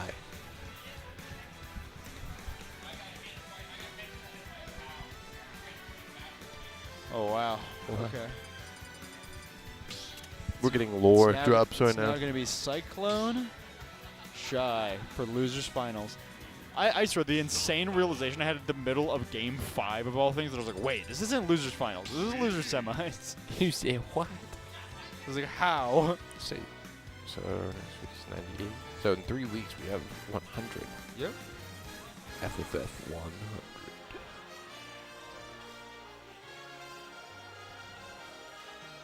That's crazy.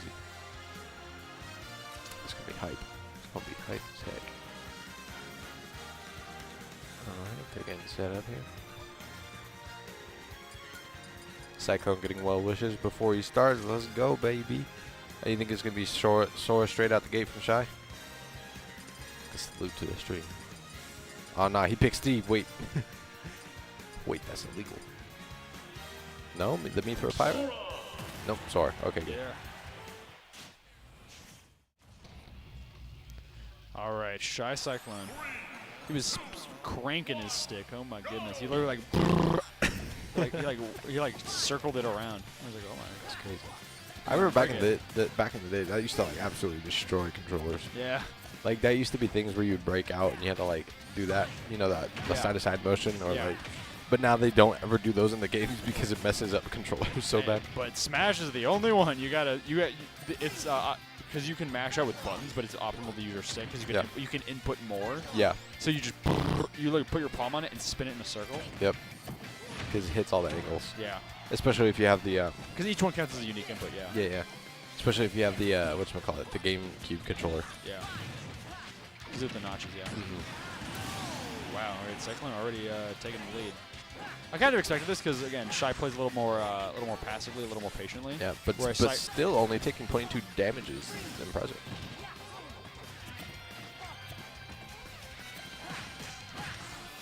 Ooh, nice.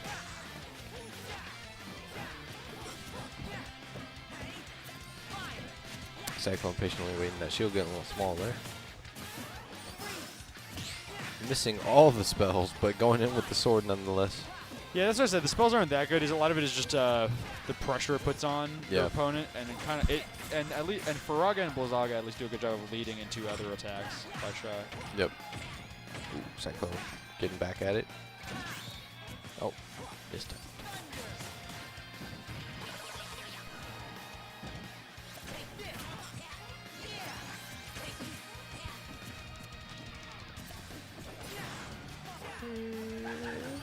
Good chase now? Nope, no Blizzaga. Oh, dang. Wow. That was crazy. Shy cannot be happy about that one. Cyclone going absolutely ham on Sora here. Oh, wow. Gosh. It's crazy. Cyclone had a 3-stock earlier. Not going to get it on this one, but still, we don't see 3 stocks happen in the top 8. At least not often. Street Fighter going crazy in the background again. Yeah, they must be reaching grands by now. Yep. But I mean, we're all the way here in the losers finals too, and Cyclone is already about to take the lead. There. No, not yet. Not quite yet, but it is looking dire for Shy 13 here. Out of there. There it is. Ugh. I just realized they're not even Shy 13 anymore. They're just Shy. Shy, yeah. Weren't they too shiesty a while ago? What's it? Weren't they too shiesty a while ago? Huh? Too shiesty? Wasn't that theirs, or was that somebody else? No, you're thinking of someone else. Oh, okay. They were Aaron Shy, then Shy 13, now Shy. Okay. Oh, the other one was too shiesty with like SHEI. What? No, it was 13. It was 13. Because of Organization 13 from Kingdom Hearts. Oh. Mackenzie is a fake fan. Mackenzie throws up the L at Mike. True. Speaking of L, Luigi, Mr. L, coming on top here. Okay, not as seamless, but still a good transition.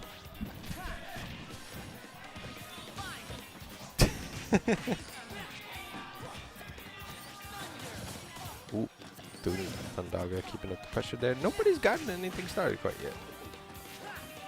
Just a couple hits exchanged here and there. Also, did you see the Loki series finally dropped today and started? I have not started it, and I don't know if I will. Ooh. All right, Shy is moving in now, but Cyclone is. We all know how Cyclone can just turn it on the dime, and there's the dime. Yep. Dang. That was like 4 hits. That was a disgusting uppercut. That was like a 4-touch, almost 0 to death. Not quite. I mean, he had hit them once before.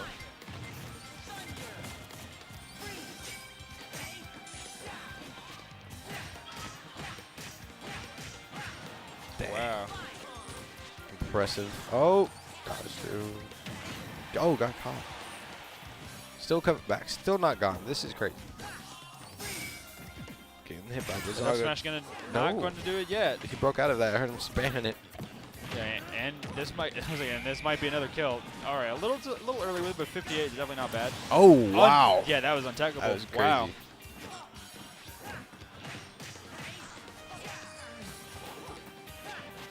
See there, Chris. Free to get close. There we go. Come on. Start it up. Start it up, Cyclone. Let's go. There we go. And he's blasting off again. All right, Shy is down to their last stock. Cyclone here, 2 stocks up and doing some crazy damage. Yeah. Oh, nice roll. Jeez. Soon enough, we're going to be casting for those guys back there. Yeah. Cyclone, though, is really just staying on top of things again. I mean, again, just one more grab could give him the string he needs to just close this set out. Making the most out of Not every quite close the set percentage out, but really just push it to the next level.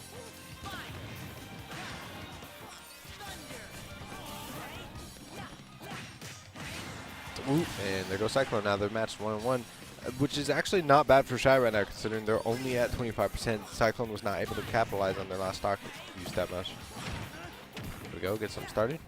Nope, not quite.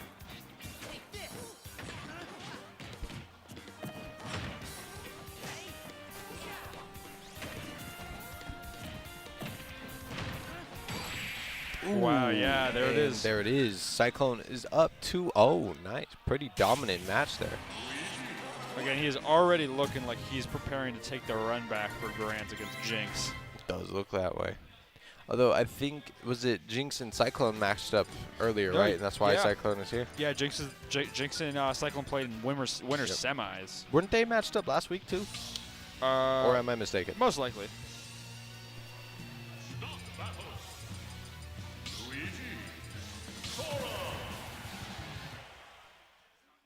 Moving on. Okay, let's get started. Try his move to the Kingdom Hearts 3 skin. No, Kingdom Hearts 2 skin. Sorry, I'm a big fan. Just like Mackenzie.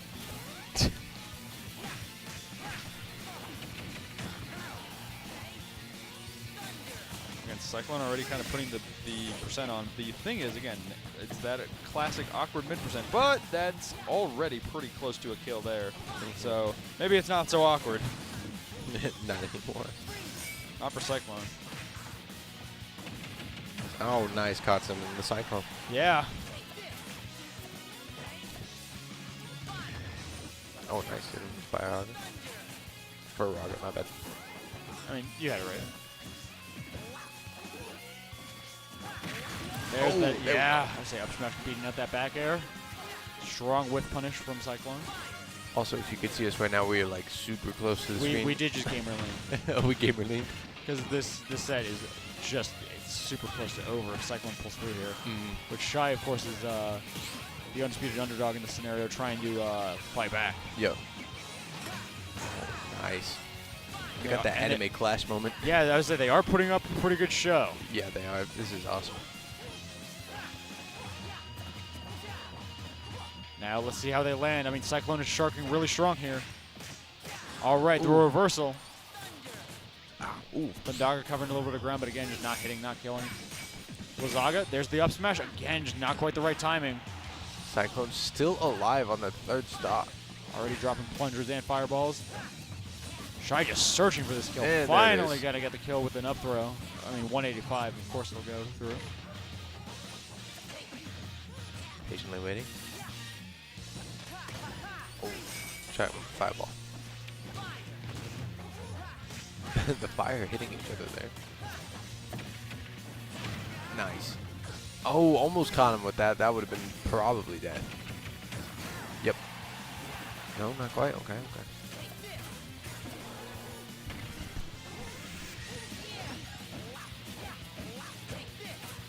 Just trying to get that throw. There we go. Cyclone finally going to be what he needs to scoop that up, but just still no kill yet. Yep.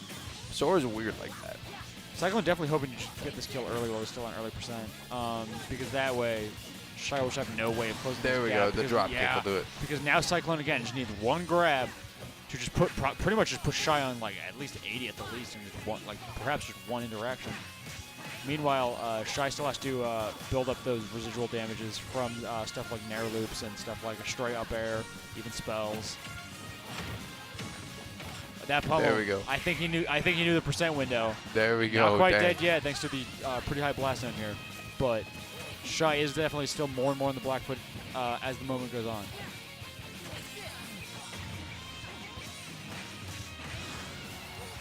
Shy doing a pretty good job, not gonna lie, for the situation they're in. They're on the back pedal here, but they're still fighting. And Yeah, and it's the last stock. Okay, Shy could turn this set around, but Cyclone could close it out for good. We've Let's see how seen this Shy turns come out. back from quite a bit.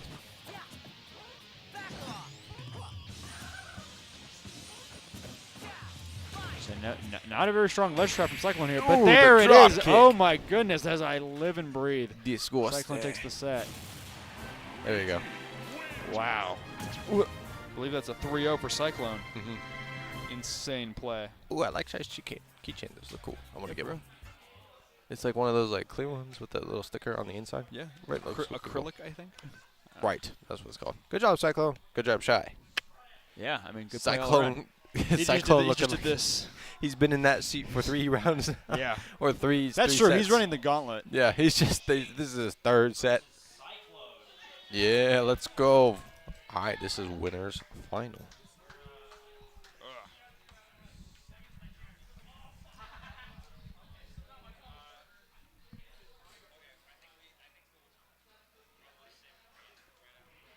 Yeah, we'll do it as a special bonus feature. Yeah. Yeah. So we're going into Grands, but we're gonna have a special little treat after Grands. So you better stay tuned. You have to All stay the way tuned. to the end of tonight. In fact, if the viewer count goes down, let me know, Mackenzie. We'll find out who it was. Speaking of the speaking of the end of tonight, here we are, Grand Finals. Cyclone, of course, coming from loser's bracket, and what a loser's bracket it was. Whereas Jinx is playing Palu, as he was before.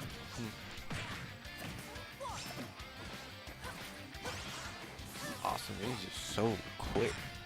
Yeah, I mean both of these players are just racking up damage. Oh, wow. super Caught him with all of those. Yeah. Both of these players rack up damage so fast. I mean, Palu just with a really strong advantage state after picking up a neutral win. Yeah. Whereas Cyclone, of course, just has that combo game that is completely unrivaled in this bracket. I don't know how Jinx stays so warm in the meantime. That's a good point. Like, Jinx hasn't played in a while, so Yeah. it might not be very warmed up. However, Cyclone has played a lot in a row. So it he might could be be tough for worn him, out. too. Ooh, dang. Takes him out there. All right, now we're even 1-1, 0-0 each. Got him. The one thing Cyclone's playstyle is he might be in too close for Palutena for a lot of her stuff. Yeah. But seemingly not to care, and it's working for him. Yeah, I mean, if anything, he's just pushing on more and more. Oh, man, he caught the teleport. That's awesome. Yeah, okay, so there's the mechanic of two-framing, you know, where it's essentially when they're recovering from the Yep. stage, you can, like, down tilt or down air, and it'll catch them within a two-frame window of them grabbing the ledge. Gotcha. Teleport recoveries like Palu's actually have a 5-frame window, so they are some of the most easily exploitable recoveries in the game. Gotcha. Outside of ones like impressive. Duck Hunt. Oh, Cyclone did not. The Cyclone did not hit. Got that reflector up. Nice. Let's see. Can Jinx start something up here? He's behind by quite a little bit. Oh no, Cyclone is just edge guarding. Yeah, it's a near really, perfectly. really strong edge guard there. Whereas Jinx finally makes it back up, but is not having a good time pushing in yet. There we go. Some started. I saw that coming. Didn't work though. There's the up There we go. smash. Nice. I would say it will be a slight miracle if Jinx is able to pull this one off from here. Although it's looking like Cyclone's going to take this I don't first know. round. I've seen Palu players turn worse situations into wins, so it could still happen. It could. I do not deny. These guys are both super good. Yeah. Oh no! Ooh, Cyclone nice. read that Jinx would jump for another option, probably another nair. Yep. And was able to just Cyclone and just kill him straight out. When they're this high level, these high percentages are nearly never guaranteed. Yeah. Which is super awesome.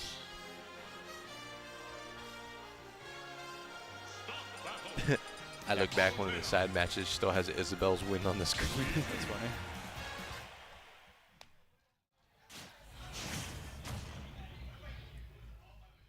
All right. That is such a cool walkout. All right. Come on, get some start, guys. There we go. There we go. Cyclone heard me. Cyclone heard, and he is delivering. Dang. That one straight went from like 1 to 70. Yeah, Free. like I said, Cyclone's combos are just unmatched, and his damage damage output is just incredible pressure on Jinx right now. Doing a magnificent job. Like both of these players have They don't have personal issues with bracket stamina necessarily. It's just they are coming out of situations that would bring up bracket stamina. Nice misfire. Where, as we said, Cyclone has played so many matches in a row. Ooh, and nice. Jinx has waited Saved so. it. Like Cyclone has played so many matches in a row, and Jinx has waited so long since their last match. Both of these players are probably just under an immense amount of stress already. Now moving to the grand finals, Cyclone from losers. Yep, Jinx seems to have been coming back, warmed up now. Yeah, that's the unfortunate position of having to warm up during the set. Yeah. Ooh, no kill yet.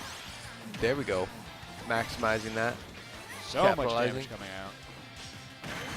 Ooh, there we go. Misreading a little bit of a roll there. If there was no roll, only up smash. Luigi's up smash is like a throw by like a grab of the collar, huh?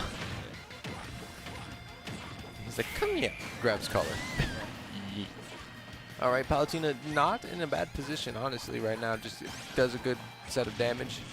Yeah, Like again, Jinx has kept incredibly close. So it's not like Cyclone is running away with the win. Yeah. It's just that Cyclone is bulldozing to a win. Yeah. And now even further. Yeah. That was, I was a really gonna say. so that was a really good moment for Jinx to escape though. Yep. Because now it's gonna be way harder to pick up combos on. Chasing down again. Missing with the Nair though. I was like that would have been really good for kind of forcing Cyclone into another tough position. Okay, I'm now starting to feel how cold it is. I'm actually not cold anymore. Yeah. I feel cold all of a sudden. Nice. There we go. Palutena chasing this Yeah, down. I mean, like I said, Putting in the like I work. said, Jinx pushing this to the absolute limit here. Whoa. Oh, I thought enough. there was like a hezzy at the end. Not enough for that game, but it could still turn things around. However, you got to keep in mind, Cyclone is now just one game away from hitting that reset. 2-0, nice. We have consistently reset grands almost every week this semester. That's Insane. awesome. Go ahead. Yeah. All right, here we go. Let's see if Cyclone takes the reset here. We are now moving on to Game 3 of Grand Finals. Takes the first blood, and that grab is going to go a long way. I mean, here we go. All the way to 82. Just in one touch, ladies and gentlemen. Whereas Jinx, again, is going to have to work a little bit harder, but not much harder. I mean, it's Palu, everybody. We know how it works. But just that slight margin is all of the world's difference because, I mean, Jinx has already lost their first stock. Welcome, Younguloj. What's up? Hi, Younguloj. Hey, do you have anything to say about the Palutena-Luigi matchup? I don't know. Didn't Jinx win this earlier today? Jinx did win this earlier today because he, I believe, is the one who sent Cyclone to losers in the first place. Yeah, it looks like Cyclone's got a pretty good grasp on the match now, though. Yeah, we were discussing this just a The moment. Windbox pushing him off. We were discussing this just a moment ago that they're both kind of in a tricky position because the case is essentially Cyclone has played back-to-back-to-back, so that's probably some method of bracket stamina. Whereas Jinx has waited a while since their last match, so both of them are dealing with kind of different issues there. Yeah, one playing way too much. Well, Jinx has been warming up, but yeah, Cyclone seems to that's have good a to know. pretty good grasp on this game so far. Yeah, I mean, like we said, Jinx is keeping it extremely close, but Cyclone is still able to just bulldoze through. Well, there's that down here. It's not Yeah. going to be enough, but Yeah. But it's about as close as you'll get. Uh-oh. Yeah, that could be again, bad. Yeah, it's like scrapping off the ledge there is going to be really tough. there's just so many fast options. Yeah.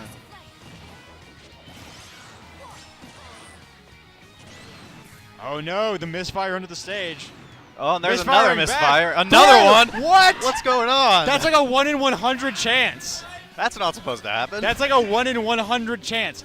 How does that happen? That is the most unfortunate. That is a lot more than 1 in 100. That was 3 misfires, right? Yeah, I think Isn't it 2 weird? is 1 in 100. Or Yeah, something. it's 1 in 30. Well, there goes. Let's calculate that. Yeah, because it's 1 in 13 3 times in a row. That's crazy. Hey, what's the odds of that? 1 in 13 3 times in a row? 1 in 1,000? What? And to lose you that stock too, like you gotta pack it up after that. Man, that was tough. Yeah, and Cyclone did hit that reset. I mean, it's funny. We're more distracted by the fact he hit the 1 in 1,000 odds and not the fact of, oh yeah, he reset grands. He could now win the entire tournament. Not to mention, this is his 3rd set in a row, so he's been going game hit also after game after game. Also now his 3rd set with Jinx. Yeah. Because he just reset those. Mhm. No, yeah. Dude, you should hit the slots. Like, Go gamble right now. You should drive to Vegas right now. yeah. If you get that 1 in 1,000, just imagine. Most Luigis quit right before their 4th misfire. Ooh. Oh, there we go. Nice. Jinx taking that stock. Oh, Jinx is playing. I didn't know he was playing Wii Trainer. Okay. I guess I did notice, but like it's just occurred to me. Ugh. I'm feeling the bracket stamina too, ladies and gentlemen. It's Yeah, you've been here the whole time. oh yeah, for sure. But it's just a fun event. I mean, it's Yeah. hard fought from all competitors. Oh, dang! It knocked out of the. What were you saying? You got like mauled. Yeah. Sorry, it's just like I got some stuck in my throat all of a sudden. I've been there. No, he's getting knocked out of the what's it? The The good Oh, deep breathing. deep breathing, right? Yeah. My brain is scrambled. I don't know why. Jake's switching to the main. I mean, this has been doing pretty well, but I mean, Ali was doing pretty well too. Yeah. Ooh! Wow. Oh, wow. Okay. Okay. Got chased down into Okay, a another trade. kamikaze. This is this is an insane grand, ladies and gentlemen. We are first the triple misfire. Now they are just trading kills all over the place. Let's see who this even pans out for, because it really is anyone's game. Yeah. Ooh, nice little tiny sun citation. Yeah. And just sending Zark all kinds of directions. Uh-oh. Okay, he got out of it. Yeah. That was good looking, kind of hairy for Yeah, Jinx there. That was extremely vital, though. Header spike? Nope, not yet. Nice. Ooh.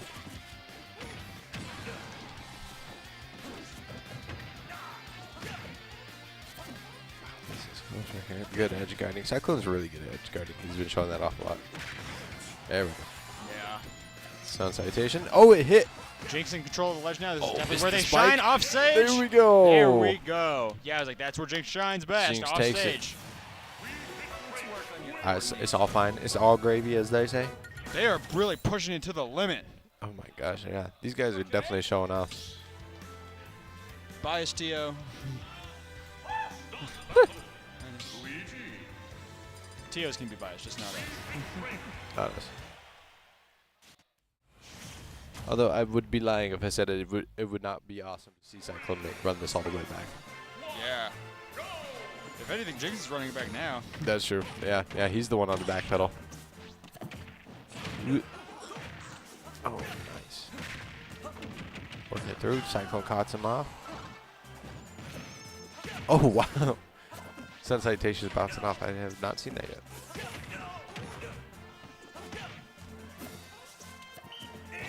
Oh, man. He charges it up. There we go. It hits this time. Hard punish, but really not just not hard enough. I mean, you needed to take the kill there, but it wasn't really in the percent to do so. So there's kind of just no better way out, really. There we go. There it is. That's the 3rd time in a row he did that. And Jinx is coming out on top almost. Yeah. He's making this last. Oh, nearly got it with Spike, who's still invincible. Yeah. Oh, there it is. Cyclone takes that one. Okay, but Jinx is in a good spot right here. If he can get something going. And if Cyclone would knock it off. But nope, Cyclone absolutely doing his best here, as he always does. Jinx starting to pull ahead just a little bit. I mean, deep breathing was allowing him to keep the pace even here, but he does have to find an opportunity to get deep breathing back up. Oh, but the ledge guarding opportunity is just too lucrative. Could this end up putting him back on the back foot, though? No, he's completely in control here. Definitely not. Oh, they get shot back up. Cyclone to launch him. Deep breathing now. Yep, that's what I thought. I was like, once you're off stage, there's kind of no downside. There you go. Launching him in the air. No sun citations did not hit. There we go. Nice, catching with the up smash. We saw him do that a lot too shy, and now it's coming out against Cyclone as well. Yep. Good roll through to not get hit now by this sun. is all about the extra credit. 34, 61%. Oh my goodness. God, that went up fast.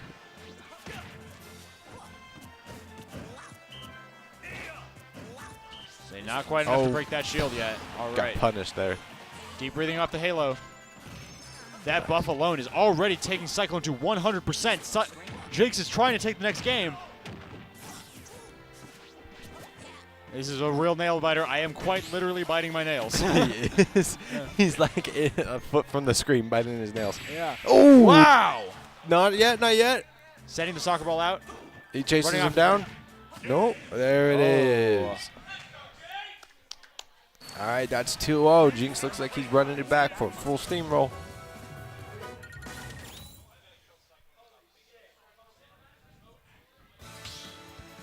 All right, Cyclone looks like he's getting in the game there. Look at this. He's doing his patented is it joystick. I don't know what to call that, joystick shuffle. I'm going to call it the joystick shuffle. There we go. Yeah. He just, every time before, he just, he mashes the stick to Yep. get a little metal reset, get himself ready. We have 10 Rayman, Luke, and Penguin 1 Eric in the front row seats. noise. And Jinx could win the whole tournament here after getting reset by Cyclone, showing like, hey, little bro, this is the reason why I won in the first place. But who knows? I mean, Cyclone, of course, has the momentum where he could absolutely bring this back as well. It is still anyone's game, even though Jinx is in such a dominant position here. Nice. And dominant, it really, really is, because I mean, deep breathing is still on deck, sun salutation on deck. Deep breathing just disappeared, Yep. but Jinx will take it back. Going off stage again, that's like I said, where he shines best. Still fantastic. I mean, another job here. spike here would be all Oh over. my gosh. Cyclone doing a great job getting out of that every time. Very Yeah. consistent with it. Yeah, I mean, it's one of the more easy burials to mash out of, but Jinx is really just showing, like, if anything, he's just consistently pressuring by showing, hey, I could just bury you anytime, and Yep. that'll put you in a really bad spot. They're about matched up in percentages now, but even if not you, stocks. Yeah, it's like, even if you get out of it fast, you are still buried. Yep. Oh, there we go, launching it Wow, back in there. that trade was super in the favor of Jinx. I mean, he's on stage already. Jinx but gets there we launched off. go. Yeah, The Cyclone being one hit away, Yes. you got deep breathing in. Yeah, Cyclone was shaking his head completely in the focus right now. We got to see if he has what it takes to turn this around. But does Jinx have what it takes to win? Uh-oh. Was that a miss input? That had to have been intentional to be an up B. Yeah, just read or miss input. Ooh, there Oh. we go. Oh, he hits it Nice. with the head spike. Sniping Nice. with the header. Oh my god. Jinx is now up a stock. This could be the winner of FF97 staring you in the face the whole time. Jinx is entering another realm. He's matched with Goku. Wow, okay. Oh, They are now God, that was resetting at awesome. 0. Cyclone coming in clutch right now. Yeah, as a Cyclone was putting ahead a little bit of small damage on Jinx, but that means that the 0 to death is no longer viable. Again, Jinx is just moving more and more out of combo percent. That dream of winning this FFF is getting further and further away. As Cyclone is closing in. I meant Jinx is closing in. Now control of the ledge, going off stage where they shine best. Oh, nearly hit him with it again. Here's the combo. Down throw. Back throw. We need another deep breathing on deck stat. Oh, the head spike! It doesn't kill, but the soccer ball bounced away. The smack talk in the back is crazy. Like I said, the crowd saying he's so lucky, and for what? Deep Here- breathing in. There's the deep breathing. There And it the is. up air. Oh, And there is your that FFF takes winner, it. number 97. Woo. Insane pop-off from Jinx. Big hugs from both Excellent competitors. job, boys. Applause all around the entire room, flooding the group. Oh my God. Wow. Woo! Insane set. Jinx winning the first set, sending Cyclone to losers. They meet back in Grand, and Cyclone resets the bracket in their second set. In their third set, Jinx comes back with a dominant 3-0. What a storyline. What a triumph by Jinx and FFF number 97. That was absolutely Wow. insane, guys. Good job. Get Jinx over here. Actually, Get let him him do all over. of his hugs Yeah, first. he's celebrating right now. He's living in it. Let him live in it real quick. Hey, Jinx. The sportsmanship between the two is unparamounted there. The hugging, just recognizing that they Jeremiah. did their absolute best and poured their hearts into that. Amazing job. Yeah. Okay, after Jeremiah. Okay. We're going to interview Jeremiah. We're going to interview Tommy Buckets. And then we're going to move on to a special treat afterwards. Come here. Bubba. Josiah, give Jeremiah. Come here. Get your interview. Come here. Your winter view. Winner's POV. One of you. Okay, here you go. There you go, Jinx. Here you go. For all of you guys playing friendlies right now, make this your last one because we're gonna start tearing down. Okay? And if you guys want I can't. It's not my fault. All right, yo, what is up? Oh yeah, sorry, I didn't think about this. What's up? Here, did you? Yeah. Winner's POV. I didn't think I'd make it this far. Yeah, I mean you Yeah. had to play 3 sets with Cyclone today. And fucking a site with Aaron Chai. Like, oh my god. Yeah. Yeah, your least favorite playstyle. My least favorite playstyle. Yeah. What do you have to say about your run? I feel like I did amazing tonight. You did. You It's like played a a once in a heat. lifetime kind of thing. Yeah. For me at least. Yeah. But I want to give a shout out to the GCU boys for that because they really amped me up for that. Yeah, I mean Yeah. you saw how they all flooded you all at the flooded end. me, yeah. They Like, give you- oh my I mean, God. yeah, I mean, I gotta say too. Thanks so much for coming out. Thanks for hosting. Yeah, of course. I mean, we love to have you. We love to see you perform this level. What else do you have to? What you really want to say? Just remember to keep breathing. Keep breathing. All right, fair enough. Fair enough. That is his final words. Thanks so much for coming out, Jeremiah. The player known as Jinx. phone? I think so. Hey, Jinx. Jakes, This is your phone. There you go. It's All red right. and black. I love the red and black theme they have with everything they wear. my interview now. Yeah. Apparently, you run Brawl from Losers Round 1, Woo! and you also came out of retirement, I came out of retirement and now today. you're going back into retirement. Coming back in January. All right, cool. It's gonna be huge. January. Yeah. Okay. I graduate. Oh yeah, you graduated. December. Coming back in January. I'm gonna be running this, and by running this, I don't mean TOing. I mean I you're gonna be see. seeing me in this I chair, see. but I actually deserve it. They're just Knew talking it. to someone I else. knew it. All right. Yeah. All right. Speaking of, You saw my epic run. yeah, Look at all the names. Look at all the yeah. Yeah, I said the. Twitter Strumix. Oh, you'll have to watch back the VOD. I was like, the artist formerly known as I heard it. Kanye West. I heard The it. artist formerly known as Yeah, you guys saw me on now stream. known as Tommy Bucket. You guys saw me on stream earlier. Yeah. The Kirby. Yeah, I'm the guy. Speaking of the guy, we're about to run our special treat. Oh, okay. Which one of you two wants to come on? Me. Oh, okay. Awesome. I need this. So now Oh, I will wait. actually be leaving for now. I will sign you off after this special treat. Pokken Grands.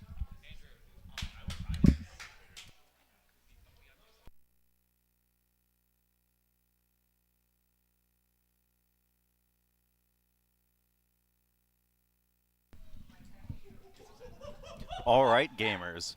It's time for Pokken Grands. You got Captain Crunch in the loser side, actually. You don't usually see this, but Shocker. you're short enough to stand.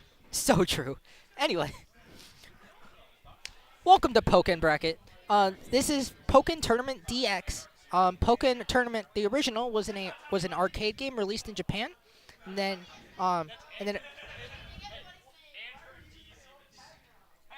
What's this guy doing here? anyway, so it was an original. It was an arcade game released in Japan, which then got ported to the Wii U.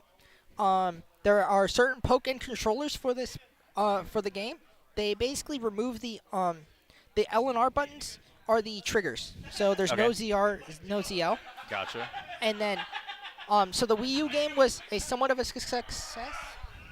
What? Was I too loud? You're bursting my eardrum. I thought so. But anyway, We'll live with it. so it was somewhat of a success. It had a successful run in the Pokemon World Championship series.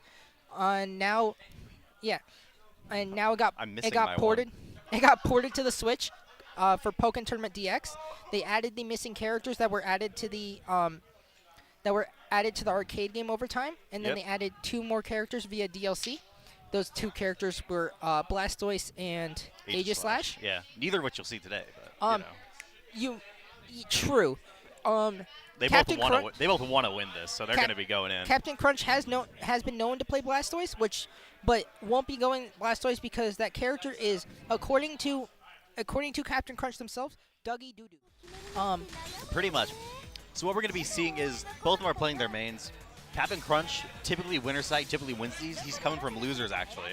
Anarch Zero's kind of cooking with the Blaziken, but there's a lot of little things that people who haven't seen the game before may not understand. That's But what we're here to explain. Well, yeah, and sometimes things just happen, too. So true. So we have Anarch Zero on the Blaziken, player 1. We have Captain Crunch on the Garchomp, player 2. This game is going to be split screen, so you'll see Anarcho's perspective on the left, and you'll see Captain Crunch is on the right.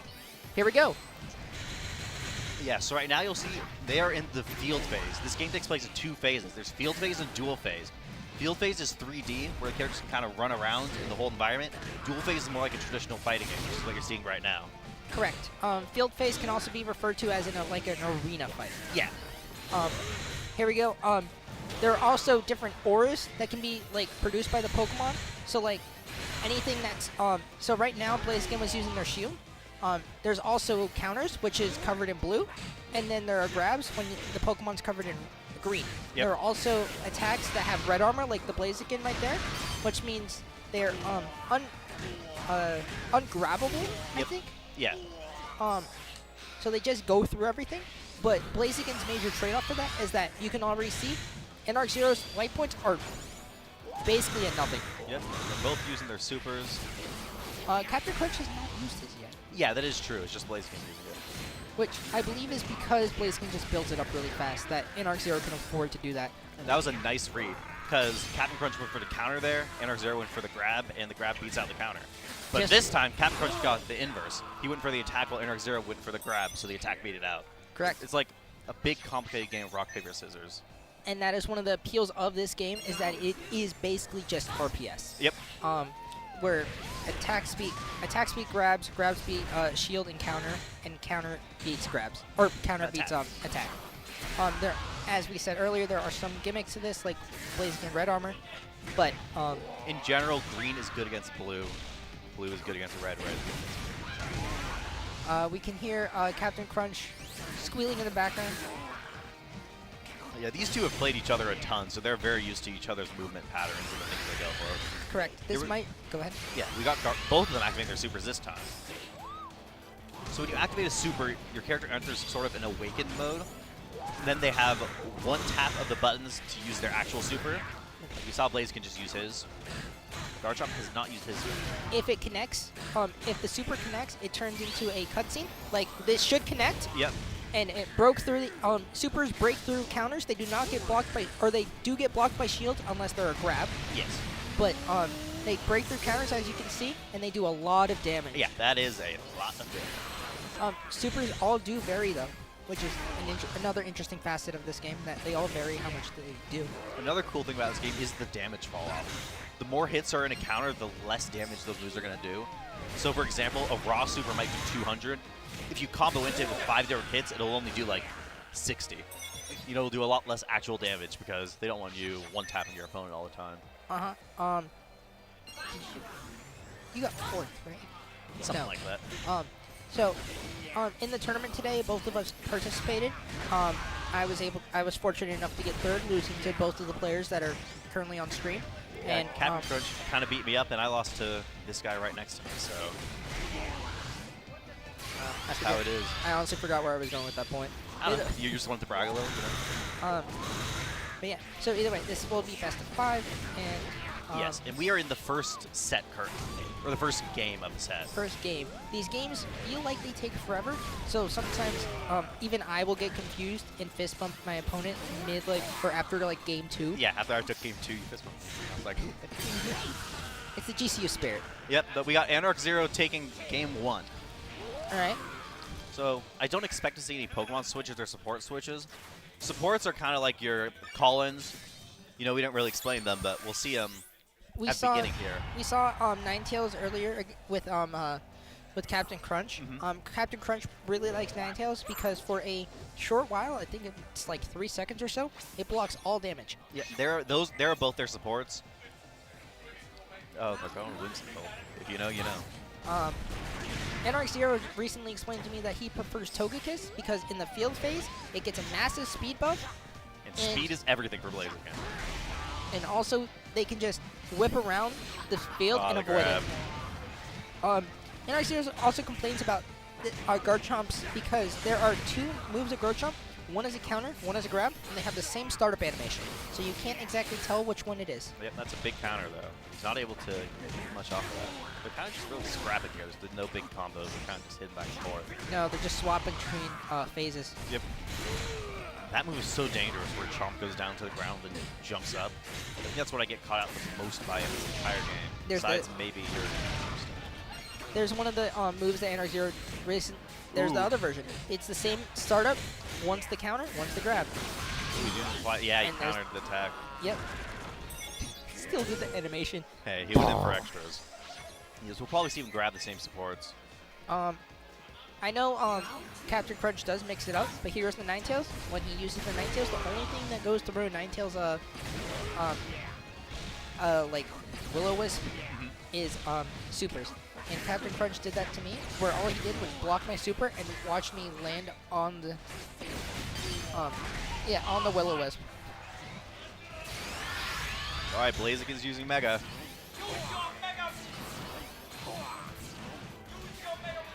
Interesting grab. All right, Garchomp Mega'd. Yeah. And there's the Here's the Ninetales. Ninetales. You're going to see this little aura in front of it. Blaziken cannot go through that. Garchomp's just waiting out Blaziken's Mega. Which is completely valid, and there's the block. Yeah, he's going to go for it. Because we Now take we're- that chip, Kevin. Yeah. Ooh, he expected to counter after that. Neither of them really getting anything off their Megas there. No. Oh. So the Pokemon that have Mega Evolutions honestly get a lot of their Yeah, it's a really good counter. that's game That's game 2 to Captain Crunch. to Captain Crunch. Yeah. Pokemon that have Megas get a lot off their synergy gauge because That is true. it's not while all Pokemon get a Omni buff. Yeah, well all Pokemon get an Omni buff. They get their Megas, which also adds a lot more stuff to their moves. Yeah, so the moves will change up, a lot of stuff will change. Some characters like Gengar, they become like so much better after Megaing. That's like their entire game plan is to build it up. Same thing with Lucario. That's Yeah. why Lucario is one of the better players or better characters in this game. Yeah, for sure. Garchomp, I believe Garchomp doesn't get too much. I believe Garchomp gets a lot of better like attacks on like block strings. Yeah. Blaziken though, Blaziken gets really Bro, look good. at this. Just brutalizing him. As you saw, you can hit people while they're splatted on the wall, but if it changes if it changes phases and they're on the wall or splattered on the wall, it'll just deal like 100 straight damage. Also, good on Captain Crunch there. Got the counter. He's catching out a lot of these aggressive attacks, man. I This is apologize- just a difficult thing to fight. Garchomp scares me so much because you never know when his big move is coming out or when it's just going to suddenly grab you instead. Or when he's just going to go underground. Nice grab. I Yeah. apologize for not really talking about the game. This game is, or talking about the game that's happening. It's just a very complicated game to explain to Yeah. a lot of people that don't know what's happening. And I also don't think that Captain Crunch is going to bother you this, but You never know. you never know. You never know. High future Crunch. Play Blasphemous. Go Shandy. It'll work, I swear. Yeah, Chandelure. Let's play Alright. Charizard. All right. A lot of There's the shield Mega. there. Both Megas coming out again. We'll see if he got the block, They get the block. but he can't punish off of it, and that's why the counter. And that's why Captain Crunch countered last time. All right, block string. Oh, Ninetales. He's gonna grab Keeping here. him against the wall, yeah. Ooh, but he Ooh. attacks through it. Red armored. That's crazy. Anyway, Going for it. He can get the shield up. he got the shield up. Ooh, there's the red armor. Nice. Might be. Energy Zero correcting me. He was just attacking. So Garchomp's super, as you can see, was a whole string. If you comes drop your shield during any of that, you get hit by the super. Yep. Ooh, Got nice the, read. Got the grab over the counter. And back to Back to dual phase, yeah. Yep. There's the red armor. Blaziken loses a lot of health doing the moves.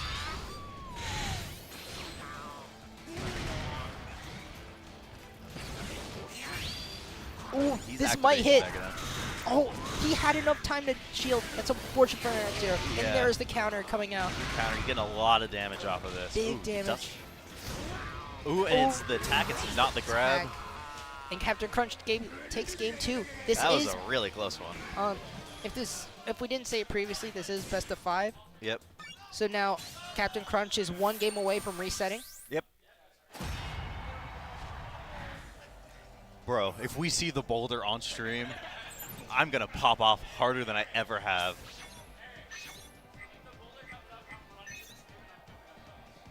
how you do it. You could scream in the background when the boulder comes.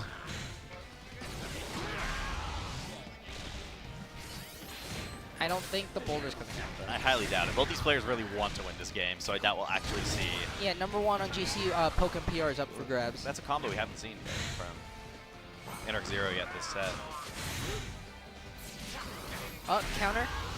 Nice counter. I don't think these Pokemon get any boost from field changing. I play Pikachu Libre, which when you change the phase with certain moves, you get a huge buff that just causes stun. Yeah, I've realized. But I don't think these, Ooh, there's the. Yeah, it's just such a good move. yeah. I don't think either of these Pokemon do.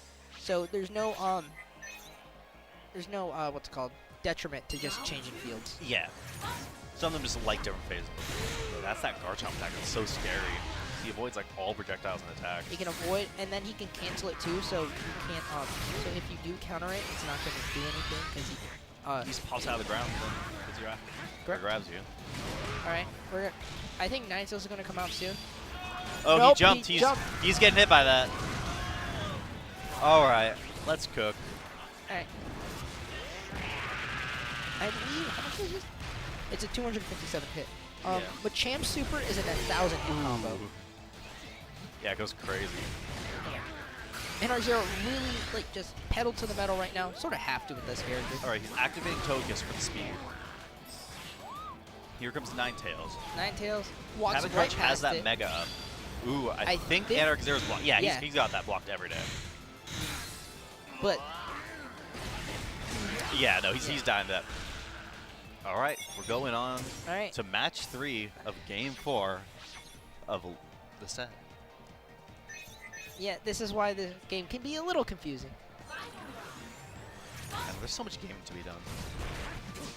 Ooh, nice. I haven't seen Opening. you do that one yet. All right, attack decreased. Ooh, grab doesn't hit. There are a lot of buffs and debuffs and things like that in this game. Like, I'm not gonna lie, I don't even know what half of them, the moves end up doing to you when you get hit by them. Correct. I believe there's only. That was the nice. Ooh, he dropped shield Ooh. and he got hit by the aerial spin or whatever. Yeah, he has to activate Mega. He has to get something going here. We got Togekiss coming out. Oh, Ooh. block The wall wall string. Yep, wall string. No. Wake up, Super! But he blocked it. Captain Crunch was telling me earlier that if you're mashing He super, lost 50-50. if you're mashing super, you can just hear it. Yeah, that is true, because Andrew is a little masher over here. There we go, it's a lot of good damage. And look at that, all of a sudden we're pretty... Miss Magi's coming out this time. Attack increase. Yep, we got attack. Ooh, Ooh. ready to knock back. Oh, he... Red armor. Oh, No, he's super! Ah, he super Reset. through that. Reset that bracket. We're going to Grand's reset. Grand's reset.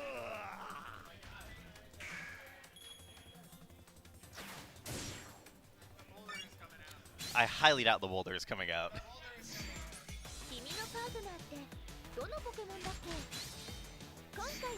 We got The Machamp. boulder! You can stand right here and yell with us. Grand versus here. It's the boulder. I love Machamp. He's my favorite guy. All right, so we have a character swap from Captain Crunch. This is Machamp. The people's champ. Machamp is your stereotypical heavyweight character, where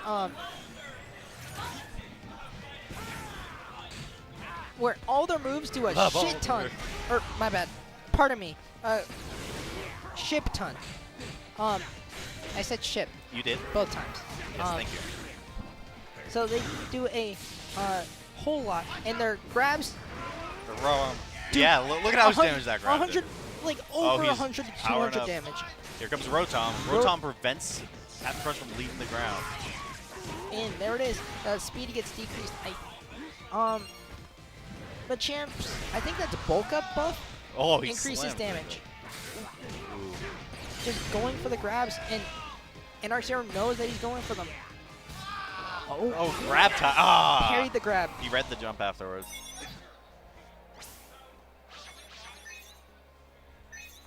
Yeah, there's some interesting supports here because Rotom, it completely prevents your opponent from entering the air. It's crazy. And even moves that just like hop off the ground a little bit. So, which is really interesting. I think that's, yeah, Captain Crunch is running Mew. Mew is just a random buff, whether that be attack, max defense, or, Crit. yeah, all crits. He Did jumped, he get hit by this? Oh, he got caught in the end. barely got caught. It's Yeah. unfortunate for Captain Crunch there. Yeah.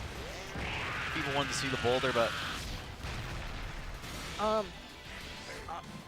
Honestly, when they said boulder, I was thinking of, Krogan. yeah. Anyway, here's the, You're going to see the oral. yep, there Here it it is. comes.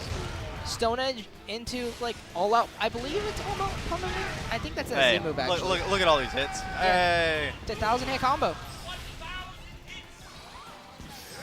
Here comes the boulder. Yeah, all right, whatever. Someone spawned in behind me. Okay, cool. I love that falling because it's just a counter. Okay. Oh! Bro just smacked him in the face. That's how I want to said earlier. Just mash Y. Yeah, you gut punched me when I had 2 health and you had 13. Anyway, game 1 going to NR0. Yeah, boulder was fun. We're going to see Captain Crunch getting serious here now. Maybe. Maybe. Yeah, he's going back to the jump. Not Darn it. surprising.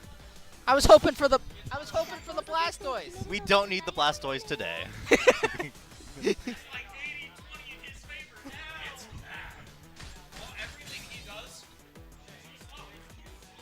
So, one of the main things about this game is that people, it's a very stereotypical like joke that you can make like with Smash Brothers 2 where like, it's super effective. That makes that does nothing in this game. The only outside Pokemon games that ever affected anything in was Super Smash Brothers Brawl. Oh, yeah, and we're not talking about Brawl. Nah, that tournament ended a while Bad ago. game alert. I don't know who won that tournament actually, but Riley won in spirit. He had to leave. shout out Galaxia, our head side tournament organizer. All right. This is the training dojo, I believe. If you go into to learn any of the moves, this is the stage it takes you to. I've been spending a lot of time here. I'm sorry, I spent no time in Yeah, here. I know. Ooh, good counter. Changing it back to field face, and he hit him. No. That's going to be good damage. He's And going to set him up for more. Yep, and a good string after. Hit him. Yep. He didn't get the wall splat. That move is so crazy where he just jumps up and does a little That whirl. yeah, the hitbox is so weird because it's not actually the spin. Yeah, it's like outside of it. Because you Crazy. think you're not getting hit by it, and then you get hit by it, and you're like, what the crap? Anyway. So that was a Good very counter. aggressive opening. Yeah, good counter cancel. Still got hit by it in the, or still got hit by another NR0's counter in the Where's end. the Zeke Garchomp going in here? Super aggressive. Captain Crunch is just mixing it up. That tornado's crazy though. Pulls them in. Pulls him in. That messes me up all the time. He like forces me to shield, and then he's got a 50-50. He's just so aggressive. Dude. Yeah, we're gonna see the Mega come out. There's the Ninetales. There's the Ninetales. Try to keep him in the corner. There's the grab. Yeah. It's such a brutal setup. Ags is saying in the background they want to leave. Too bad. There's the super. There's the Here comes Rotom. Rotom. He can't jump now. And there it gets. Oh, he combos him up into it. That's kind of crazy. Captain Crunch is Captain, gonna use his own Mega here. yeah, Captain Crunch going for the kill here. If they take this, round, they take the game and even it up with NR0. All right, block string. Everything's such good Ooh, footsies calls out the counter. Yep. Almost. All right, we're even now. NR0 tried to cancel the counter and just missed it. Or canceled the counter in time, but wasn't able to get their shield up in time. Yeah. And reeled back in disappointment. All right, going on to game 3 of the reset. We're all tied up 1-1. Yep.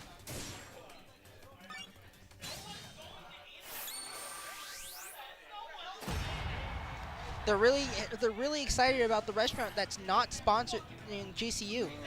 No, they said they're not going there. I know exactly.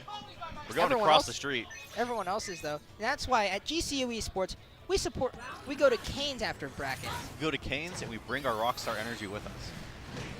and we enjoy our PepsiCo products. We also enjoy We enjoy that counter getting broken by another counter, which Bro, he's just beating him up. Ooh, yeah, that was a nice counter. it's unfortunate. It's unfortunate that character doesn't have an aerial grab. I don't want to talk to you right now. You have an aerial grab. Well, I need it. I don't have an aerial grab. I have an aerial counter. You have everything except for an aerial grab. That's like my one thing. My grab does half your health. Does Earlier- 240 damage. Yeah, earlier you were like up by a ton and I just broke your spine. Oh, okay. Canceled it. We haven't seen that opening yet. I like that. Yeah, I believe that's strong aerial, or I think it's like strong. Ooh, shield broken. Broke the free combo. Let's see how much Captain Crunch gets off of it. Not It tries to reset it. And Gets the grab though. That was a nice read. right, we should see Miss Magius soon. He may be saving it for when he pops super. I think you're right. That's what he did last time. Anyway, there's the Mega. It broke the counter. Yep, he's in the corner. He's just going to try to get out of the corner. You might see this match soon. Yeah, I think Or Miss Magic doesn't set up the Willow, does it? That's the Alright. attack lower. Yeah, the shield's broken, so he's just eating that. As you see, he did kind of combo into that, so it's going to do less damage here. yeah, I believe it's gonna. It's no, that does nothing. I mean, the last hit will do something, but we Anyway, take that. there's Here comes Miss Miss Mag. Magius. There's the grab. That's almost Anyway. done. Yep. All right, Kicks him in the face a couple times, and in Arc Zero, taking that game. Captain Crunch not able to get their super off at the end there. I'm hard judging Captain Crunch. No,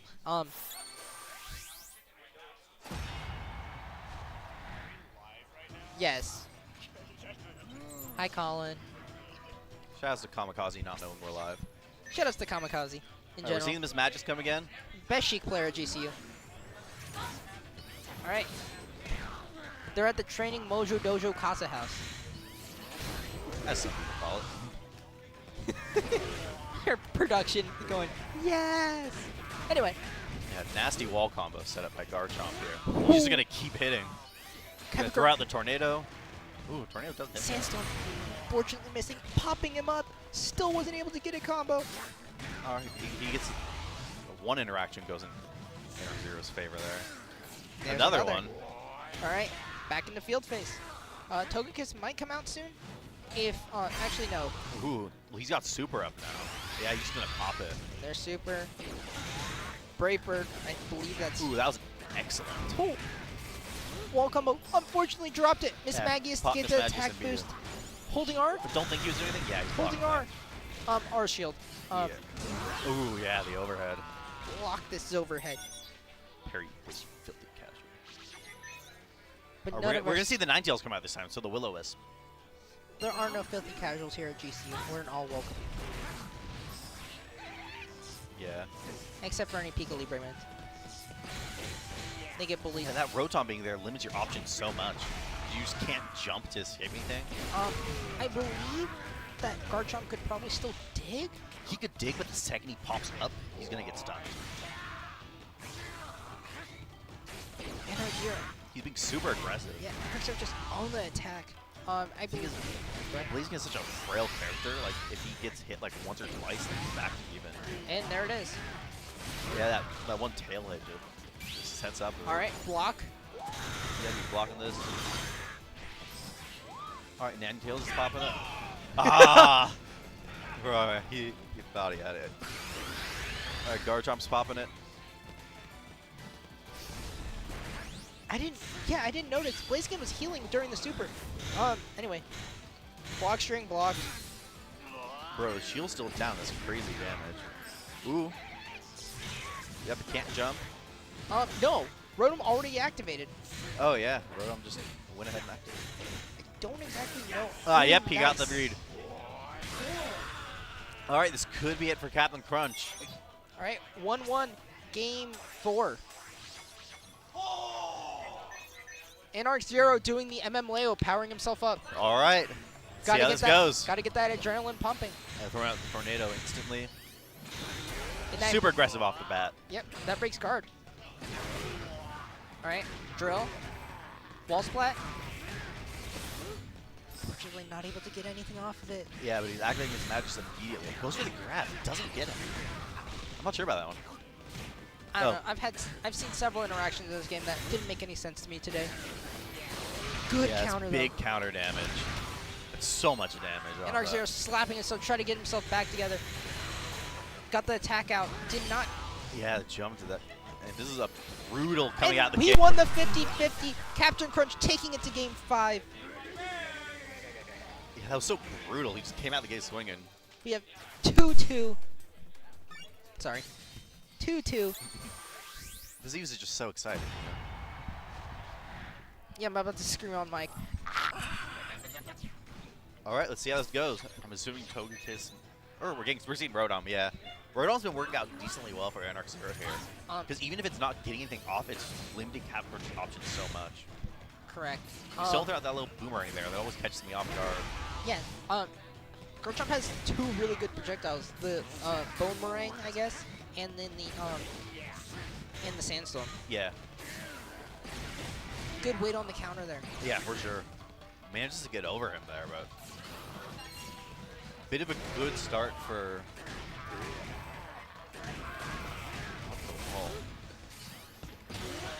Oh, the overhead, yeah. Yeah, we have some Smash players in the background talking about how their controllers are bad.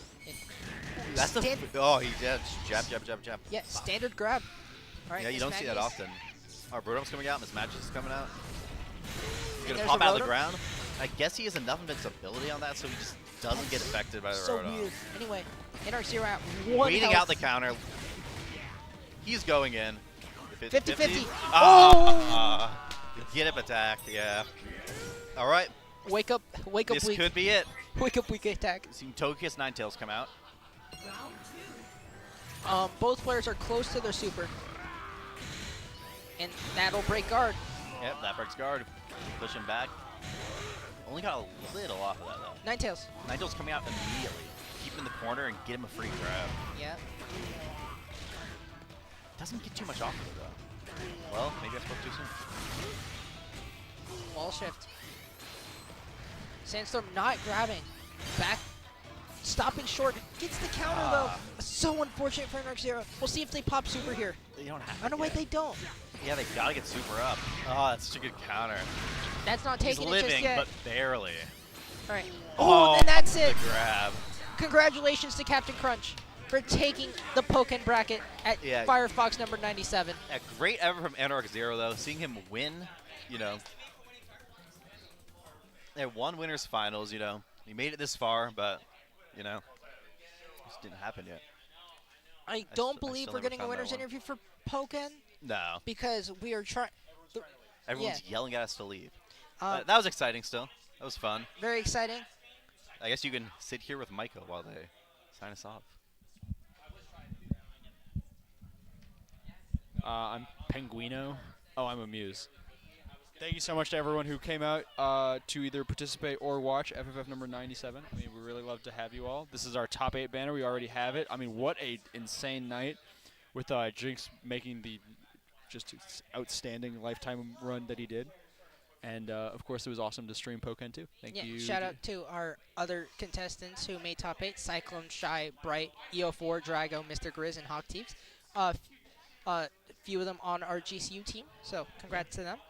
It's really impressive play all around. I think that's really all we have left to say.